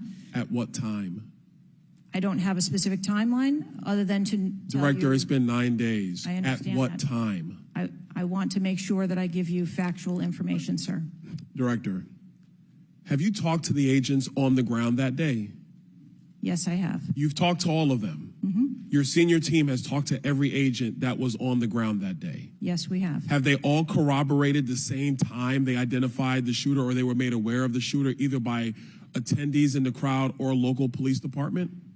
There are a number of reports of when those times were made. Was it those 5 minutes notifications. before the first shot rang out?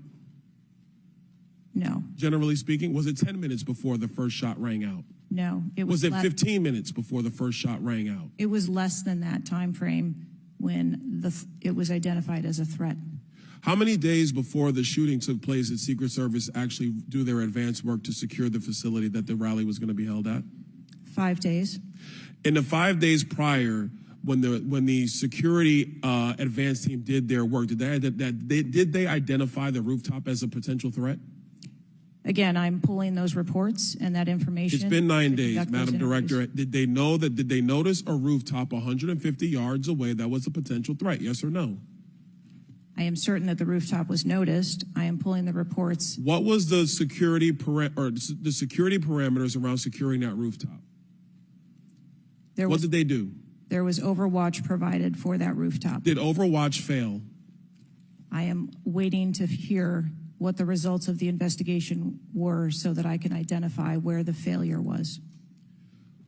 Who did you talk to that was on the ground that day that was responsible for Overwatch? What are their names? I'm not going to provide their names in this setting. Did you talk to the people that were providing Overwatch that day? I've talked to the people that conducted the advance on that day and that were working the shift and were the counter snipers on that day. So you talked to the counter sniper team.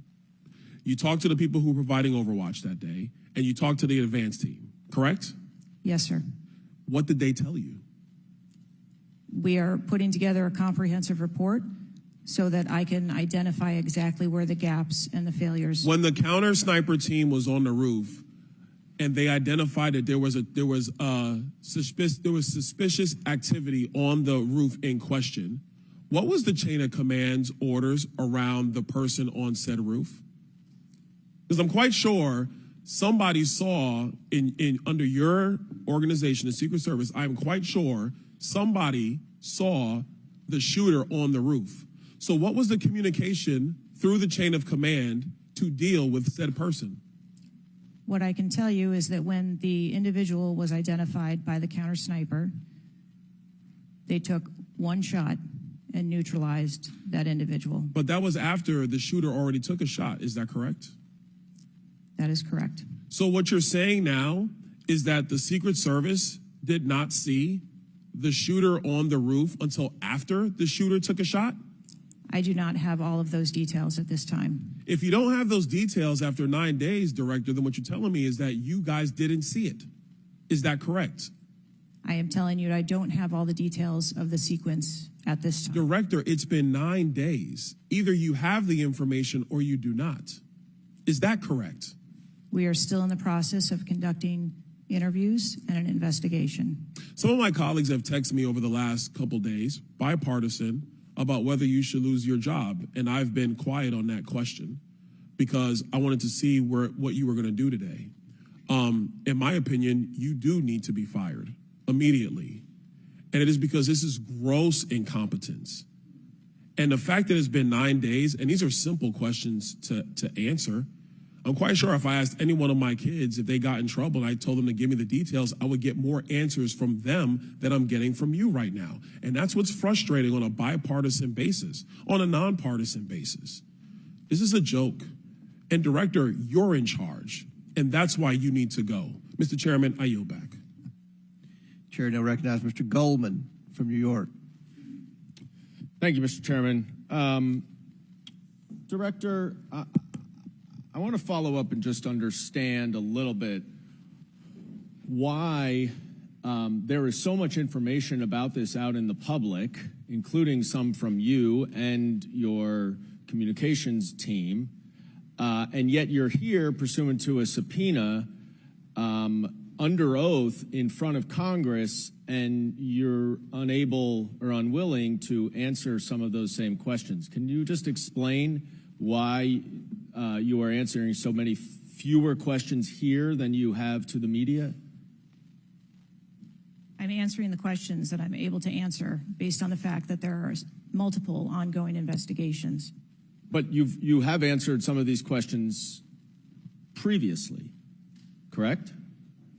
To the public, to the media. Which questions? Well, did you have an interview with ABC News?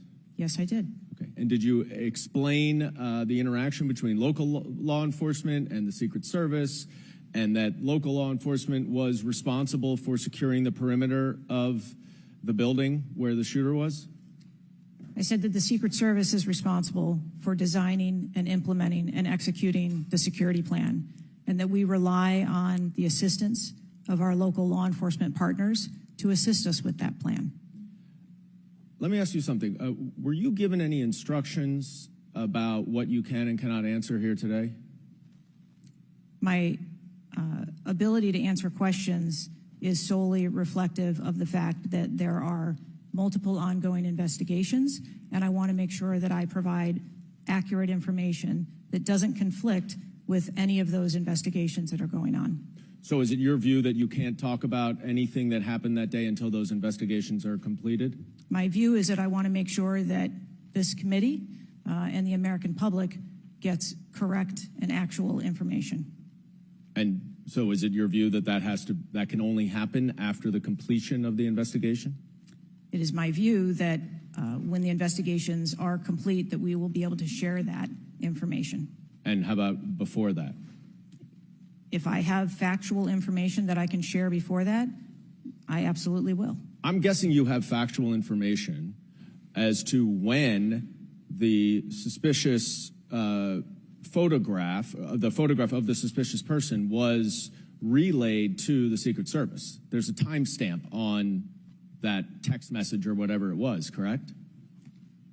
Sir, I'm sure you can understand that when you're dealing with text messages, emails, and other communications, the timelines don't always match up.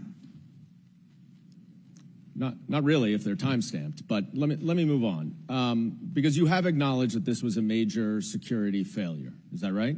Yes. Do you acknowledge that it was a major security failure not to secure the rooftop of the building that the shooter shot from? I believe at this time that the rooftop was provided Overwatch.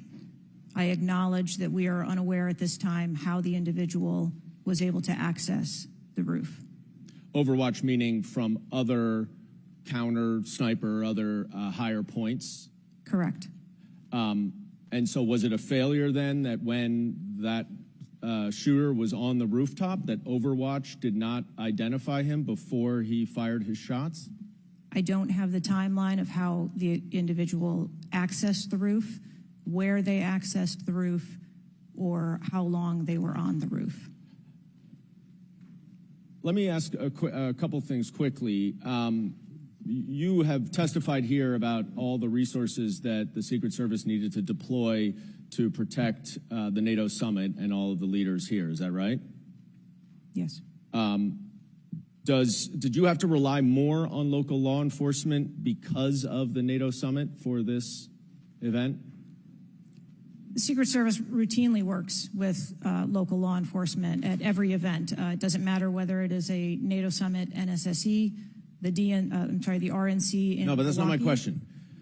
Obviously, there's a natural give and take as to, I'm sure, how many agents you deploy and how much you rely on local law enforcement. Did you have to rely more on local law enforcement because there were fewer Secret Service assets available because of the NATO summit? No. I hope we get answers before the completion. I don't like the fact that the media has received far more answers than Congress has. If this is a function of getting your ducks in a row, I assume you have access to a lot of these reports and a lot of this information, and you should have come prepared here today. And I would just want to flag, Mr. Chairman, before I yield back, that I want to just point out one thing that my colleague from Texas was talking about. When he said he recreated the shooting twice with an AR-15, and he had a 94% success rate, 15 out of 16 shots. I don't know why that doesn't convince him that we should get rid of AR-15s, but clearly we need to do something about the prevalence of AR-15s and weapons of war on our streets. And I yield back. Chair now recognize Mr. Perry from Pennsylvania. Thank you, Chairman. Director, I guess 60 days is the time of the investigation. Is that the information that you've put out, or where did that come from, 60 days? Or is that just information that the committee members are talking about? I stated that earlier today. I've asked. Okay, my 60 team. days. So are you receiving regular updates? You're in charge of the Secret Service. This is about your organization, what happened 9 days ago. Are you receiving regular updates from the FBI on their investigation? Yes, I am. So you know some things are true, some things are probably not true. We want to talk to you about the things that we're hearing about and find out if they're true. Have you've been in contact with the FBI, then you're getting updates on a daily basis, right? Yes. Based on what you said. Okay, so, and are you confident that the person in question, Mr. Crooks, was the only person firing that day against the president or the crowd? Is he the only one? I'm not asking you yet if he acted alone, but is he the only one, or can you say that with certainty to the American people? That is the information I have at this time, yes. Okay, does it appear he acted alone? That's the information we have at this time. Okay, now let's talk about the fact that he was noticed as a person of interest, of concern, suspicion, as you say. Your PI team, how do they stay in? There's a sea of people. How does the PI team get to that individual that's in question in the sea of people? How's that individual tracked? Our protective intelligence teams that work at our sites are paired up with a local police counterpart, and so they work in conjunction together. So they just follow them around, or let me ask you this. Looking at the site, you have multiple perimeters, right? You have the secure perimeter, the inside perimeter, you have multiple perimeters.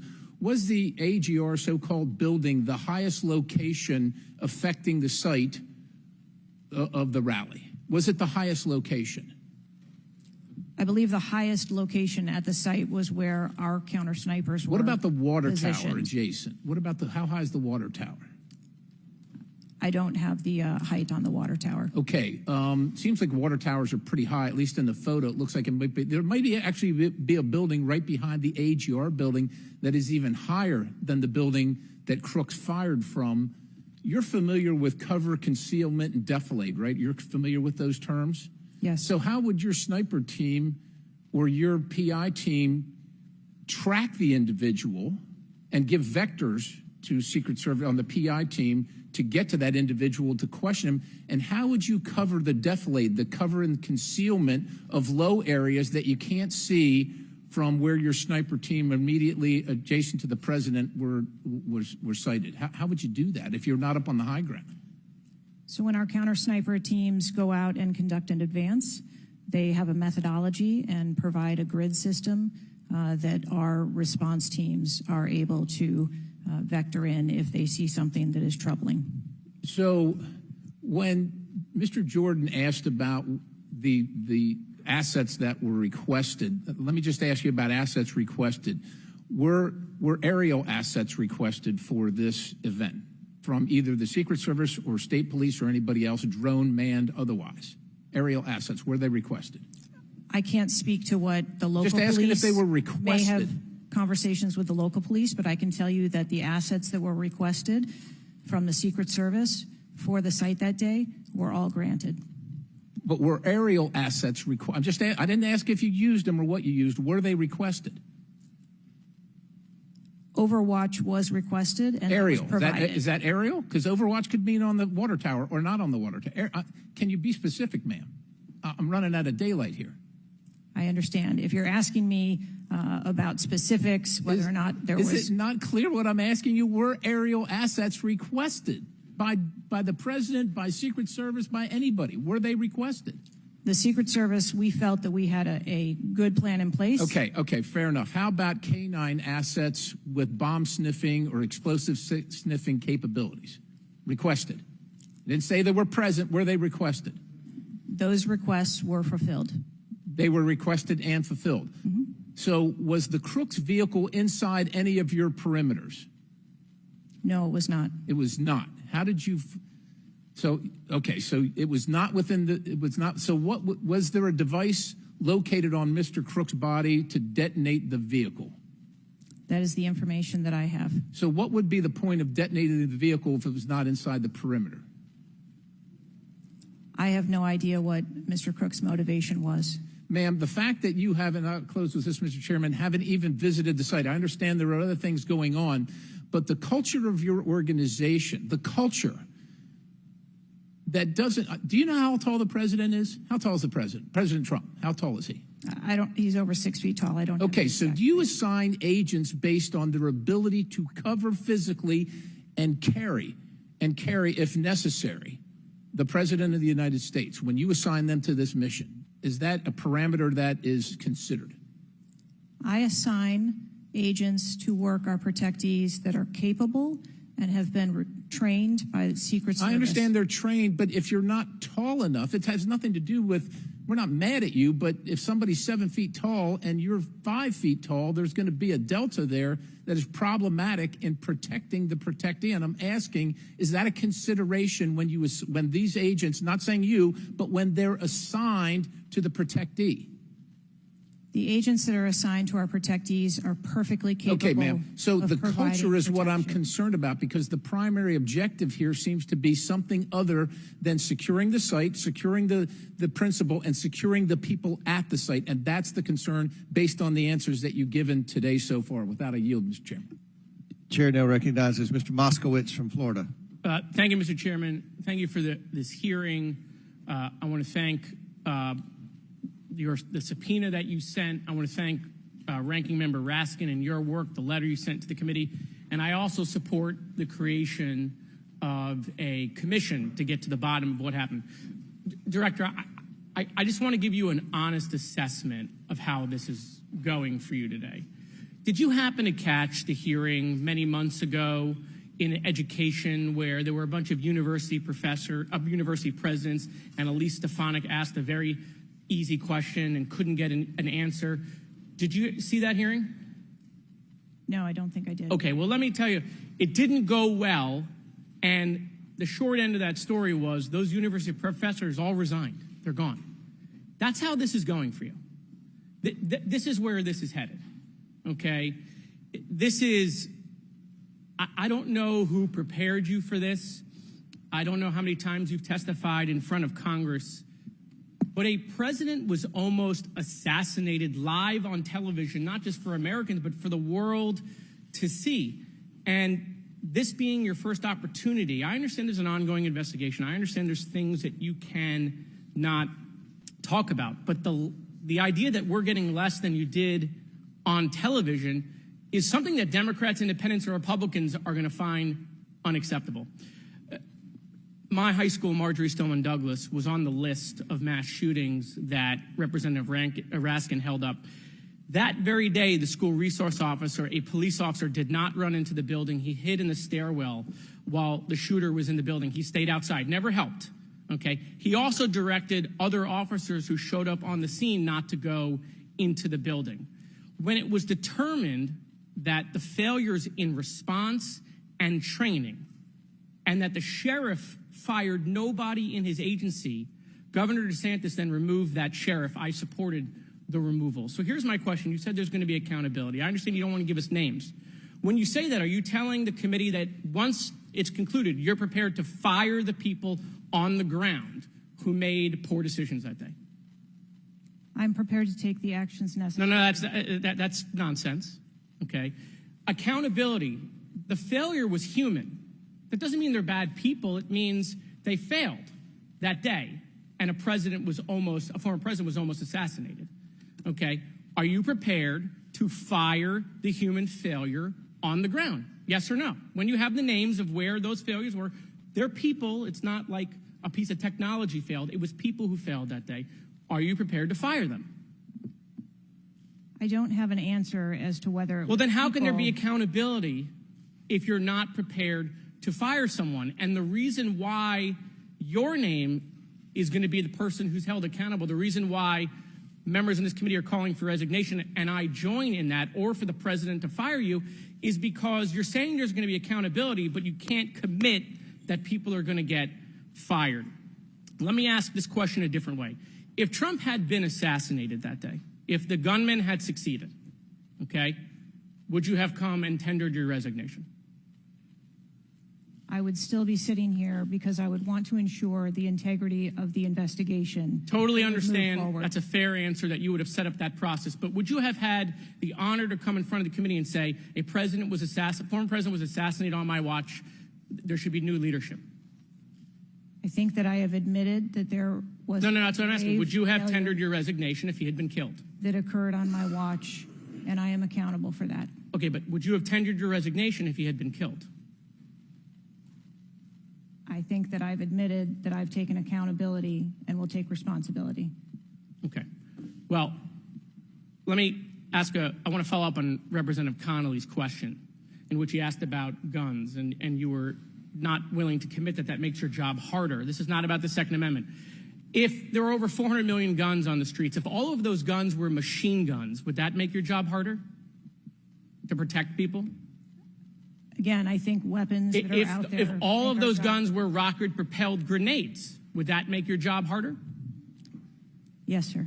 Yes. Okay, thank you. Perfect. This is not a trick question. Thank you. Okay. I won't ask the other 15 things I was going to do. I was going to do drone strikes, but it's okay. So that's all we were asking. It creates a challenging environment. It has nothing to do with the Second Amendment or people's rights, but it does make your job harder. So credit to Representative Connolly for asking that question. One last thing, Mr. Chairman, and I'll conclude. You know, there was a question asked, is an Iranian assassin more capable than a 20-year-old? And I have been tough on Iran. I probably have more resolutions on Iran than almost anyone in Congress. But I can tell you it isn't Iranians walking into schools and grocery stores and movie theaters and churches. It is 20-year-olds, right? And some of them are mentally unstable.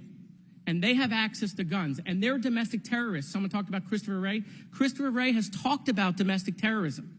And so, yes, we collectively come together on foreign threats, and I am not at all debasing the fact that there are foreign threats here and abroad, but there are domestic threats, and we have to get to the bottom of how we stop domestic terrorism, because it was a 20-year-old who walked into my high school and killed 17 people. He was plenty capable, and he was an Iranian. Thank you. Chair now recognizes Mr. Timmons from South Carolina. Thank you, Mr. Chairman. Director Cheatle, we've asked you a lot of questions and haven't really got a lot of straight answers. I have intentionally created a line of questioning that I think that you can answer. So the first question is, do you agree that the allocation of Secret Service resources should correspond with the risk profile of any given event? A higher degree of risk at one event should get more resources. Is that fair? That is fair. Okay. And when two events occur, at the same time in the same geographic vicinity, that the risk profile of each event should be taken into account, and whichever event is greater risk should receive greater resources. That is correct. Okay, so I'm going to go over the Trump event. So this was publicly announced July 3rd, Butler, Pennsylvania. The venue is an outdoor fairground, open air, no existing security. The crowd size was expected to be tens of thousands. It ended up being over 20,000. There were general and specific threats from foreign adversaries. As the chairman of intelligence remarked, Iran has said they want revenge, as well as when President Trump was in office, he made a lot of people mad, terrorists to be included all over the world. And, you know, President Trump is the former president and the future president. So I would say that that is a fairly high-risk event. Would you agree? Yes. Okay, let's conversely, the First Lady had an event at a casino in Pittsburgh, just a few dozen miles away. It was a dinner for the Italian Sons and Daughters of America. It was publicly announced on July 10th.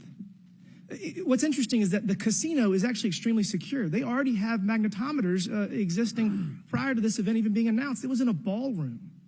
And the size of the crowd, a mere 400. There were no specific threats. There may have been general threats. And the asset is the First Lady. Those seem like there's a huge disparity relative to risk. Would you agree? Yes. Okay, thank you. Multiple whistleblowers and various media outlets have reported that the Pittsburgh field office of the Secret Service allocated 12 additional post standers to the First Lady's event and 3 additional post standers to the Trump rally. Is that correct? There were no assets that were diverted from the First No. Lady's This is a very visit. simple question. I'm not asking if anyone was diverted. Did the First Lady's event that was relatively secure, especially compared to Trump's rally, get 12 assets? And did the First Lady's event get 12 assets and Trump's get 3 from the Pittsburgh field office? That's a yes or no question. If you don't know, don't answer it. I mean, if you don't know, don't The number answer of it. personnel that were allocated to both of those events were comparable to the risk at both of those events. Wow. Really? So you think that the Pittsburgh casino, 400 person in a ballroom with ingress egress through probably a very well guarded parking garage was 4 times more dangerous than a 20,000 person rally in an open field with the former president and future president? You think that that's 4 times more dangerous, the casino event? I didn't say that at all. Well, they got 4 times the resources from the Pittsburgh field office, who was likely in charge of the final walkthrough for both events. I mean, we've continually highlighted the failures of the Secret Service at the Trump rally. And, you know, you have the former and future president getting shot. You have multiple injuries, 1 fatality.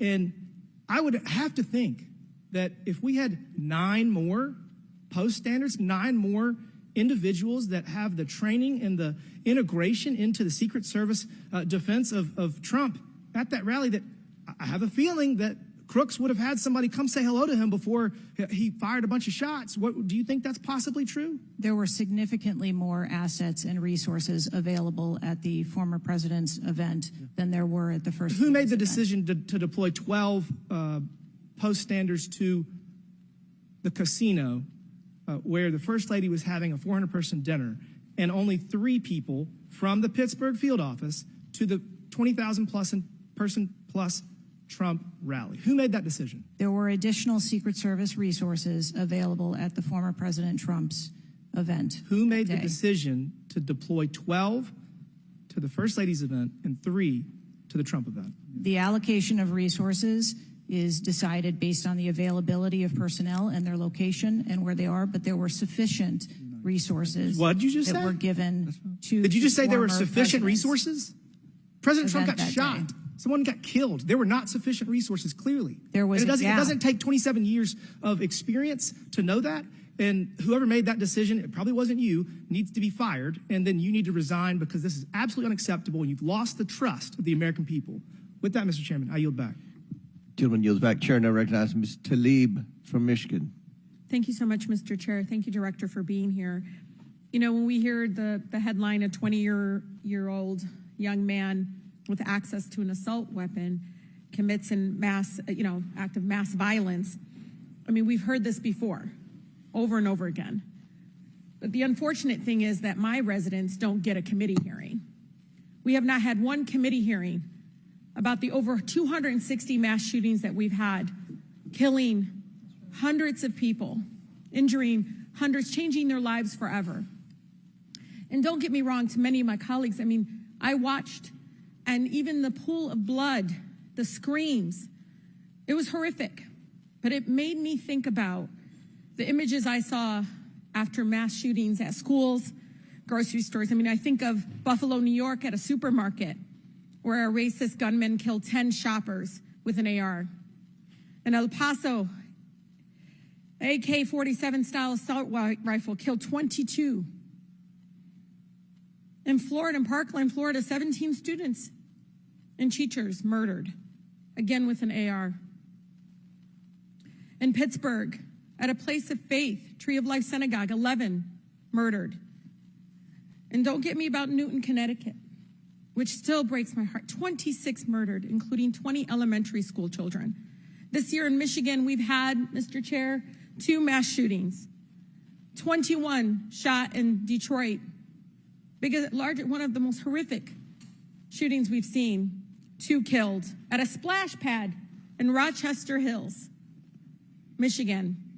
8 shot there. Again, an assault weapon used. But the difference here is the former president gets a hearing in his attempts at session, but our residents don't get a hearing about mass shootings, about gun violence in our country. You know, Mr. Chair, I ask this wholeheartedly. You know, they don't have Secret Service to protect them. They don't. I don't have these mass agencies protecting our kids in the schools or the supermarket, movie theaters, or going to a block party in Detroit. I don't have that. We don't have that. But I can't believe we're just going to focus on that and not the fact that we're hearing yet again in the headlines a 20-year-old young man having access to an assault weapon, a weapon of war. Many of my veterans say they have to be trained to use. But he can get it, wasn't safely stored by the parent, grabbing that gun, and innocent lives were lost. Director, I know you got asked about this, and I think it's important, though, for us to hear this. But how difficult is your job when there's such easy access to assault weapons in the streets? I think the job of a Secret Service agent and officer is incredibly difficult.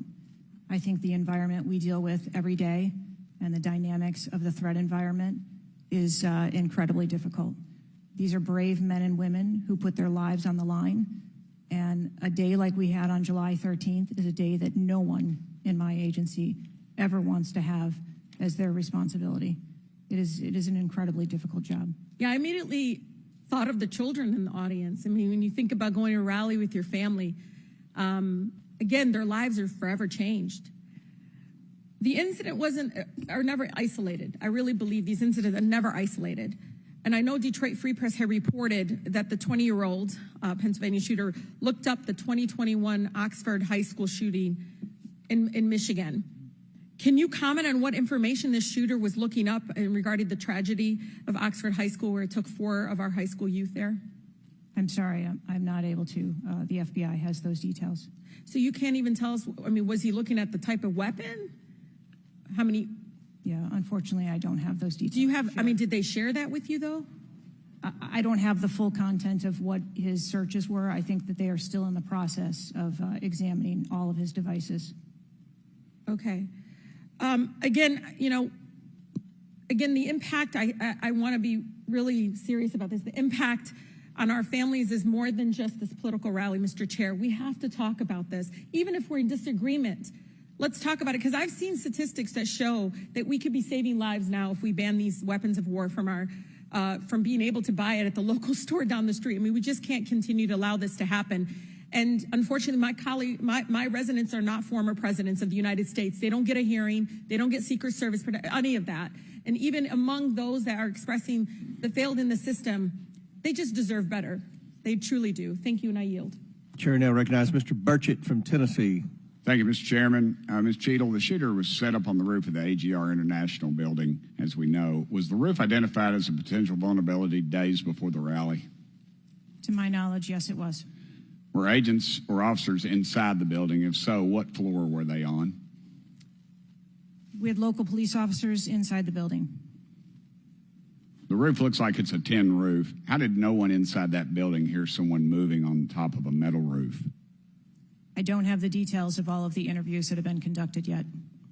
When will you have those? I have been asking, and I want to have that information as soon as you do. Okay. As well. Why did Secret Service fail to block the line of sight from that roof? I think that the Secret Service put together a plan where they were counting that roof in as part of their overwatch, and that was the plan that they had put in place that day. If you weren't going to put a security personnel on the roof, why not at least use drone technology or aerial surveillance to monitor the rally? There are a number of times that we do use drone technology. I'm not speaking specifically to this event and what was utilized or not. There are times when drone technology is available and helpful at events, and there are times when it is not appropriate. Do y'all use Signal? Do you personally use Signal to communicate with any official from the White House? Signal on your phone? Oh, on occasion, I'm sure that there are people that use Signal, yes. Okay. Do you use it to speak with the White House? Use Signal? No, I do not. Okay. When was Thomas Crooks first identified as a person of interest? Let me help you. At 5:10, he was spotted with a rangefinder at 5:51. And when did Secret Service notice him? Again, I don't have those specific timelines, but it was a relatively short period of time. Let me help you. 5:52. Ms. Cheatle, why was President Trump allowed on stage 10 minutes after the Secret Service spotted a suspicious individual? That seems to me to be the worst thing of all.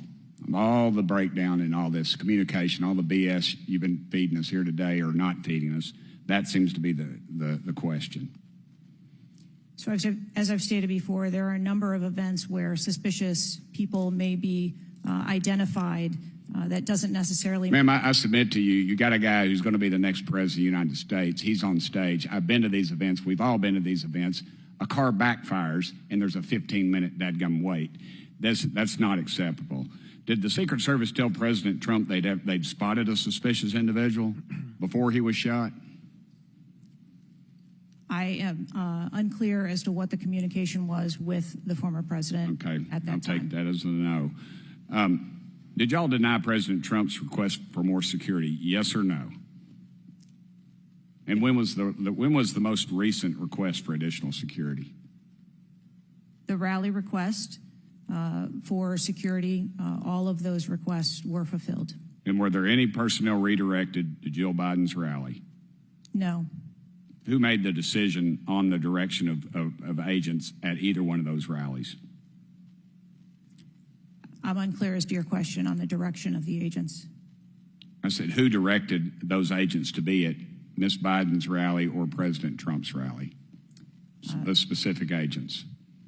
So there is a methodology in which agents are available for assignments, and they are assigned based on either geographic location or logistics or flight. Ma'am, I appreciate all that, but that methodology about got President Trump killed.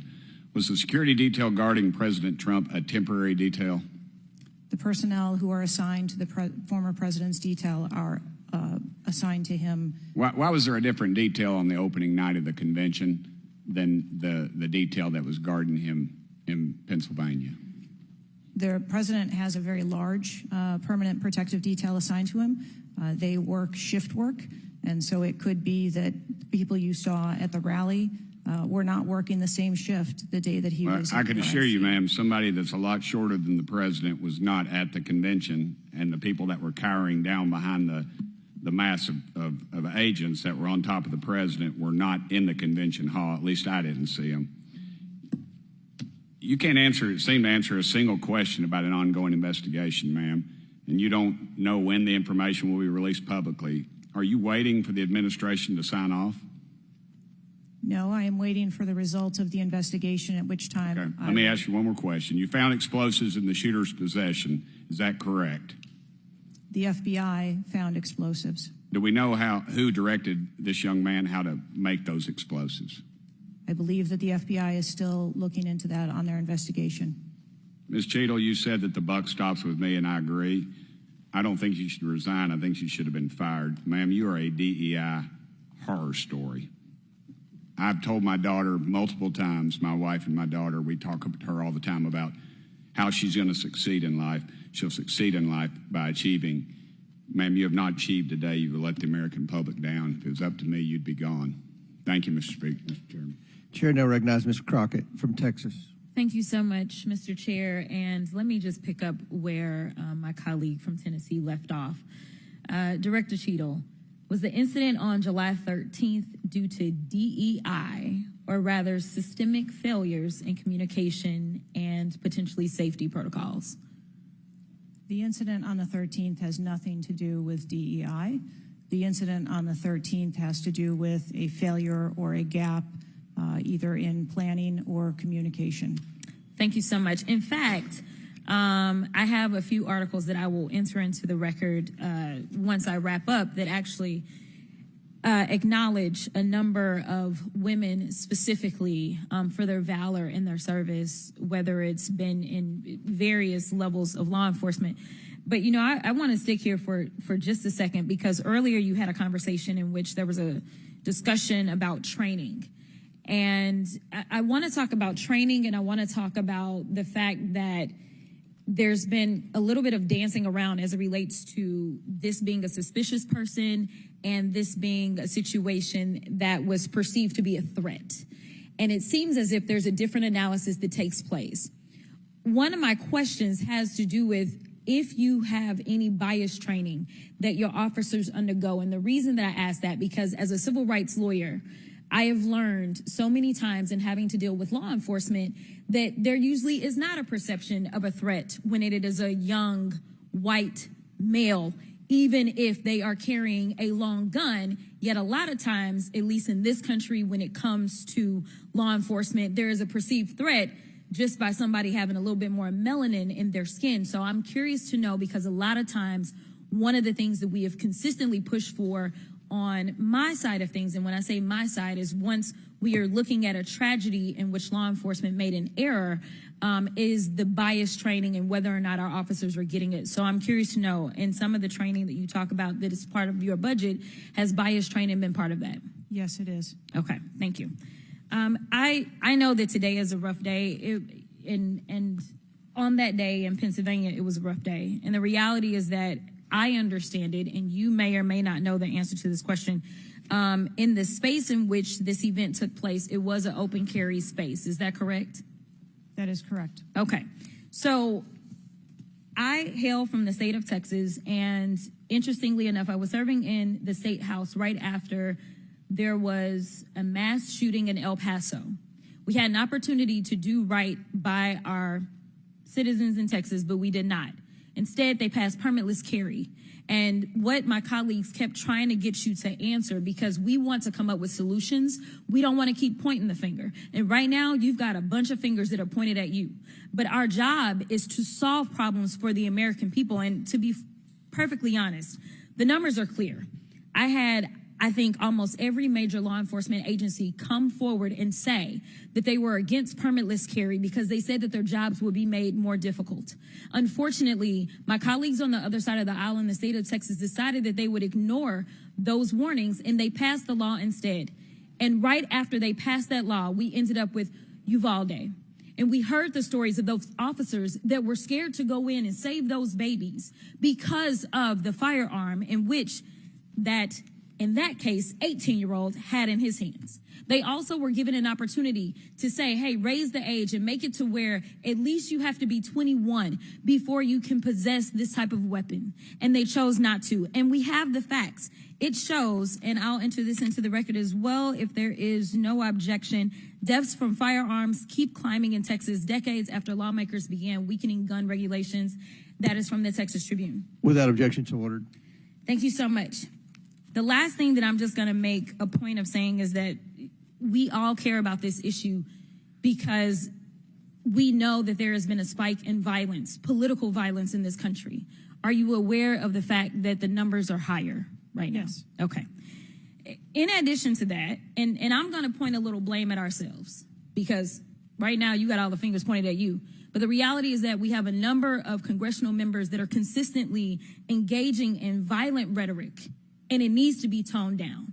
The reality is that people are listening and they're paying attention, but unfortunately, another thing that is happening because we're not getting answers from you today is the conspiracy theories. They have already began. Have you heard of any of the conspiracies? Yes. Okay.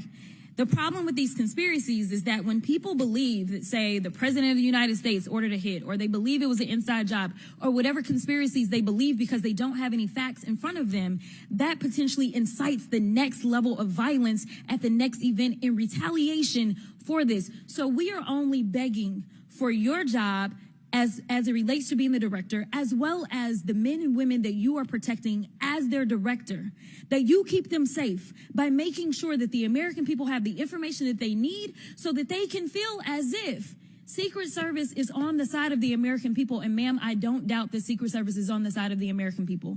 But right now, so long as these conspiracy theories continue to fester, it is going to make your job that much harder. Thank you so much, and I yield.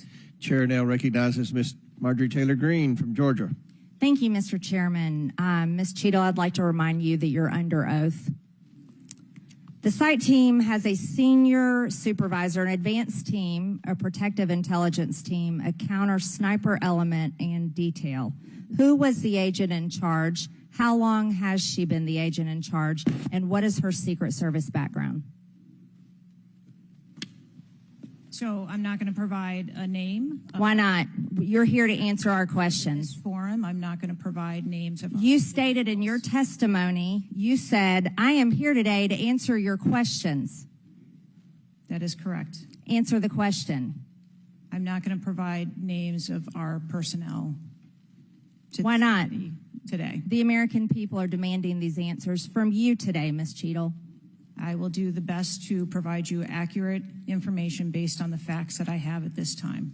You're not answering our questions. The advance element coordinates with other intel or law enforcement partners, identifies threats and weaknesses at the sites and movements. We'd like a copy of the advance report. Have you brought it here with you today? We will comply with the request for the documentation that has been requested. When will that be, Ms. Cheatle? Because you should have brought it today. I am certain that our personnel are working on obtaining all of that documentation. I don't believe you, and neither do the people watching this hearing. You're not doing well, as Mr. Moskowitz informed you. You've been sitting here for over 3 hours, and I have you know the entire country is demanding you resign and demanding that you be fired if you do not resign. Things are not going well for you. You need to answer the questions. Was there a protective intelligence team, and what technical resources were utilized for that event, specifically drone or helicopter assets? There were a number of technical assets that were deployed for that event, and there was a protective intelligence team that was assigned to that event. Why was Crooks able to fly a drone over the entire area the day of the rally and the day of his assassination attempt? To my knowledge, he did not fly the drone over the entire area. How did he fly a drone over the area, period? Any part of the area? Again, I would have to go back and check the timeline of when that took place and when the event. Why didn't you bring the timeline with you today to answer our questions? I don't have all of the answers on the timelines based on the criminal investigation. Were you not prepared today to answer our questions? I am prepared to answer the questions based on the information and wanted to be able to provide. Do you have a timeline do you have a timeline at all from any of the day? I have a timeline that does not have specifics. That's shocking. That is absolutely unacceptable. That means you are a failure at your job. Let's talk about things that are prohibited in Trump rallies. And I've been to a lot of Trump rallies. Backpacks and bags, bicycles, firearms, any type of weapon, or any other item determined to be a potential safety hazard, like a rangefinder would be one.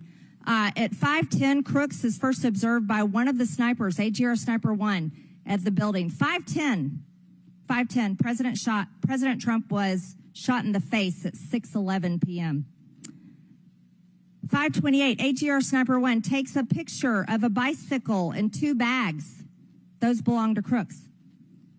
5:32, AGR Sniper 1 spots Crooks looking at his phone and using a rangefinder. 5:55, Butler ESU Command confirms receipt of photos and states they have been relayed on. 6:05 p.m., AGR Sniper 1 later communicates that Crooks is seen moving northeast in direction of Sheets and that Crooks has a backpack. 2 minutes before the shooting, while President Trump has been allowed to take the stage, people see Crooks laying on his stomach in a sniper position on the roof, and they're yelling he has a gun, and they are trying to alert law enforcement and Secret Service. Why was Crooks not shot by the snipers? Why was he allowed to be there? As soon as the individual was identified as a threat, they were... No. What do you consider to be a threat? A man with a gun laying in a sniper position, a man that had a backpack, a man that had a bicycle, a man that had a rangefinder. At what point is he determined a threat? An individual with a backpack is not a threat. An individual with a rangefinder is not a threat. What about a man laying on a building that has direct line of sight of President Trump with a gun that people are screaming and pointing out? Is that a threat, Ms. Cheatle? Once that individual was identified, they were neutralized. No, they were neutralized. Crooks was neutralized after he shot President Trump in the face, Ms. Cheatle. Is he only a threat once he fires the weapon? As soon as the counter sniper identified that individual, they were able to neutralize them. How were people in the crowd? Okay, then let's just take it this way. People under your command did not consider him to be a threat, yet people in the crowd knew he had a gun and considered him to be a threat.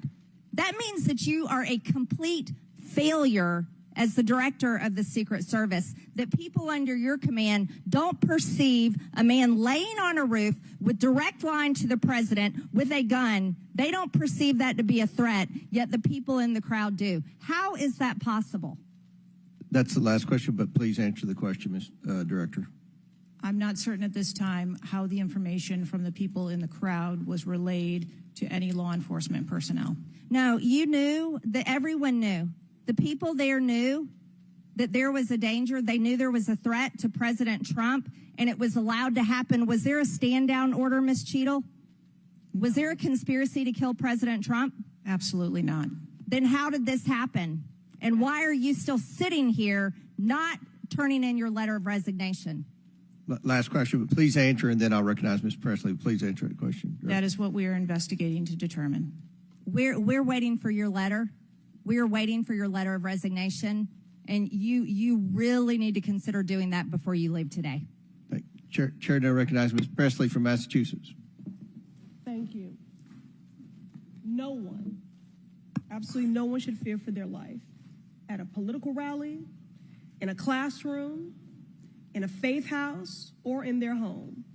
We must do something about political violence in all its forms and gun violence in all of its forms.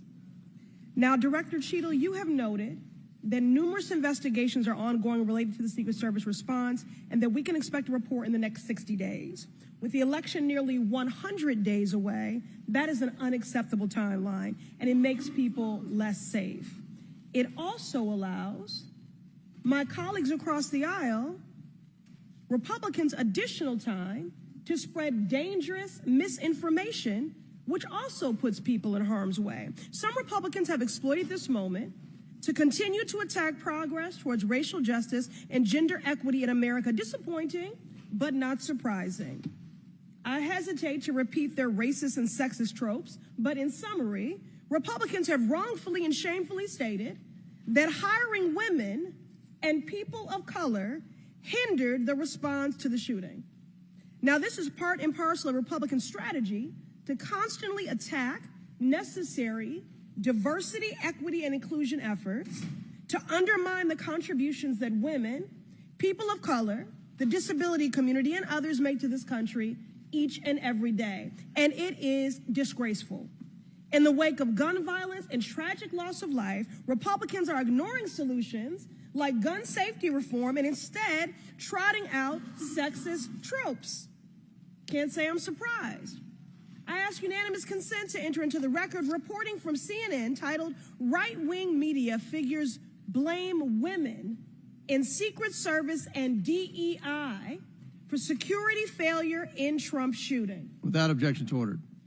This article quotes members of Congress and others that plainly accuse DEI and the hiring of women as a liability for the Secret Service. Women have been an integral part of the agency since 1971 and are held to the same standards as their male counterparts. To use them as a scapegoat during a time of crisis is shameful and it is dangerously divisive. In fact, based on recent publicly available demographic data of the agency, the largest demographic groups among special agents are white and male. But to right-wing extremists, the truth doesn't matter. The lies they tell to advance their anti-diversity agenda, which is a key theme throughout Project 2025, will only make the American public less safe and more divided. And every day, Director Cheatle, that you fail to give us answers, they are given more oxygen to make their baseless claims that women and people of color are responsible for tragic events. And that is dangerous too. Thank you. And I yield my remaining time to Ranking Member Raskin. Thank you to the distinguished gentlelady from Massachusetts, and thank you for those trenchant insights. I wanted to make the point that you were making and several of other members were making to bring it into sharp relief here. The very same day that Donald Trump narrowly escaped an assassination attempt, but an honored firefighter was gunned down and killed and other people were injured. There was another mass shooting that day, just several hours later in Birmingham, Alabama. 4 people killed and 10 wounded in a nightclub shooting. And you might think, oh, that's some kind of freakish coincidence. Not at all. We have more than one mass shooting a day in America. They are so commonplace now that they are barely reported in the national news. It's, of course, local news in Birmingham, Alabama, that 4 people were killed and 10 other people were shot and seriously wounded, being treated at the hospital. These things are a nightmare for the families of the victims who've been killed, for the families who have to take care of people who've been seriously injured and wounded.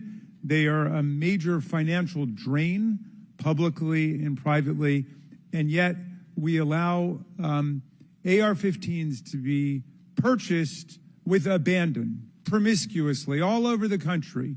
People can just go out and get an assault weapon. And the distinguished gentlelady from Michigan was right. We have a hearing when it affects the President of the United States, but on all the other days of the year, we don't have a hearing about it. And I think it is because of an honest disagreement we have about the Second Amendment. There are some people who think the Second Amendment means you've got the right to arm yourself with whatever weaponry you need to overthrow the government of the United States, and we reject that as a false interpretation of the Second Amendment and a false interpretation of the Constitution. We can ban assault weapons. We did it back in 1994. It dramatically reduced these mass shootings, and when that ban was lifted, the mass shootings went up through the roof again, and we've shown it. And so just like we're demanding real answers and real action from the Secret Service, let us demand real action and real answers from ourselves about the nightmare of mass gun violence, which puts America into a category all its own when you compare us to the countries in the European Union or Canada or other similarly situated countries. There's nothing like what we're going through. So we've got to act on the Secret Service to protect ourselves against political violence, and we've got to act as a Congress to protect ourselves against AR-15 violence in America. Chair recognizes Ms. McLean from Michigan. Thank you, Mr. Chairman. And first of all, I want to thank the Secret Service agents, those who work tirelessly to protect our president, and specifically those agents who did not hesitate to jump in front of President Trump. And my heart goes out to the family of the Competor family and the people at the rally who are still recovering. On the other hand, the Secret Service has a leadership problem, and it falls on you. And although I appreciate your hollow words that the buck stops here, I was actually hoping for some answers. Director Cheatle, you must answer to the American people if you want to stay in charge. It's really, really simple. You want to keep your job, right? Absolutely. Okay.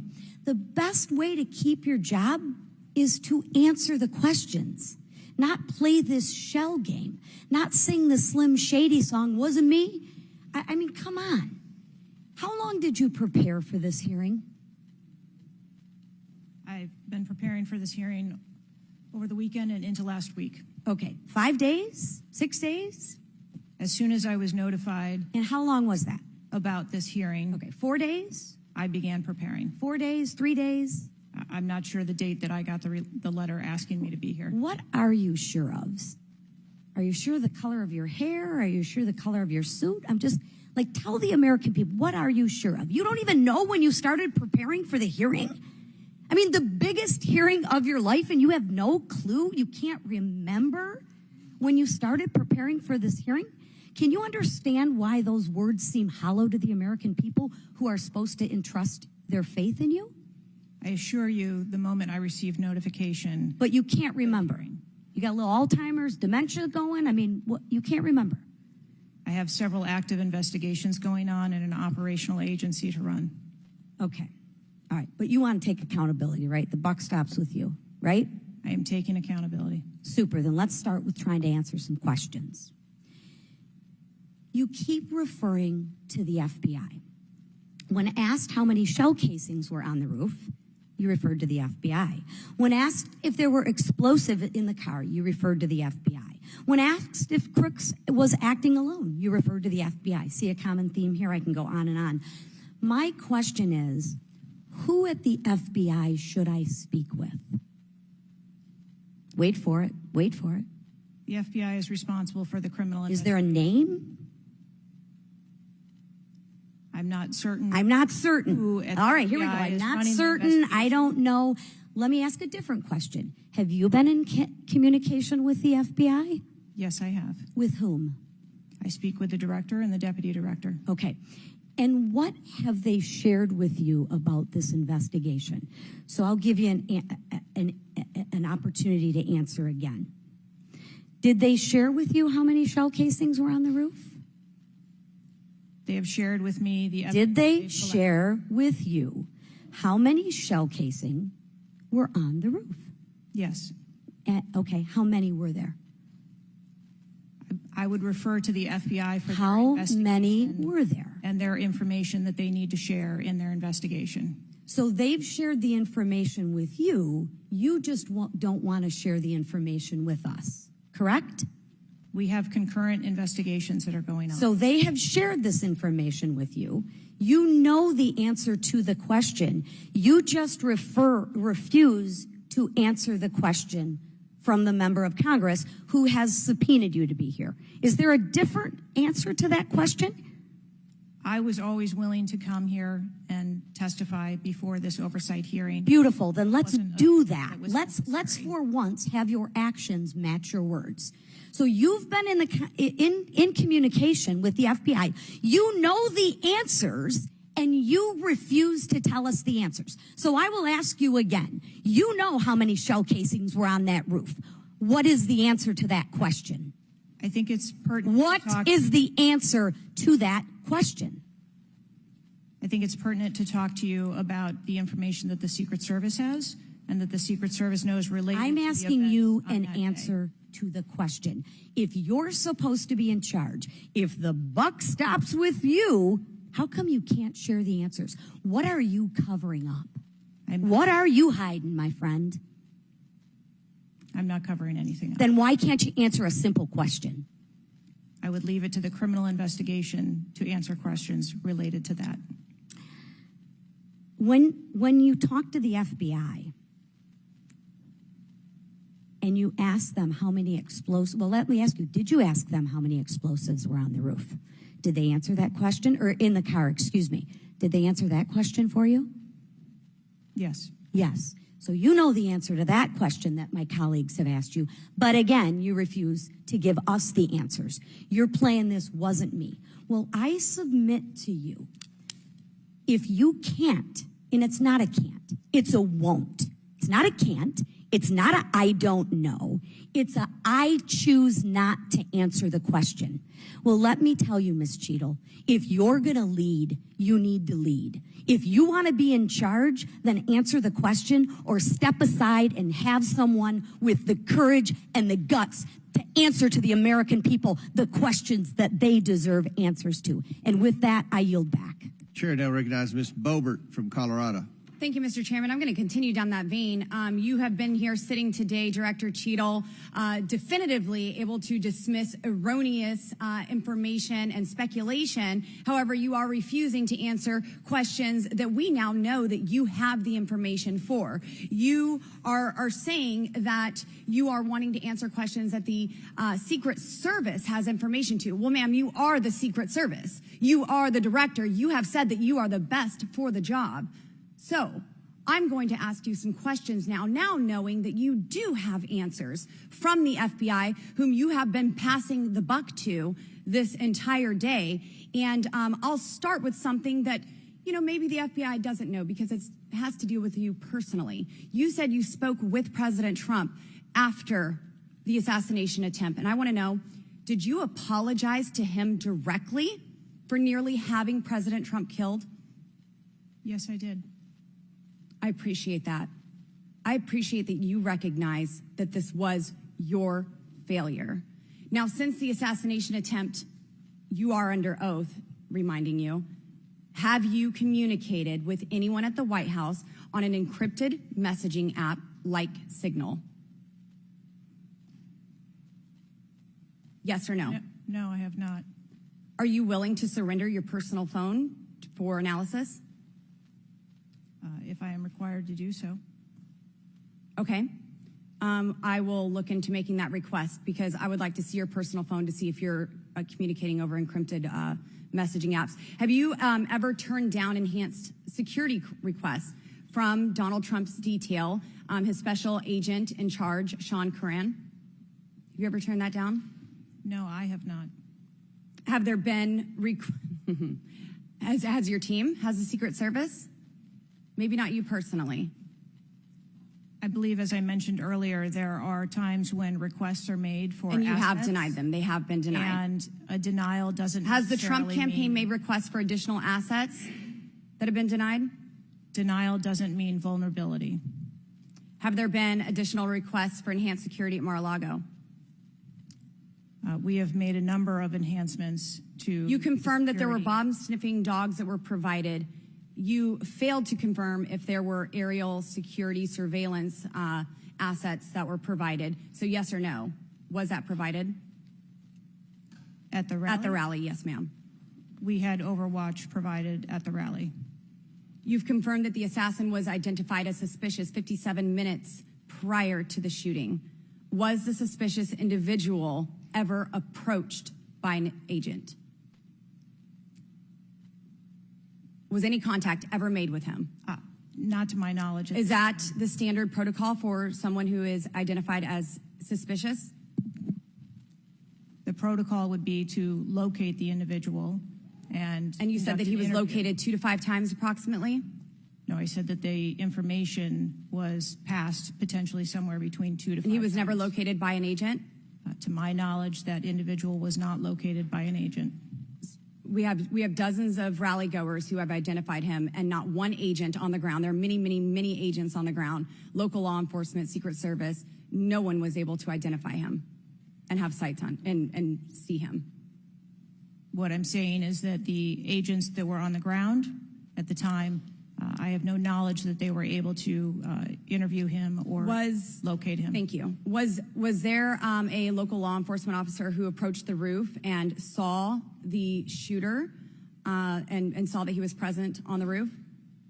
That is the information that has been shared with me. Have you spoke to that local law enforcement officer? No, I have not. Are you going to? It is part of a criminal investigation that the FBI is interviewing those individuals. Were agents stationed on the water tower? No. Why? That would not be something that would be included in a security plan. Has the man who is reported to have been present wearing a gray suit who allegedly requested a photo of the dead body of the assassin on top of the AGR roof been identified? I don't have that information. Is that something that you've heard of? No. Were ATF agents present at the rally? To attend or to work? To work. Not to my knowledge. How long did the counter sniper have crooks in his sights before the shooter opened fire on President Trump? I don't have that specific timeline. Will you be able to tell us if he communicated with other agents on what he was seeing through his sights? Once I have that information, absolutely. Because we need to know why he waited for multiple rounds to be fired at President Trump before the threat was neutralized. We need to know if he was given an order to hold fire. Now, it's you've excused the roof of being unmanned because of the slope of the roof. Do you continue to assert the slope of the roof as a credible reason for leaving this position undefended? First, I'll go back and correct that there was no order to hold fire. Our agents and officers have the ability to neutralize a threat at the time So they see it. I'm sorry, you don't know the communication that was taking place or how long he had him in his sights because you haven't spoke to him, but you do know that there was no order to hold fire. I can tell you the way that our personnel are trained. They are trained on the use of force scale that when they see a threat, they are authorized to neutralize that threat. They don't have to ask for permission. You excuse the roof being unmanned because of the slope. Do you stand by that assertion? The roof was not covered with an individual on it because there was overwatch provided. Apparently not. No, there was no overwatch provided. This is very evident. President Trump was shot. A man died. There was no oversight provided. I find this rather maddening, especially now knowing that you do have answers from the FBI, who you have been passing the buck to this entire hearing, not answering a congressional hearing, members of Congress, while you are under oath and under a subpoena. I find it maddening that the director, that our country has come centimeters away from oblivion under your watch. You have answers. You are refusing to give those to us, directing us to the FBI, and this entire thing is a waste of time. You are responsible for the loss of a life and the shooting that took place on President Trump. You do need to resign. This is bipartisan. You need to be fired. You do not need to hold this position. You are not the best for this job. I am over my time, but I cannot tolerate your watch any longer, and I'm going to continue to call daily for you to be removed from your position, ma'am. Chair recognizes Mr. Fry from South Carolina. Thank you, Mr. Chairman. Director Cheatle, how long have you been with the Secret Service? 29 years, right? That's correct. And how long have you been director of the Secret Service? Just under 2 years. During your tenure as director under the Secret Service, I know we're here today to talk about the assassination attempt on President Trump, but how many other security lapses have occurred with protectees under your watch?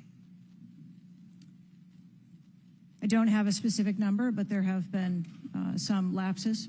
There have been other lapses. Was one of them Jake Sullivan? Yes, sir. What happened there? There was an individual who was able to access Mr. Sullivan's residence. His residence? A protectee, somebody was able to break into his house. And what happened? Did anyone get fired because of that?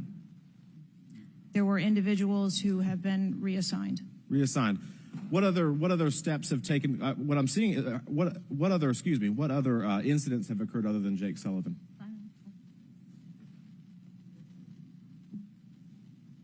Was there an issue with the Secret Service agent and Vice President Harris? I would not call that a security incident. Well, it seems to me, I mean, you have security lapses with President Trump. You have security lapses with Jake Sullivan. You have issues with your personnel related to Vice President Kamala Harris. There seems to be a repeated theme here. Would you not agree with that? I think that we are talking about separate categories of incidents. Well, I would disagree with that. I mean, I think there's a repeated theme when you've got protectees and you're not upholding your core mission. Let me ask you something else. Does the Secret Service routinely record communications between and amongst detail? Radio communications? Any communication? Email communications are captured, as well as text messages, and then depending on the detail, radio communications are recorded. Does the Secret Service have recorded communications from the July 13th event? We do not have radio communications from that day. But you have text messages? We do have emails and text messages. Emails, okay, great. Does the head of the Trump detail or someone else embedded in this detail have command decision-making authority, or do they need to seek authorization from someone outside that detail? The head of the detail has the decision-making authority for things that are necessary for that detail. Is that standard for protection details? Yes, it is. Okay. Let me ask you something. During campaign events, is it common for the Secret Service to utilize other agencies? Yes, it is. What other agencies would be providing assistance to the Secret Service? There are a number of other agencies that provide assistance to the Secret Service during campaigns. We utilize personnel from the Department of Homeland Security. We utilize personnel from the Department of Defense, and we utilize local law enforcement partners. Are you on the same radios? Do you provide the radios to all the assets that are taking part in protection of an event? We provide radios to the personnel from the Department of Homeland Security that are assisting us. But not local law enforcement? Local law enforcement is working on their own radios. Are you on the same frequency? We ensure that we have counterparts in the security room, and so the local law enforcement will place one of their personnel in the security room with our personnel so that we have interoperability communications. Let me ask you something just about the timeline, because I think this is really interesting that we can't nail that down. I mean, I think there are lay people out there with more knowledge about the timeline than you seem to come before a subpoena in front of Congress. Was Mr. Crooks observed at the AGR building prior to the shooting? He was observed on the grounds outside of our perimeter prior to the shooting. At approximately what time was that? You don't have to give me the specific minute, but at approximately what time was that? I believe it was about 45 minutes or so prior to. Did the sniper team take a photo of Mr. Crooks? The local team did, yes. So it was a local team and not a Secret Service sniper? That took the photo. Okay. And did he relay that photo to Central Command? Again, it's an active ongoing investigation, so I want to make sure that I'm factual with the route that photo took and who that was disseminated to and when. What time did when did Mr. Crooks' status go from a suspicion, a person that was under suspicion, to a threat? When did that happen? And maybe not even a specific time, Director Cheatle. Maybe a certain event that happened that transformed him from a person of suspicion to a threat. When did that happen? To the best of my knowledge, based on what I have been told thus far, it's approximately 5 minutes to where individuals relayed that there was an incident being worked at the 3 o'clock of the president. So that was, but it was before the shots were fired? That is correct, but again, it was not phrased as a threat. It was just that something was being worked. Yeah, but my question is, when did he become, when did he transform from suspicion to threat? Because they're treated very differently. People can be suspicious, but they're not a threat until a certain point in time. So when did that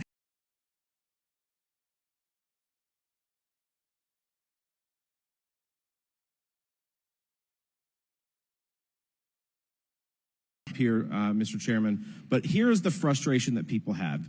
The buck stops with you. You've said that yourself. But the problem in Washington, D.C., it is the only town in America that you can be so bad at your job that you actually get a promotion or don't get fired. You have not been able to answer the number of agents, whether or not requests were denied on additional security, whether or not law enforcement were able to engage before the shooting with the assassin, how he got on the roof, how the rifle got on the roof. You can't tell us how many shots he fired, whether the casings were recovered. You can't tell us anything about his cell phone. You can't tell us whether the rally was supposed to be postponed, given the intelligence that you were receiving. You can't tell us whether the car had a bomb. You can't even tell us his motive. And the American people are incredibly distrustful because it has taken 9 days to even get a scintilla of evidence out of you. Maybe if I was CNN or ABC or NBC, I would have gotten much more thorough and accurate information, but we have not received that in a subpoenaed hearing in front of this Congress. That is why the American people are frustrated, and I echo the bipartisan calls on this committee and all across this country that you should resign, or maybe when the president wakes up from his nap, he can fire you. Thank you, Mr. Chairman. Chair now recognizes Ms. Luna from Florida. Director Cheatle, can you please give me the names of the individuals who are in charge of your conduct for the rally? I'm not going to release names. Can you give me the today. titles? And how many individuals? No. Nothing? We had a full advance team that was responsible for advancing How many the site. people are the final approval authority? There are a number of people Can you give me a are number? engaged in approving Can you the give plan. me a number? No, I do not have a firm number. Can you just confirm whether or not, I understand this is an open investigation, but in order to dispel conspiracy theories, have you guys been able to subpoena the shooter's Discord records, or has the FBI, to your knowledge? I believe that the FBI is working on those. Okay. Is it factual to say that you have not ruled out that the shooter was working with other people or persons? Again, the FBI is conducting the criminal investigation into Can the you, shooter. at least in an effort to dispel conspiracy theories, can you confirm or deny that? At this time, we do not have that there were any other people engaged. So you believe he's acting alone? I do. Okay. Have you been made aware of multiple eyewitness reporting that there was a second shooter on a water tower? I do not have any information related to any second shooter. Okay, the reason I asked that is because according to testimony from multiple witnesses, they did report that. And again, to my understanding, there were over 40 sniper teams that were briefed by the Butler ESU. And I want to make sure that people are aware, if you're saying that there's not another shooter, that we are able to clear that information, because from this whole entire briefing, it doesn't seem like much information has been able to get out to the American people. So I'm trying to dispel rumors, as I'm sure you understand. Was it true that Secret Service was present at the Butler ESU briefing? There was a briefing between the counter sniper teams that were working Secret on the Service ground. present? Yes, to my knowledge. Okay, I want to read you a report from people that seem to be throwing you under the bus and stated that they were in attendance and that Secret Service was not in attendance at the security briefing, according to individuals with knowledge, to also include that the AGR building where the shooter Thomas Matthew Crooks was located was actually not a part of their security perimeter for that. So there was not Secret Service present. It seems as though that when you were asked earlier from Rep. Kristamorthy about whether or not Secret Service was aware of a threat, you had said no, they were unaware of a threat. And yet, according to communications, again, from law enforcement that were in some of these group chats, they actually had reported that Secret Service was made aware of a threat at around 5:59 p.m. as a part of the command, including Secret Service, aware of messages and requests about information about the suspect's location. Can you please tell me if you have knowledge of that at all? Again, I think we're conflating the difference between the term threat and suspicious. But you guys did have knowledge at 5:59 p.m. according to those group chats, did you not? Of a suspicious individual. Okay. Chairman, in my opinion, according to some of the testimony today, I feel that you have perjured yourself in some instances. And so I'm going to ask for a full review of the transcripts by staff. And if you find that to be the case, I do ask that you bring perjury charges against the director. I will say this, it is very frustrating, and I've talked to my colleagues and we've said it to your face, that you have been up here basically stonewalling our ability to get the answers to the American people. And what I will also say is that every single member of Congress does not feel safe with you in charge. You have heard that, and I think that we are all sitting ducks with you in directing the Secret Service currently. But more importantly, it sends a message to our adversaries that we are not protected, and we are one of the strongest countries in the world, so you have essentially made us a less safe country because of it. As a result of that, I'm asking you to formally step down. I share my same opinions as my Democrat colleagues. And I also think that your efforts to bring forward a full investigation and report in 60 days is unacceptable. And as a result of that, I'm going to do everything in my legislative toolkit to ensure that that happens sooner rather than later. And I'm sure that you know that we brought a vote on inherent contempt against Garland for essentially blocking a congressional investigation. And I don't think that you should be any different. So I will say that I am just completely disgusted by your performance today. And I understand that you are probably in a position where you're being told not to testify, which is why we had to subpoena you. I think that goes back to Garland. But again, that is part of the flushing that we need to get out of Washington, and I would be happy to assist in that process. Chairman, I yield the rest of my time. Chair now recognizes Mr. Langworthy from New York. Thank you very much, Mr. Chairman, and I appreciate you bringing this hearing forward with a subpoena. Director, yesterday I made the decision to get in my car and drive to Butler, Pennsylvania in preparation for this moment and asking you questions about the events of the assassination attempt on President Trump's life. I've done several presidential events prior in my career, and I wanted to see this site with my own two eyes because I don't believe the video footage tells the whole story or looking at things on a diagram. And I was absolutely appalled when I went to the site, when I saw the fact that I could have stood on the roof of that building, the AGR building, and hit that podium with a 9-iron, and I'm a lousy golfer. And the fact that that was not included in the perimeter is a complete dereliction of the duty of the U.S. Secret Service. I mean, there are very few rooftops that needed to be secured. And the fact that the Secret Service, as they were putting a site plan in place, did not think it was necessary to man those rooftops, you have completely walked away from your duties. You had one job, and that's to protect the future President of the United States or to protect all of the other protectees. And President Trump is only here today by God's grace because he had just something in him that made him turn his head just slightly, or we would be in a national period of mourning right now. And you have done nothing here today. I've rewritten these questions like 4 times during your hearing, and you haven't answered a damn one of them. You haven't given any information. You have hidden behind this FBI investigation, and I think you should be ashamed of yourself because you have brought more shame to your agency than I think that the assassination attempt has at this point. This is literally the worst performance I have ever seen in front of a congressional hearing.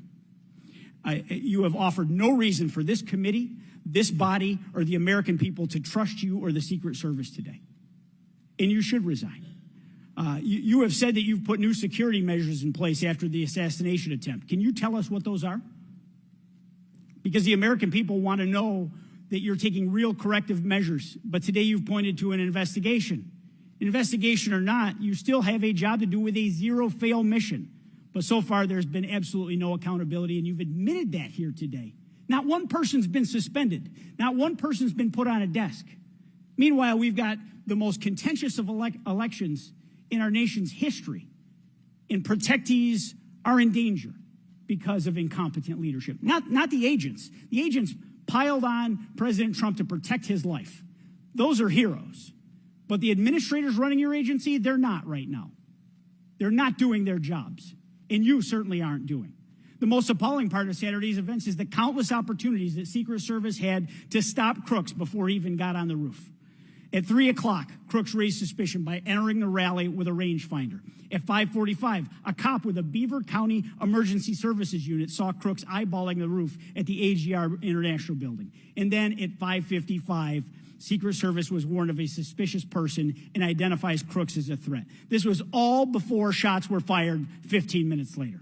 Director, yes or no, did local law enforcement alert the Secret Service about Crooks' presence at the rally? Yes, they did. The shooter came to attention of law enforcement almost an hour before President Trump went on stage. Law enforcement alerted the Secret Service of the shooter. Over and over, you've said there's a difference between a suspicious individual and a threatening individual. Can you explain what the shooter needed to exemplify to be called a threat? So I'm not clear as to what identified him as suspicious to the individuals who originally clarified him that way. For the Secret Service, for an individual to be determined to be a threat, that individual would have to be seen with a weapon or capable of doing some sort of harm to our protectees. I mean, Director, an individual walking into a rally with a rangefinder, scoping out an unprotected rooftop, and he reportedly flew a drone over hours before. It sounds like a lot more than suspicious, especially at a presidential rally. Your operational lapses, your resource management, and poor judgment nearly resulted in the assassination of President Trump. I mean, the dereliction of duty here is just appalling. The fact that you haven't visited Butler is just maddening to me. You're not taking this job seriously. Many people here have called for your resignation. I've introduced a resolution here into this body that hopefully will get a vote this week calling on the president to fire you, ma'am. You have not done your job. You have put two black eyes on your agency, and you need to go. Mr. Chairman, I yield back. Gentleman yields back. Chair now recognizes Mr. Burleson from Missouri. Director Cheatle, I just want to kind of get an idea of what you can answer, because outside of what the FBI is responsible for, you have full responsibility for the Department of Secret Service. So the question is, what is the mission? Who defines the mission? Our mission of the Secret Service is to protect the president, the vice president, their immediate families, presidential candidates, the former presidents, and those by executive order. And we also have an investigative mission. And those are well defined? Yes, they Everyone within the agency understands the mission? Yes, they do. What about protocols and standards? Who defines the protocols and standards? We have a number of protocols and policies in place for the various missions that we have. So would it be safe to say that you failed the mission, the ultimate mission? I have stated repeatedly here today that there was a failure. What about specific failures within protocols and guidelines within the agency? Again, I am certain that the investigation that is being conducted internally as well as the external investigation. You said earlier in the hearing that there was either a communication, there was errors in communication or in operations. Could it be both? In both errors in operational decisions and errors in communications? I think the investigation potentially could identify both. So I want to talk about communications. Representative Boebert asked earlier about using encrypted apps, that you said you have not used, I guess, Signal. Have you used any encrypted app to communicate from your personal device? I do, on occasion, use encrypted apps to communicate. So you use some form of an encrypted app to communicate with people within the federal government, with local law enforcement? Whom are you communicating using the encrypted apps? Many times it's with colleagues and associates. So you're communicating with colleagues on a personal device? There are times that the Secret Service, when we work internationally with some of our partners, that they don't have the same texting capability. And you're not able to do that with your government issued device? Recently, we have been able to install some of those apps on government devices. Okay. Let's talk about some of the things that we can get access to. I'm actually shocked that you are using your personal device and encrypted communication tools. I think that might be the most shocking thing that I've heard today. I didn't expect for you to say that. This committee has requested multiple documents. And this is not, under the purview of the FBI. This is under your purview. We requested a complete list of all law enforcement personnel, including Secret Service, Department of Homeland Security, local law enforcement with the roles in protecting the president. And we requested that to be for us to receive that by July 18th. Did you provide that? I believe that our agency is in the process of collecting all documents. So you did requested. not, you have not provided it. How long does it take to determine who the personnel were that were on site? We are collecting a comprehensive list of all the documents that have been requested. We also requested all the audio and video recordings that your agency, not the FBI, but your agency has in possession related to the event. Did we receive those? Have you provided those at all? We are in the process of collecting all documentation requested.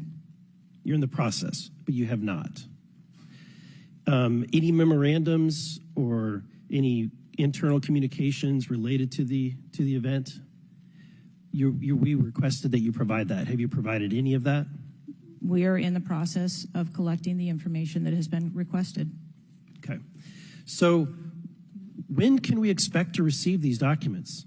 How long does it take to determine who was on site, who was being employed to be there to protect the former president?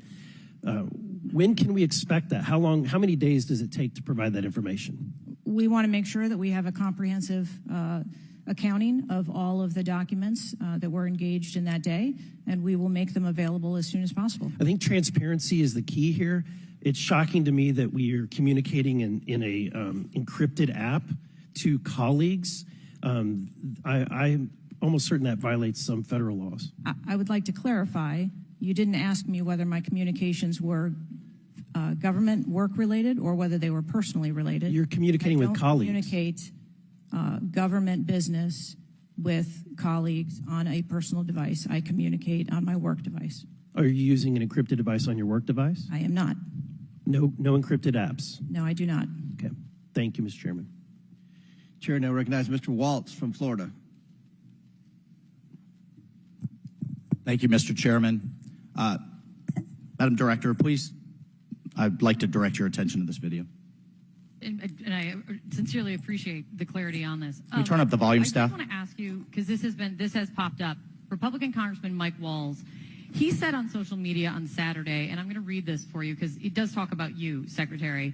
I have very reliable sources telling me that there have been repeated requests for stronger Secret Service protection for President Trump denied by Secretary Mayorkas. Your department has already pushed back on that, calling that absolutely false, but he is putting this on you. Can you respond to that, please? Well, that's a baseless and irresponsible statement, and is one that is unequivocally false. Director Cheatle, did you speak with your boss, Secretary Mayorkas? You fall under DHS. Did you speak with him on the 14th, the day after? Yes, I did. So you spoke with him before he made that statement? I spoke with him immediately following the incident. Did you inform him that all requests for additional resources for President Trump had been fulfilled? Or that it was false to say they had been denied? I informed him that the request for that rally that day had been fulfilled. Okay, you continue to answer that very carefully, because I made a broader statement. The agents that came to me made a broader statement that his permanent protective detail for years now have been asking for more. Is that correct? I do not have specific incidents of those requests. Is it correct that they've been asking for more? I have heard the same reports that you have. Without having them in front of me, I am unable. Those requests are made in writing. I mean, the agents are telling me they make them in writing. This isn't a verbal agency. Things are made in writing. I understand what you're saying. I don't have those requests in front of me here. I'm not asking if you have them in front of you. Are you aware that they were made? As I said earlier, there are times when requests are made, and depending on the availability of assets, or if there is a way that So there were times when they were denied. If there is a way that vulnerability can be mitigated in a different way, then that is why So there are times when they were denied for a variety of reasons. That is why the Secret Service has a multi-layered and multifaceted security plan so that we can pivot if we need to. In the wake, in the immediate 48 hours of an assassination attempt on a former president, could be the next leader of the free world, almost had his head blown off, your boss says that's irresponsible and false to say things are denied. And you had talked to him. So did he just make that up on his own, or did you tell him that? We were speaking about the requests made at the rally. Staff, can we show the next slide, please? Then we have your spokesman. Did you sign off on this statement? That there's an assertion that a member of the former president's team requested additional security resources and those were rebuffed? This is absolutely false. In fact, we added protective resources and technology and capability as part of the increased campaign travel tempo. But next slide, please. Next slide, please, staff. We have the Washington Post article that then says we now have senior Secret Service officials saying there were at times when it was denied. So which is it? Again, there have been a number of conversations going on here. Did you sign off on that spokesman's statement? The spokesman's statement, I believe, was related to requests that were made. Did you sign off on it? For the requests that were made at the rally. Did yes. you sign off on the statement before it went out? I sign off on my press spokesman's statement before they go out. I would hope you would in the wake of an assassination attempt. Yes. You did. Mm-hmm. Categorically false that any requests were made. You signed off on it. Thank you for that. Thank you for that clarity. Madam Director, how many press conferences have you held since the assassination attempt? We have put out press releases. How many press conferences have you held? Gone to the mic, taken questions from the public, from the media? How many? I have not held any. How many has Secretary Mayorkas held? Zero. How many has the FBI held? Zero. How many has the Department of Justice held? I know you know the answer. I believe there was a press conference in Butler after the incident occurred. By local law enforcement, not by you and not by the Department of Homeland Security. So this is how misinformation flies. In the darkness, in the absence of information. Now we have 9 days later before a congressional committee, we all represent almost 1 million people, and you still don't have answers. Are you aware that national news anchors are saying this was a hoax? On national television, they're saying, no, the president wasn't shot, it was flying glass. Are you aware of that? I have not heard those reports. Are you aware that, there are rumors rampant online that there were multiple shooters? Yes. Are you aware that because the shooter had overseas encrypted platforms in Belgium and New Zealand and in Germany, that a lot of people are speculating there could have been foreign involvement, logically? Are you aware of that? Yes. And have you done anything to disabuse any of these notions today? No. You haven't. Madam Director, I would fire you, regardless of the failure, I would fire you just how you've handled it since. You should have been the first to the mics to say, America, world, I want to assure you we're going to get to the bottom of this. I want to assure you full transparency. Our agency clearly had major gaps here, and I want to personally take responsibility and accountability. You should have been the first, standing alongside Secretary Mayorkas, and I would even go so far as to say have daily press conferences, updating everyone on what we know. But you haven't had any of that. What are you hiding behind? I am not hiding. Because I think you've heard that on a bipartisan basis here. You are making this situation far worse in the absence of information. Let's move on. This is truly astounding. I want to be clear because you keep dodging the issue. Has President Trump's permanent protective detail requested additional assets over the last few years? He is clearly not your average former president. He's not Jimmy Carter in an old folks home. He's not President Bush painting out in his barn. He has multiple residences, a lot of rallies. He's very publicly engaged, and he has a foreign threat in addition to domestic threats. Have they requested additional resources? That's the last question, but please feel free to answer, Thank you. Director.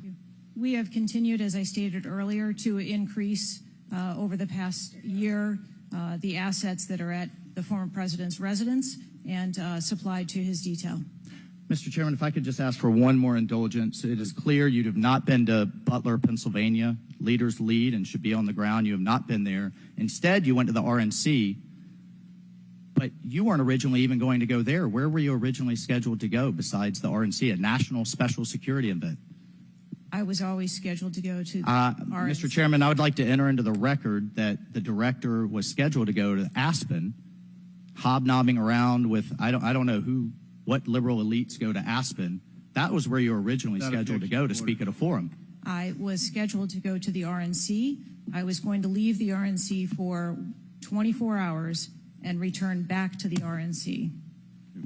I hope, as your predecessor, Julie Pearson, with a security incident on the White House and under the Obama administration and Reagan's Secret Service detail lead, I would hope you would have the dignity for the sake of the agents in the service to resign. Gentleman's time's expired. Thank you. I'd like to enter a few things into the record. First of all, the remaining articles that Mr. Biggs was wanting to enter into the record without objection, so ordered.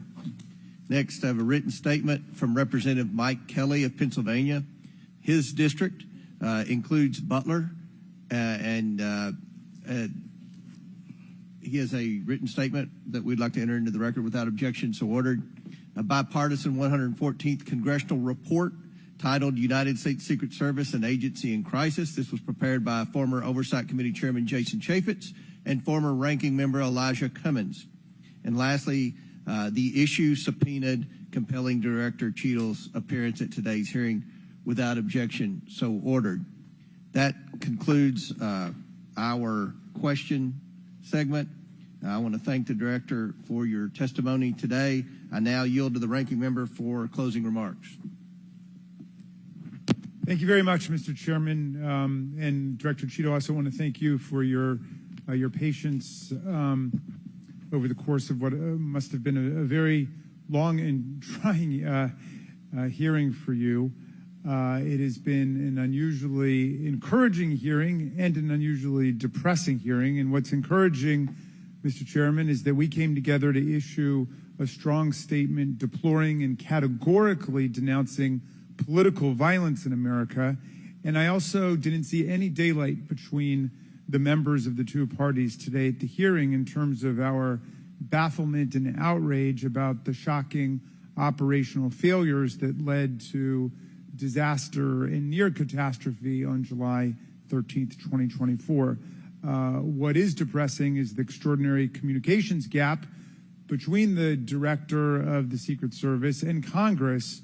And I don't want to add to the Director's terrible, horrible, no good, very bad day, but I will be joining the Chairman in calling for the resignation of the Director, just because I think that this relationship is irretrievable at this point, and I think that the Director has lost the confidence of Congress at a very urgent and tender moment in the history of the country, and we need to very quickly move beyond this. But what I will say, Mr. Chairman, is that I took this hearing to be about two major policy failures, and one policy failure is the one that got the vast majority of the attention, which was the failure of the Secret Service to effectively respond to a gunman on a roof within 150 yards of a presidential visit and speech.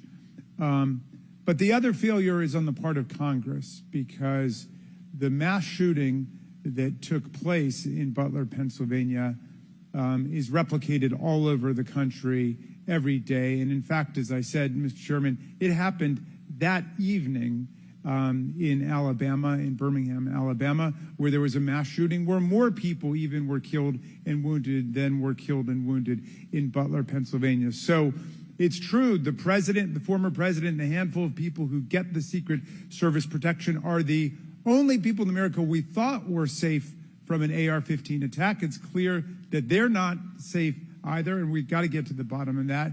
But we also have to get to the bottom of the larger problem, which is that the whole country is living like this in fear and in terror of assault weapon attacks in movie theaters, churches, synagogues, mosques, supermarkets, Walmarts, any place where an audience or a public gathers. And the worst was in Las Vegas, where a gunman got up on a roof and then just mowed down 60 people below him and wounded hundreds and hundreds of other people. So we've got to deal with that problem. We've got to move as swiftly as we can to deal with the problems of the Secret Service, but the broader problem is still there. And I just wish to the heavens that our colleagues that could get together on the question of presidential security against an AR-15 attack could get together on the question of public security against an AR-15 attack, because all of us are vulnerable. All of our families are in danger by this, and the rest of the world doesn't live this way.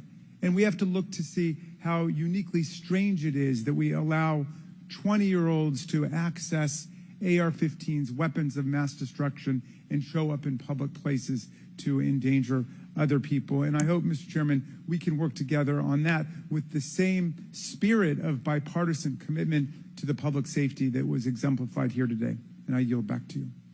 Ranking Member yields back. I'll deliver my closing remarks. Director Cheatle, I subpoenaed you to appear today to get answers for the American people about the failures that led to the assassination attempt of President Donald J. Trump. Unfortunately, you refused to answer today. And this committee is not known for its model of bipartisanship, but I think today we came together unanimously in our disappointment for your lack of answers. You've stated that the FBI will investigate and give a report, and you estimate 60 days. We've been waiting for months and months for lots of different bits of information from the FBI. We have no confidence in the FBI. The majority of this committee has no confidence in the FBI. I sincerely hoped that the hearing today would give not just Congress confidence in the Secret Service, but the American people would have confidence in the Secret Service. We don't have confidence, not just in Congress, but I don't believe the American people tonight when they go to bed are going to have confidence that the Secret Service is the best it can be at protecting President Biden, at protecting the First Lady, at protecting President Trump, at protecting their families. That's what the primary role for the Secret Service should be. And some people have said and speculated, well, there needs to be more money and more employees. As I stated early on, $3.1 billion. I believe next year it's going to be $3.2 billion budget, over 8,000 employees. If the Secret Service is spread too thin and doing things like inspecting counterfeit, which is what the Secret Service was created to do, was to inspect counterfeit money and things like that with the Treasury. If it's spread too thin, then we need to come together in Congress, and I think we can do that in a bipartisan way to narrow the focus of the Secret Service, to protect the leaders of our country, to protect our elections by protecting our candidates. And I don't believe we have any confidence that you can do that as the leader of the FBI. I sincerely hope that we would adjourn this committee hearing and have confidence not just in the Secret Service, but in you as director of the Secret Service. But we do not. Taking responsibility requires a lot of things. It means providing transparency. It means answering simple questions. It means providing a specific timeline of July 13th to this committee and the American people. I mean, it's been 9 days. There were people that were demanding that we have a hearing the next day or 2 days following the shooting. And I said, no, we need to give the Secret Service ample time to be able to answer those questions. 9 days. 9 days.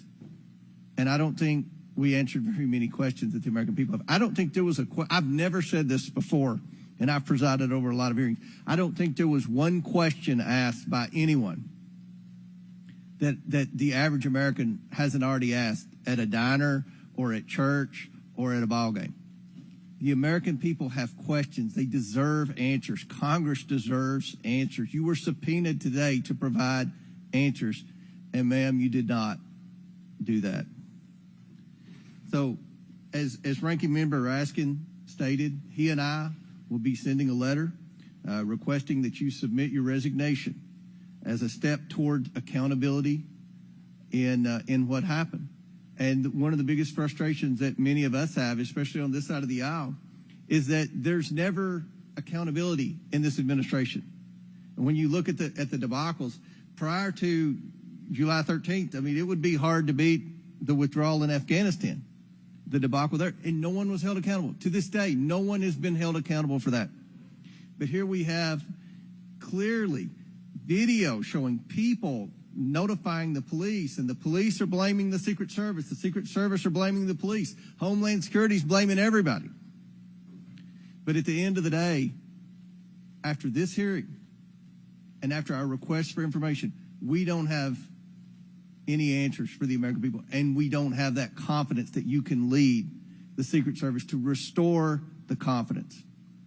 And again, I commend the ranking member for joining with me in the letter asking your resignation, and we certainly hope that you will take that to heart. With that and without objection, all members have 5 legislative days within which to submit materials and additional written questions for the witness, which will be forwarded to the witness. If there's no further business, without objection, the committee stands adjourned.